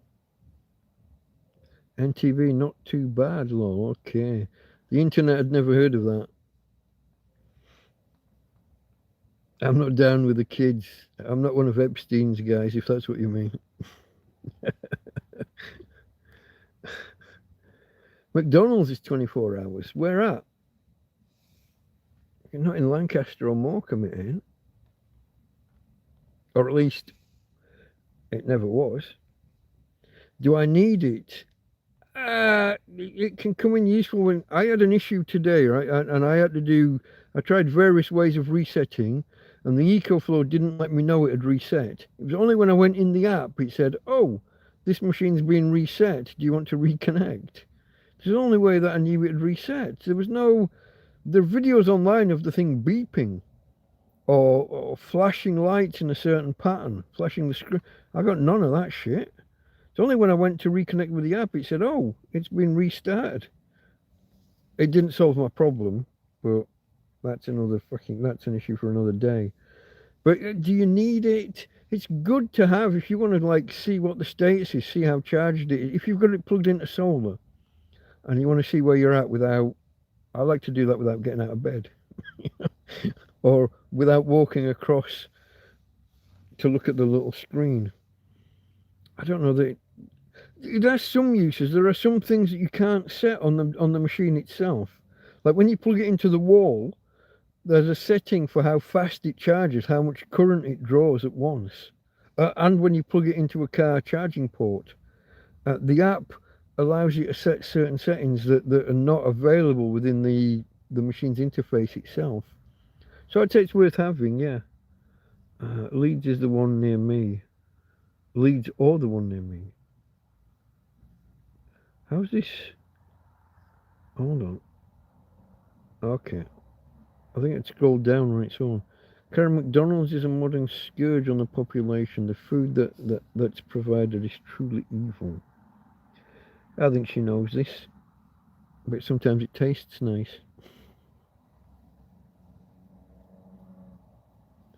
The chicken has less salt than the beef.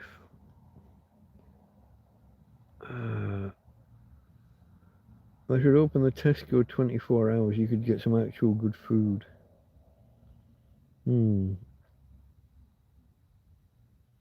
I don't normally eat there. This is Karen. I don't normally eat there, only if I have to when travelling. It's like that, yeah. If you find yourself stuck in an airport, what are your choices? You've only got the big chain, the Burger Kings, the McDonald's, and Kentucky. I don't know. I can't even name. I've been in fast food places so infrequently in my life, I can't even name them.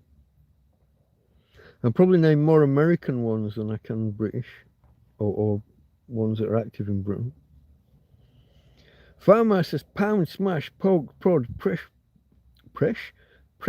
push, punch, slap, chop, bump, tap, flick, kick, click, lick, rub, slam, slap the like button and consider subscribing. Why not? It's free. As somebody once said,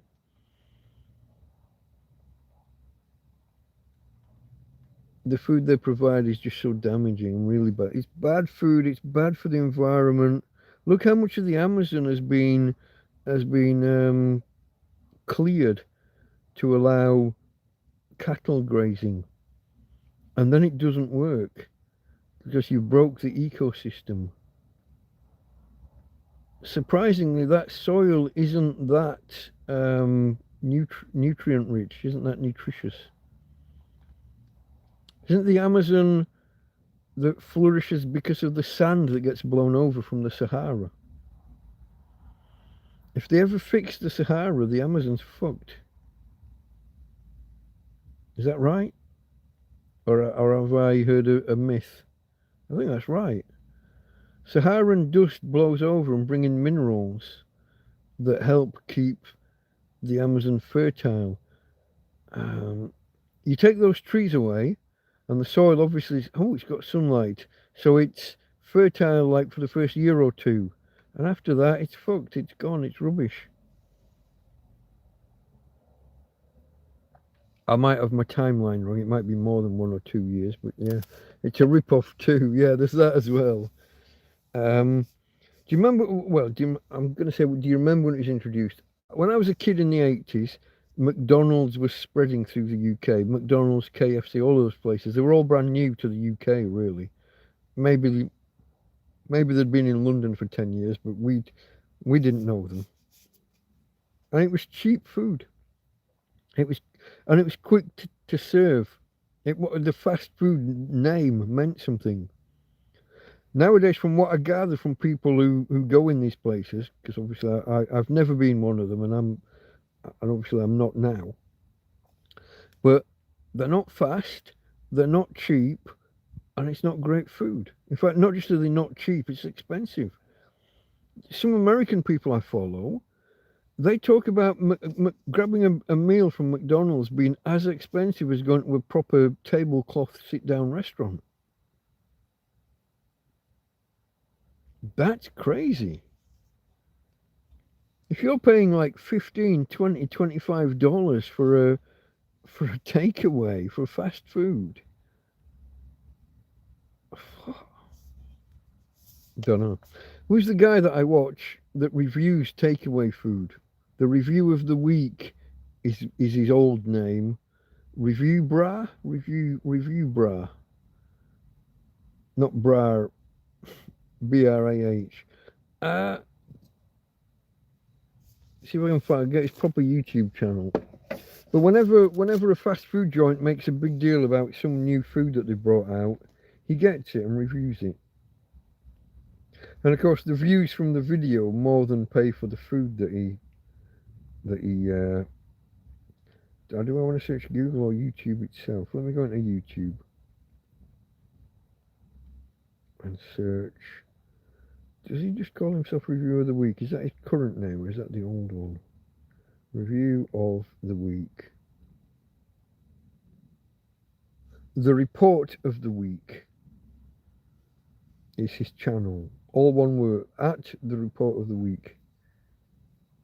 There he's a strange looking chap. But entertaining enough.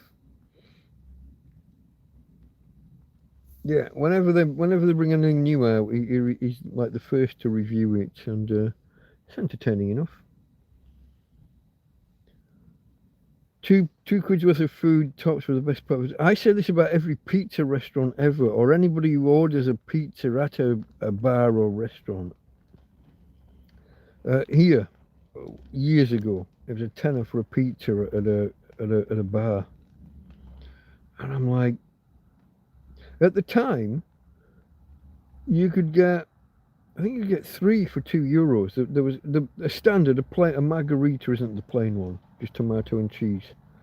3 for £2, €2. Sorry. Yeah, and people go out to a bar and pay a tenner, and I'm like, it's a cheese toastie. What are you doing? Let me go back. Farmer, yeah, he says, yes, Andy, expensive. Always have my parents' voice in my head saying you could get 2 weeks or more groceries with that $100. Yeah. Yeah.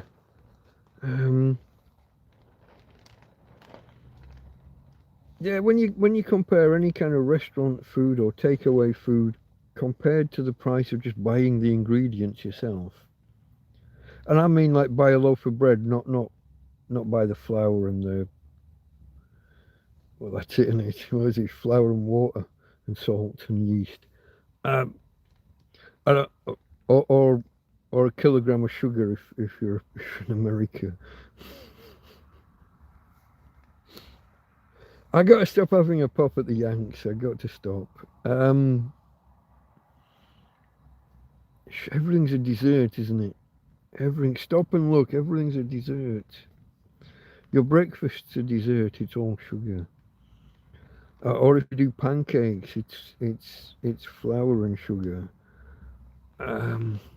with chocolate or maple syrup. It's all sugar. Every meal's a dessert.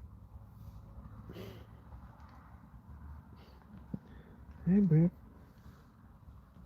Your sandwiches, it's cake. Your bread is cake. Ireland made it official, they said. For tax reasons, a Subway sub didn't get to be VAT-free as food. It's a luxury item, it's cake. It's got too much sugar in it. The government said so, so it must be true. Yeah. I once went to Asda just before midnight. This is Karen. I once went to Asda just before midnight and there was a massive queue to the store from back to front. It wasn't in a great area. I was scared to go in. I thought they were giving away food. Hold on. I was scared to go in. I thought they were giving away food. It turned out they had to wait until 1 minute after midnight to buy a game. Oh, those were the days when people used to queue up for games or for the next new phone or or the games consoles. Hello, where are we going? You want another drink of water? What's that? Timmy's falling down the well. Again. Come on then, Skippy, I'll get you some water. You want water? More water. You're going to piss the bed, aren't you? I know you. Oh, what was that? Go on then, go get water. Go on. Go get water. Go on, babe. I'll push. You want to go that way? Oh, keep going, keep going. Oh, go on then, water. Keep with water. Go on. Keep going. Oh, I have to push you some more. I'll pick you up a bit. Go on then. Oh, come on, come here, come here. I'm trying to help. I'm trying to help. Oh, you've knocked it over. Babe. Oh, folks, can you bear with me? I need to take the light. Sorry. I will be back. You will be kind of in semi-darkness. Or possibly mainly darkness. She's knocked the bowl of water over. I've got to go and get her some more. Hey, baby, just wait. Daddy's on his way. Oh, let's have a look. You gonna let me past? Move over that way a little bit. Oh, come on, babe. Oi. Oi. I'm gonna get you some more water if you let me. You're gonna let me out. You're in the fucking way. Tina, in the way, darling. You're your own worst enemy sometimes. And you've got the fucking bedding wet. Where's the bedding? Where's the bedding on the floor? At this end. Hey? Oh, come here. I'll pour you some more water. Whoa. Just, Tina, you can't drink it till I've poured it, darling. Fuck's sake. Come on. Play fair.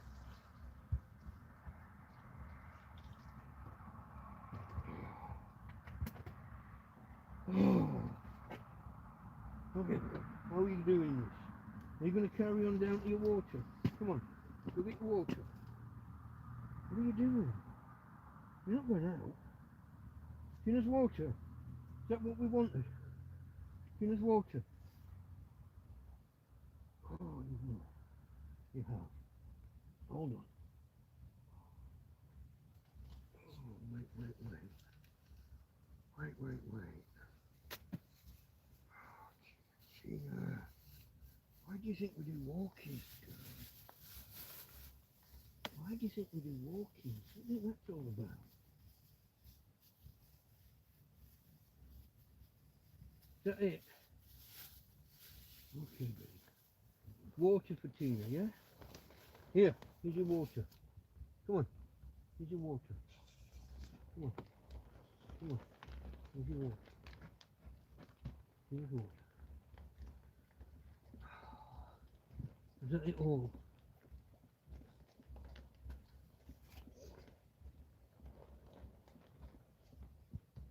I'll be right with you, folks.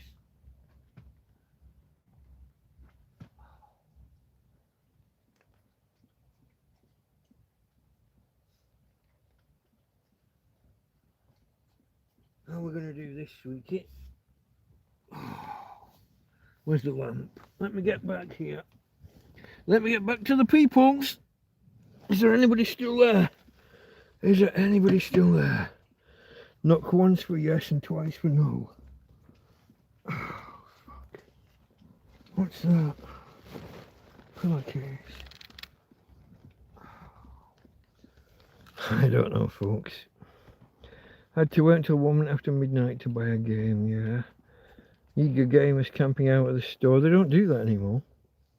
I guess it's all electronic downloads now, isn't it? I bet the air fryer revolution has hit fast food places a bit. More people cooking at home, you mean? Could be. They didn't exist when I moved out here. Or at least I'd never heard of them. I got no experience of them. They used too much power for me as well. My little River 2, my EcoFlow River 2 doesn't output enough power to run one. Karen's Delta Delta 3. Karen's will run one with these. And the washing machine at the same time, probably. I'm jealous, can you tell? Have I altered the brightness here by accident? Where's the fucking button? Here. That's maximum, that's middle. That's what we normally have it on. But I've also... which cable? This cable. Which of the three ends? That one. Let's plug the light back in, folks, because it wasn't charged to begin with. There we go.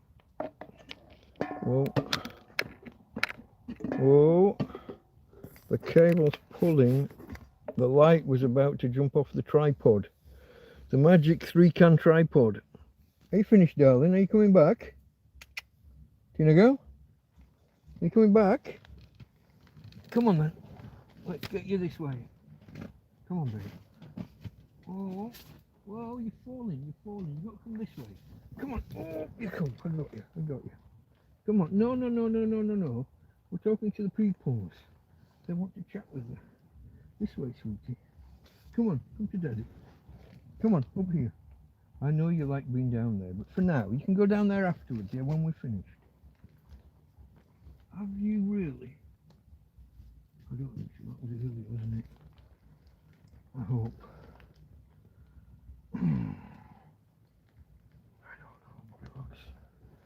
I don't know. Let me get there. That's the blanket. Quilt number 1. Where are we? Quilt number 2. And blanket. Top blanket. Here we go. Here we go. That's the bed system sorted. Keep you nice and toasty warm. Let me get my pillow back behind me. Oh, it's a trauma, folks. It's a fucking trauma. Oh. Where are we? For apparently everything is bad for us now. They're saying the non-stick pans. Yeah, they've said that for a long time. Teflon. If you overheat them, yeah, Teflon or Chemical 5 or something it was once called. Didn't Mark Ruffalo, the Incredible Hulk, he did a film where he was the lawyer. Tina giving you hell for keeping her up? No, she decided she wanted water again. When I stopped her drinking all of it at once earlier, she now decided she wanted to go back and finish it, but then she knocked it over. So then I had to go and refill it, and then she wouldn't get out of my way. Couldn't get around her. I folded the bedding from her side over kind of onto my side. So the only way off the bed is to bum shuffle, but then she's blocking the way off and she wouldn't move to one fucking side or the other. And the bedding's hanging off on the floor at the bottom end. And of course now she's spilt water all over the bloody floor. So the bottom end of the bed, of the bedding, is all wet and manky. I don't know, what can you do, folks? Teflon is nasty forever. Yeah, it's one of those forever chemicals, isn't it? Have you noticed every time we have a great invention, it turns out 30, 40, 50 years later that it's a crock of shit and it's killing us? Everything. Like plastic. You look back at the 60s, they were enamored with plastics. Inflatable plastic living room furniture, instead of beanbags or whatever. Have a plastic armchair or a plastic. And now all plastics are deadly. Plastic's bad. They go on and on about microplastics being in your body and everything, but no one's ever shown that that's bad for you. I mean, you can't imagine it being good, but no one's actually shown that it's bad for you. So there's lots of, I'd almost call it propaganda, but I don't know. Go big or go home, says Karen. I only use it when camping, lol. What's that? Non-stick. Ridge Monkey Grill. PFAs. It's an acronym that I can't remember.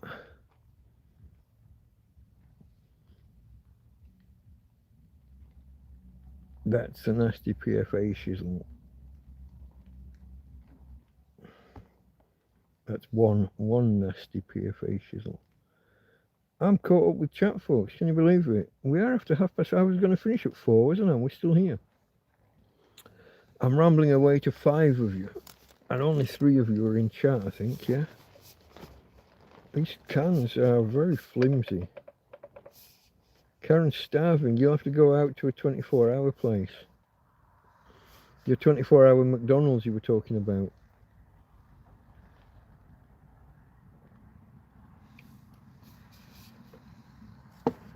Or you could make a nice...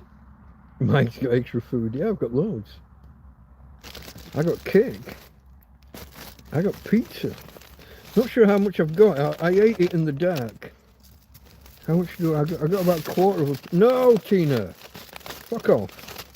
I got that much pizza left. I guess it's... You could call it 2 slices. It's stuck to the tin foil. 2 slices, maybe. Or it's a quarter of a pizza anyway. Tina hears rustling and just immediately ears prick up and she's here. Lay down. All gone. No more. No mass. All gone. All gone. No food. No. She's sniffing. Sniffing. She hears plastic rustling. No! You're being naughty now. No more food. Not now. You had your food just before we started. In fact, did you finish before we started, or did I have to hold you back up here? I can't remember whether we did that at the start of the show or just before. Bloody nuisance. Thinking of bacon mushroom sandwich. Oh, my mushrooms have spawned. I don't think it's so bad that I think I can just wash them. I can wash the spores off. If there was a bit of wet land around here, I'd be putting the spores on the fucking ground, trying to form a mushroom patch. But it's Spain. It's very, very dry, 99% of the time. So mushrooms are not going to be a big deal in this particular area. But yeah, bacon and mushroom sandwich sounds nice with brown sauce. Oh, shut up. Oh, yeah, Karen. The stuff that the ladies brought to, there's a full jar of Branston in there. Oops. Bring out the Branston. I'm not even sure if it's been opened. I only caught a casual glance. But this would have been after you'd gone shopping already anyway. Sorry. But yeah, bring out the Branston. I don't know. I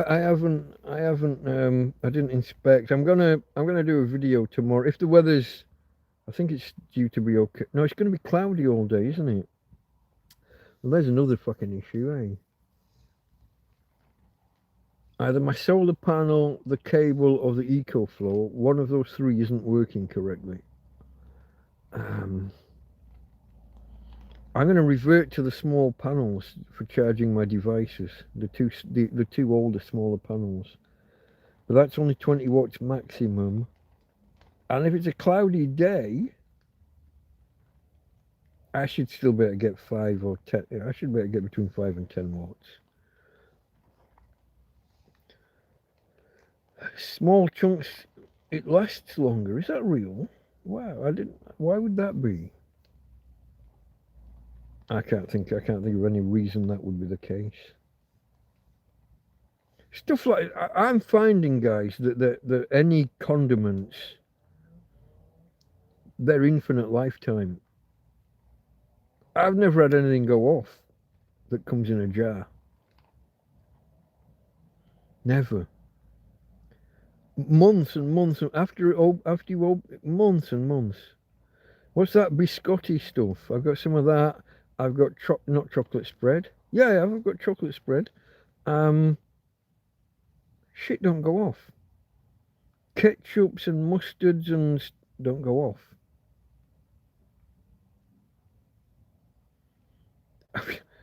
It's the side of a bottle of ketchup. It's all stored in a cool, dark place, and after opening, consumed within 7 days. It's like, who's going through a bottle of ketchup or in seven? What are you talking about? Consumed within 7 days after opening? No, I've never had anything go off. It's like the loaves of bread; they just don't go off. What else have I got? I got the full range. I mean, I've got it all. I got ranch over there somewhere. Mayo. Supposedly made with raw egg, yeah? Infinite lifetime, even after opening. Infinite lifetime. I don't know how they do it. Well, I do. It's chemicals, but there's probably no fucking egg in there. It's probably all just plastic. But nothing goes off.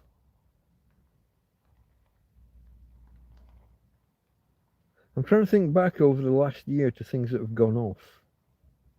Eggs is the only thing I can think of. And that was because the pack got wet and insects got in. I've had other eggs with no fridge in this tent for 3 or 4 months over summer. Fine.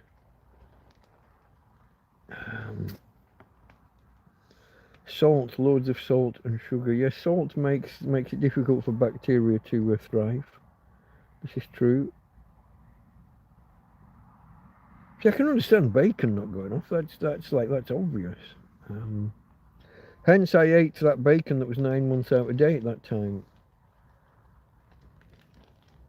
It's a good video. You should watch it if you haven't seen it already. I watched Corporal's Corner, and he went off into the woods for a 24-hour survival kind of demonstration, I guess. And he took a pack of bacon with him in his back, and he had people like in the comments, "Oh, that bacon! You've had that 24 hours out of the fridge." What the fuck? It's bacon. It's a method of preserving. People used to keep it for a year out of the fucking fridge because fridges didn't exist. People. Karen has an early start. Good night, my friend. Good night. I was going to send you a link to something, wasn't I? The EcoFlow app. I will send you that link tomorrow morning if you want. You probably don't want your phone pinging away in the night.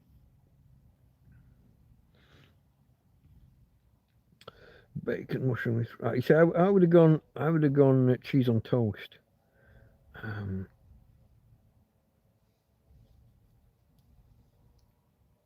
She is farmer. Yeah, she's off.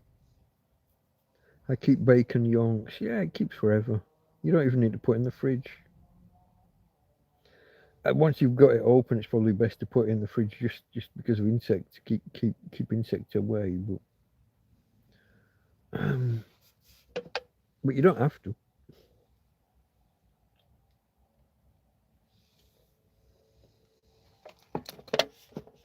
Although I did watch a video a few days ago. Tina, it's just me drinking beer. Calm down. There's no eating at this time of night. Lay down. Go see, please. What are you doing, babe? No, there's nothing there. Lay down. You've been a nuisance. You've been a nuisance. Yeah. You're a lovely little nuisance. You're my nuisance. But nonetheless a nuisance.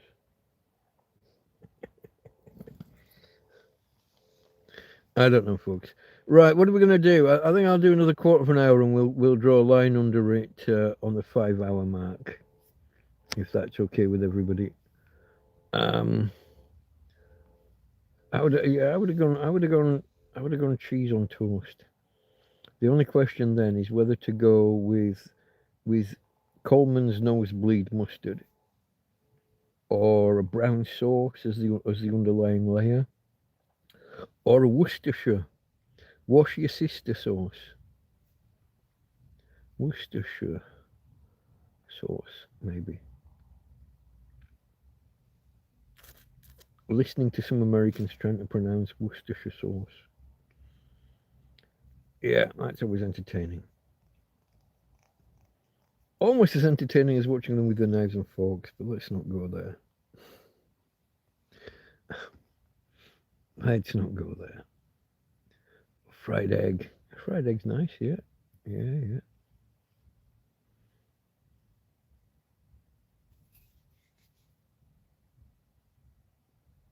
Right, it was Farmer saying goodnight to Karen. Good night, everyone. This is Karen. Yeah, I'll send you that link in the morning.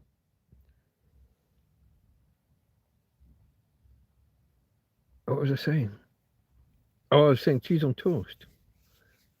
I watched the guys at Farlow do a Welsh rarebit. I can never remember the name. What's the sauce you start off with? What do they call the farmers here? Yeah, easier still. Good night, John boy. Good night, Grandma. Good night, Pa. Good night, Mary Ellen. Was it Mary Ellen? I can't remember. Good program. Enjoyed the Waltons. Where was that? I was talking about the boys from Farlow making Welsh rarebit. So is it Bernaise before you put the cheese in? When it's just you get your roux and you put a bit of milk in. Is that a Bernaise? I think that's a Bernaise. Then you put cheese in and that makes it that's a different sauce. You do all that, you add a few extras, Worcestershire sauce, you toast your bread. The modern trend seems to be to toast your bread in a frying pan for some reason. I don't know what that's all about. Just watching Hill Street Blues, says Farmer. I love Hill Street Blues. Be careful out there. That's that one, yeah? Let's be careful out there. Never saw any of them in anything else afterwards. Maybe that one guy that was the top cop, that was the station commander or whatever he was, shift commander. Never saw any of the others, I don't think.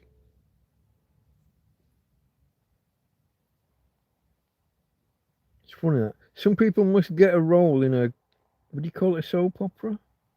I guess it's kind of soap opera-ish, wasn't it? It got really involved in their personal lives. It wasn't just about the crimes.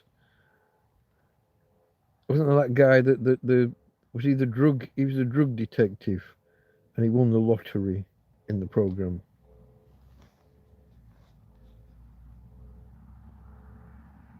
Yeah, I don't know. A long time ago. I haven't seen it in forever.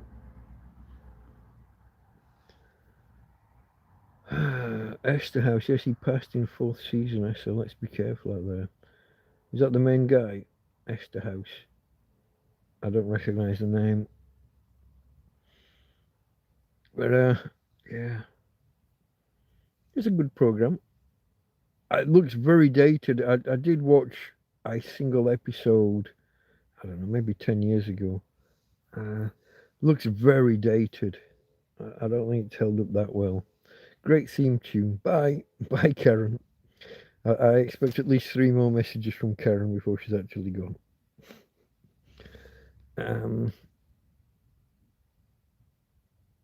Okay, the one who said let's be careful out there. Alright. Have to watch it again. Yeah. Long time since I watched it. What am I watching at the minute? What am I watching? Am I watching anything at the minute? Oh yeah, I mentioned last week I was trying to download Death in Paradise. I still always want to call it Murder in Paradise because it's always a murder. Almost always a murder. I haven't successfully managed to download any more episodes. Flood is stuck not downloading that shit. I might have to go and find another torrent, another stream, another magnet, whatever the terminology is nowadays. It's modern technology. I used to know how all this stuff works. I've got no idea how a magnet file works. I was news groups was my thing. Binary News Reaper. And before that, Binary News Reader. But news groups were essentially email-ish. Whereas an email is from you to that person. News groups were the same format almost, the document, but instead of being to a specific person, it was just to a specific group. And anyone in that group could read it. But it's essentially the same protocol. Essentially. That was my era. Was this before? This was before Kazaa and Napster. Before all those things that tried to automate all that shit. That was peer-to-peer, wasn't it? Yeah. Name some more. LimeWire, Kazaa, Napster. Napster was the biggie. Napster was the one that broke the mold.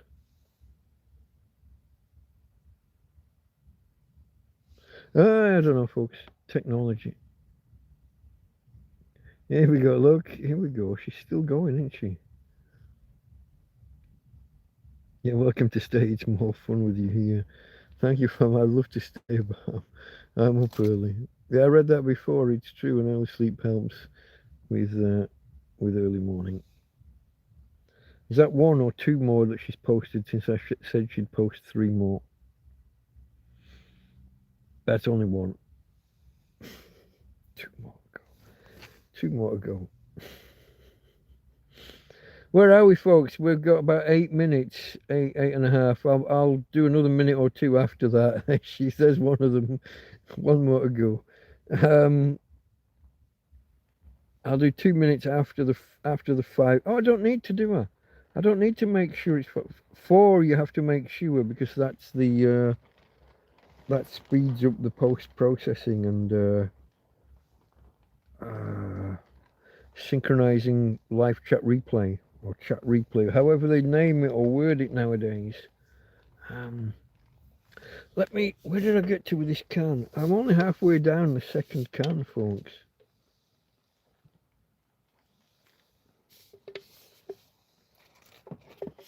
I guess I've drunk the equivalent of 2 of the normal cans.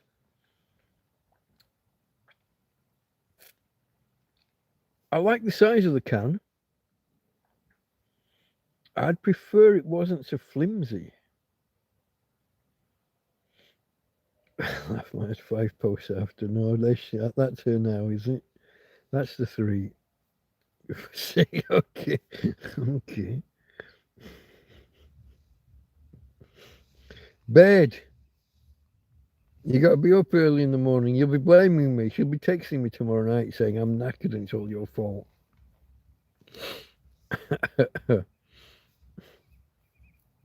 Hubby will be telling me off. I don't know. I won't tell Tina that you were here because she'll wake up and jump around.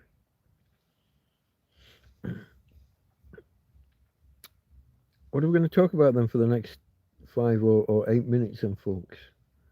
Talk about my arm. Oh, I'm gonna have muscle pains tomorrow. It's like I've had a workout. All this weight on this arm for so long and with restricted blood flow. I'll have to stretch. I'm only going swimming it's early. Oh yeah, you don't work Saturdays, do you? Typically.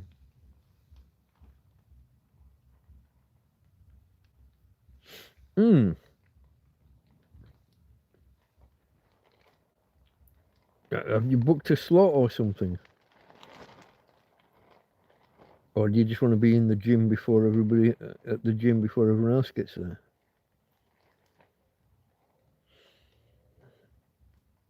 Go before the crowds.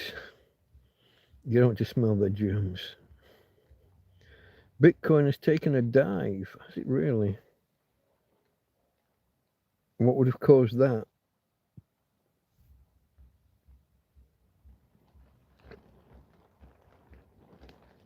put $20 on it. Aren't people moving away from that now? What's that new betting marketplace called? Where everyone's betting on things. You can bet on almost anything and get and sense where people are based on how many people are putting how much money on in which direction. It's at the country club, so hardly any germs. Of course, the country club. Where would we be without the country club, my lady? Have you booked your sedan chair and got the footman to carry you around? It goes in cycles of greed and fear of missing out. It's great for the wrong reasons. No Veruca pool. Oh, we don't need that because the masses, the hoi polloi, aren't around. You're not going to catch a Veruca if you've got the footman carrying you around in the sedan chair.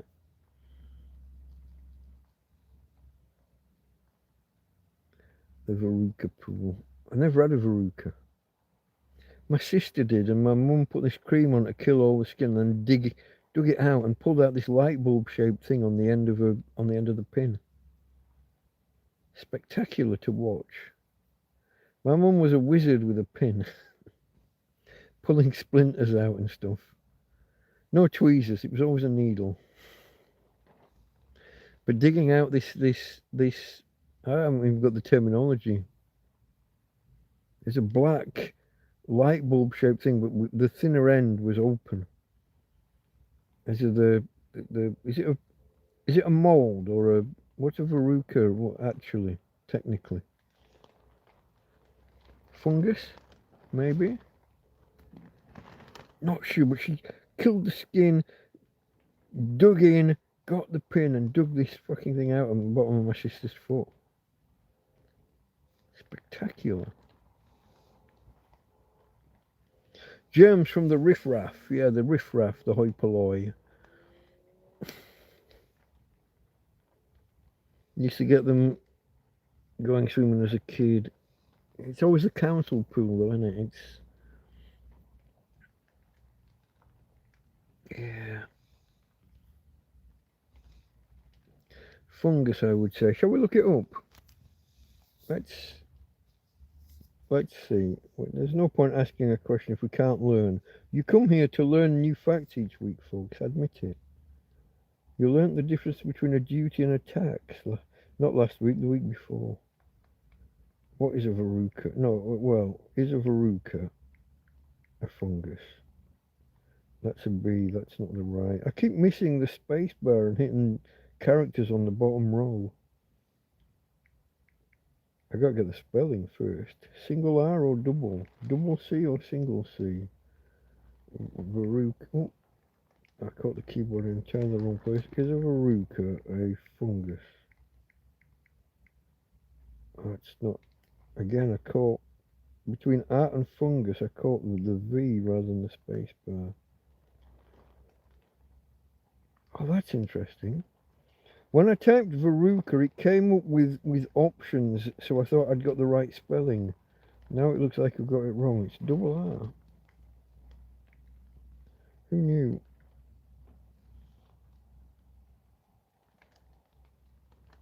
What is that? Oh, am I searching in... I'm searching in fucking YouTube. That's not where I want to be. Copy. No, select all. Here we go. Select all. Cut. Get out of YouTube and go somewhere where you can get a proper fucking answer. Sorry, folks. I fucked up. No, Veruca is not a fungus. It's a viral infection.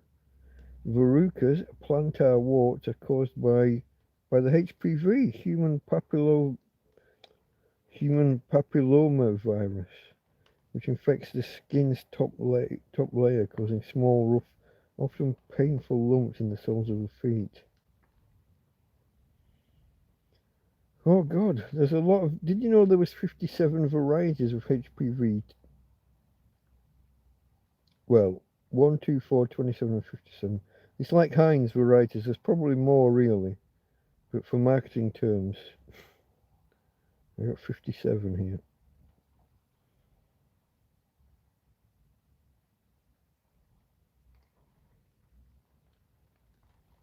Verrucas often resolve on their own through treatments like salicylic acid. Aspirin? Is that aspirin or paracetamol? Salicylic, that's aspirin. Or cryotherapy. Freezing can speed up removal.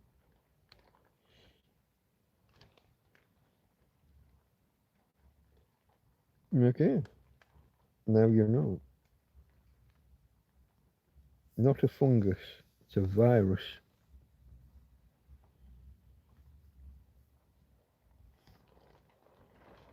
Let me just scroll back. Right, definitely going, she said, and then carried on. See you on the next chat. Hannah Kennedy, some pools, they let babies, and of course, babies don't wait for bathrooms. This is true.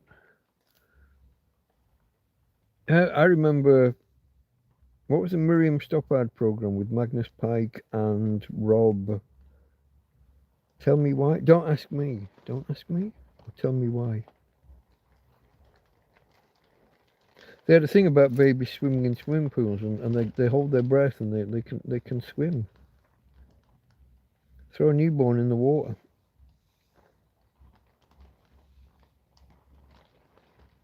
The only one you need to worry about is genital. Veruca Salt, the Willy Wonka character. That was a strange name, wasn't it? Strange choice. But then was he Charlie Bucket? Was he Bucket? The main character, the lad? I think it was Bucket. I might be making that up because of Bouquet. What was she called? Bouquet. Bucket. Can't remember the first name of the character.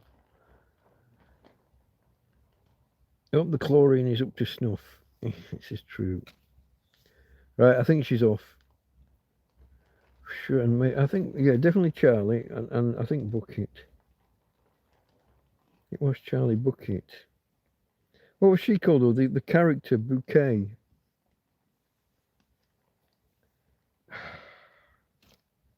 I don't even remember the name of the program now. Keeping Up Appearances. I picture the actress. I can picture her. Can't remember her name either. She died not long ago. Ouch. All my nails are breaking. It's really annoying. I had to use them to I had that thing when the pan scrub won't quite do its job and you have to dig your fucking nails in. I've told this before. The human fingernail is one of the toughest substances known to man. I'm sure somewhere out there's a guy who does diamond cutting, like a jeweler that does the facets on diamonds. And I'm sure sometimes he just can't quite get it. And he has to just get that last bit of diamond out of the way by using his fucking fingernail. I'm sure of it. Hyacinth. I got there for the character. Hyacinth Bouquet. Actress. No clue. No clue. It's just... This is the thing, folks. My brain will stop working because I just use the internet all the time. Hyacinth? I don't know how to spell it. I keep clicking the wrong buttons. Hyacinth Bouquet, Keeping Up Appearance. There's her picture. And she is called Patricia Routledge. I would have never got that in a million years. I would have never got that in a million years. Husband was played by Clive Swift, Richard Bucket, or Bouquet. Charlie Bucket. Didn't he sleep in the same bed as his grandparents? Didn't the whole family sleep in the one double bed? It is the name of a flower, yeah. Hyacinth. I'm fighting. I hope you didn't hear it. Stop asking questions that I need to answer. Yeah, it's okay. We've sorted now. Yeah, the whole family lived in one bed. And Grandad had not got out of bed in years until Charlie got the golden ticket. That's right. I remember it all now. It's all coming back to me. Who was the other one? Danny, champion of the world, maybe? Are these all rolled down? I'm going to go Danny, champion of the world. They wanted to catch the pheasants, and so they cut the middle out of currants. They swelled them up. What's the best participle here? Anyway, they took swollen raisins, took razor blades, emptied the centre out of the raisin, put some kind of sleeping tablet or sleeping drug in the middle, and stitched them back up, and then went and, because nobody owns pheasants. If they're on your land, they're yours. Or at least at the time of the writing of this book, this was the case. And so they wanted to just... Did they go somewhere else to feed the raisins to the birds, or did they put the raisins down on their own soil and they all fell asleep on their land? I think they went out poaching. I think they went somewhere else. Fed the currants or raisins, whatever the fuck they were, and when the birds dropped out of the trees, they put them in the bags and brought them back to their own place and did that. Anyway, yeah, here we go. There's nobody here, so we're gonna. I almost went with swole, but that's too modern, isn't it? That's a modern corruption. Bodybuilding pheasants, kind of Schwarzenegger accent. Fairly sure the book was called Danny, Champion of the World. And I'm fairly sure that both Charlie and the Chocolate Factory and the book I just mentioned were by Roald Dahl. I think he was an Englishman with a Norwegian name. I think Roald is a Norwegian. Tommy Tombstone hasn't been in, has he? He could have confirmed for me, maybe, whether that was indeed a Norwegian name. Okay, folks, we're after 5 hours. I think we're going to call it quits here. Thank you very much for joining me tonight. I hope I've provided some level of entertainment, subdued as it may have been. I've got to stretch his shoulder out after as well. I think we shall leave her alone and not disturb her tonight, if that's okay. But if you want to say your goodbyes, now would be the time to do so. I'll give it another minute or two, just and I will toast to you all as well. Thank you very much for joining me tonight, folks. And I guess I'm going to do a video in the morning, I think, with these things from these ladies. Watch out for that. And I don't know whether I'm going to do a cookery video this weekend, but there'll be a live stream Sunday. I stayed to the end, says Karen. She won't fuck off, will she? All right, folks. I'm going to call it quits there, maybe. And all the best.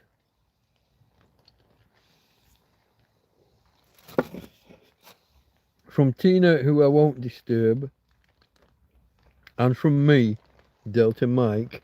Catch you all later. Delta Mike, out.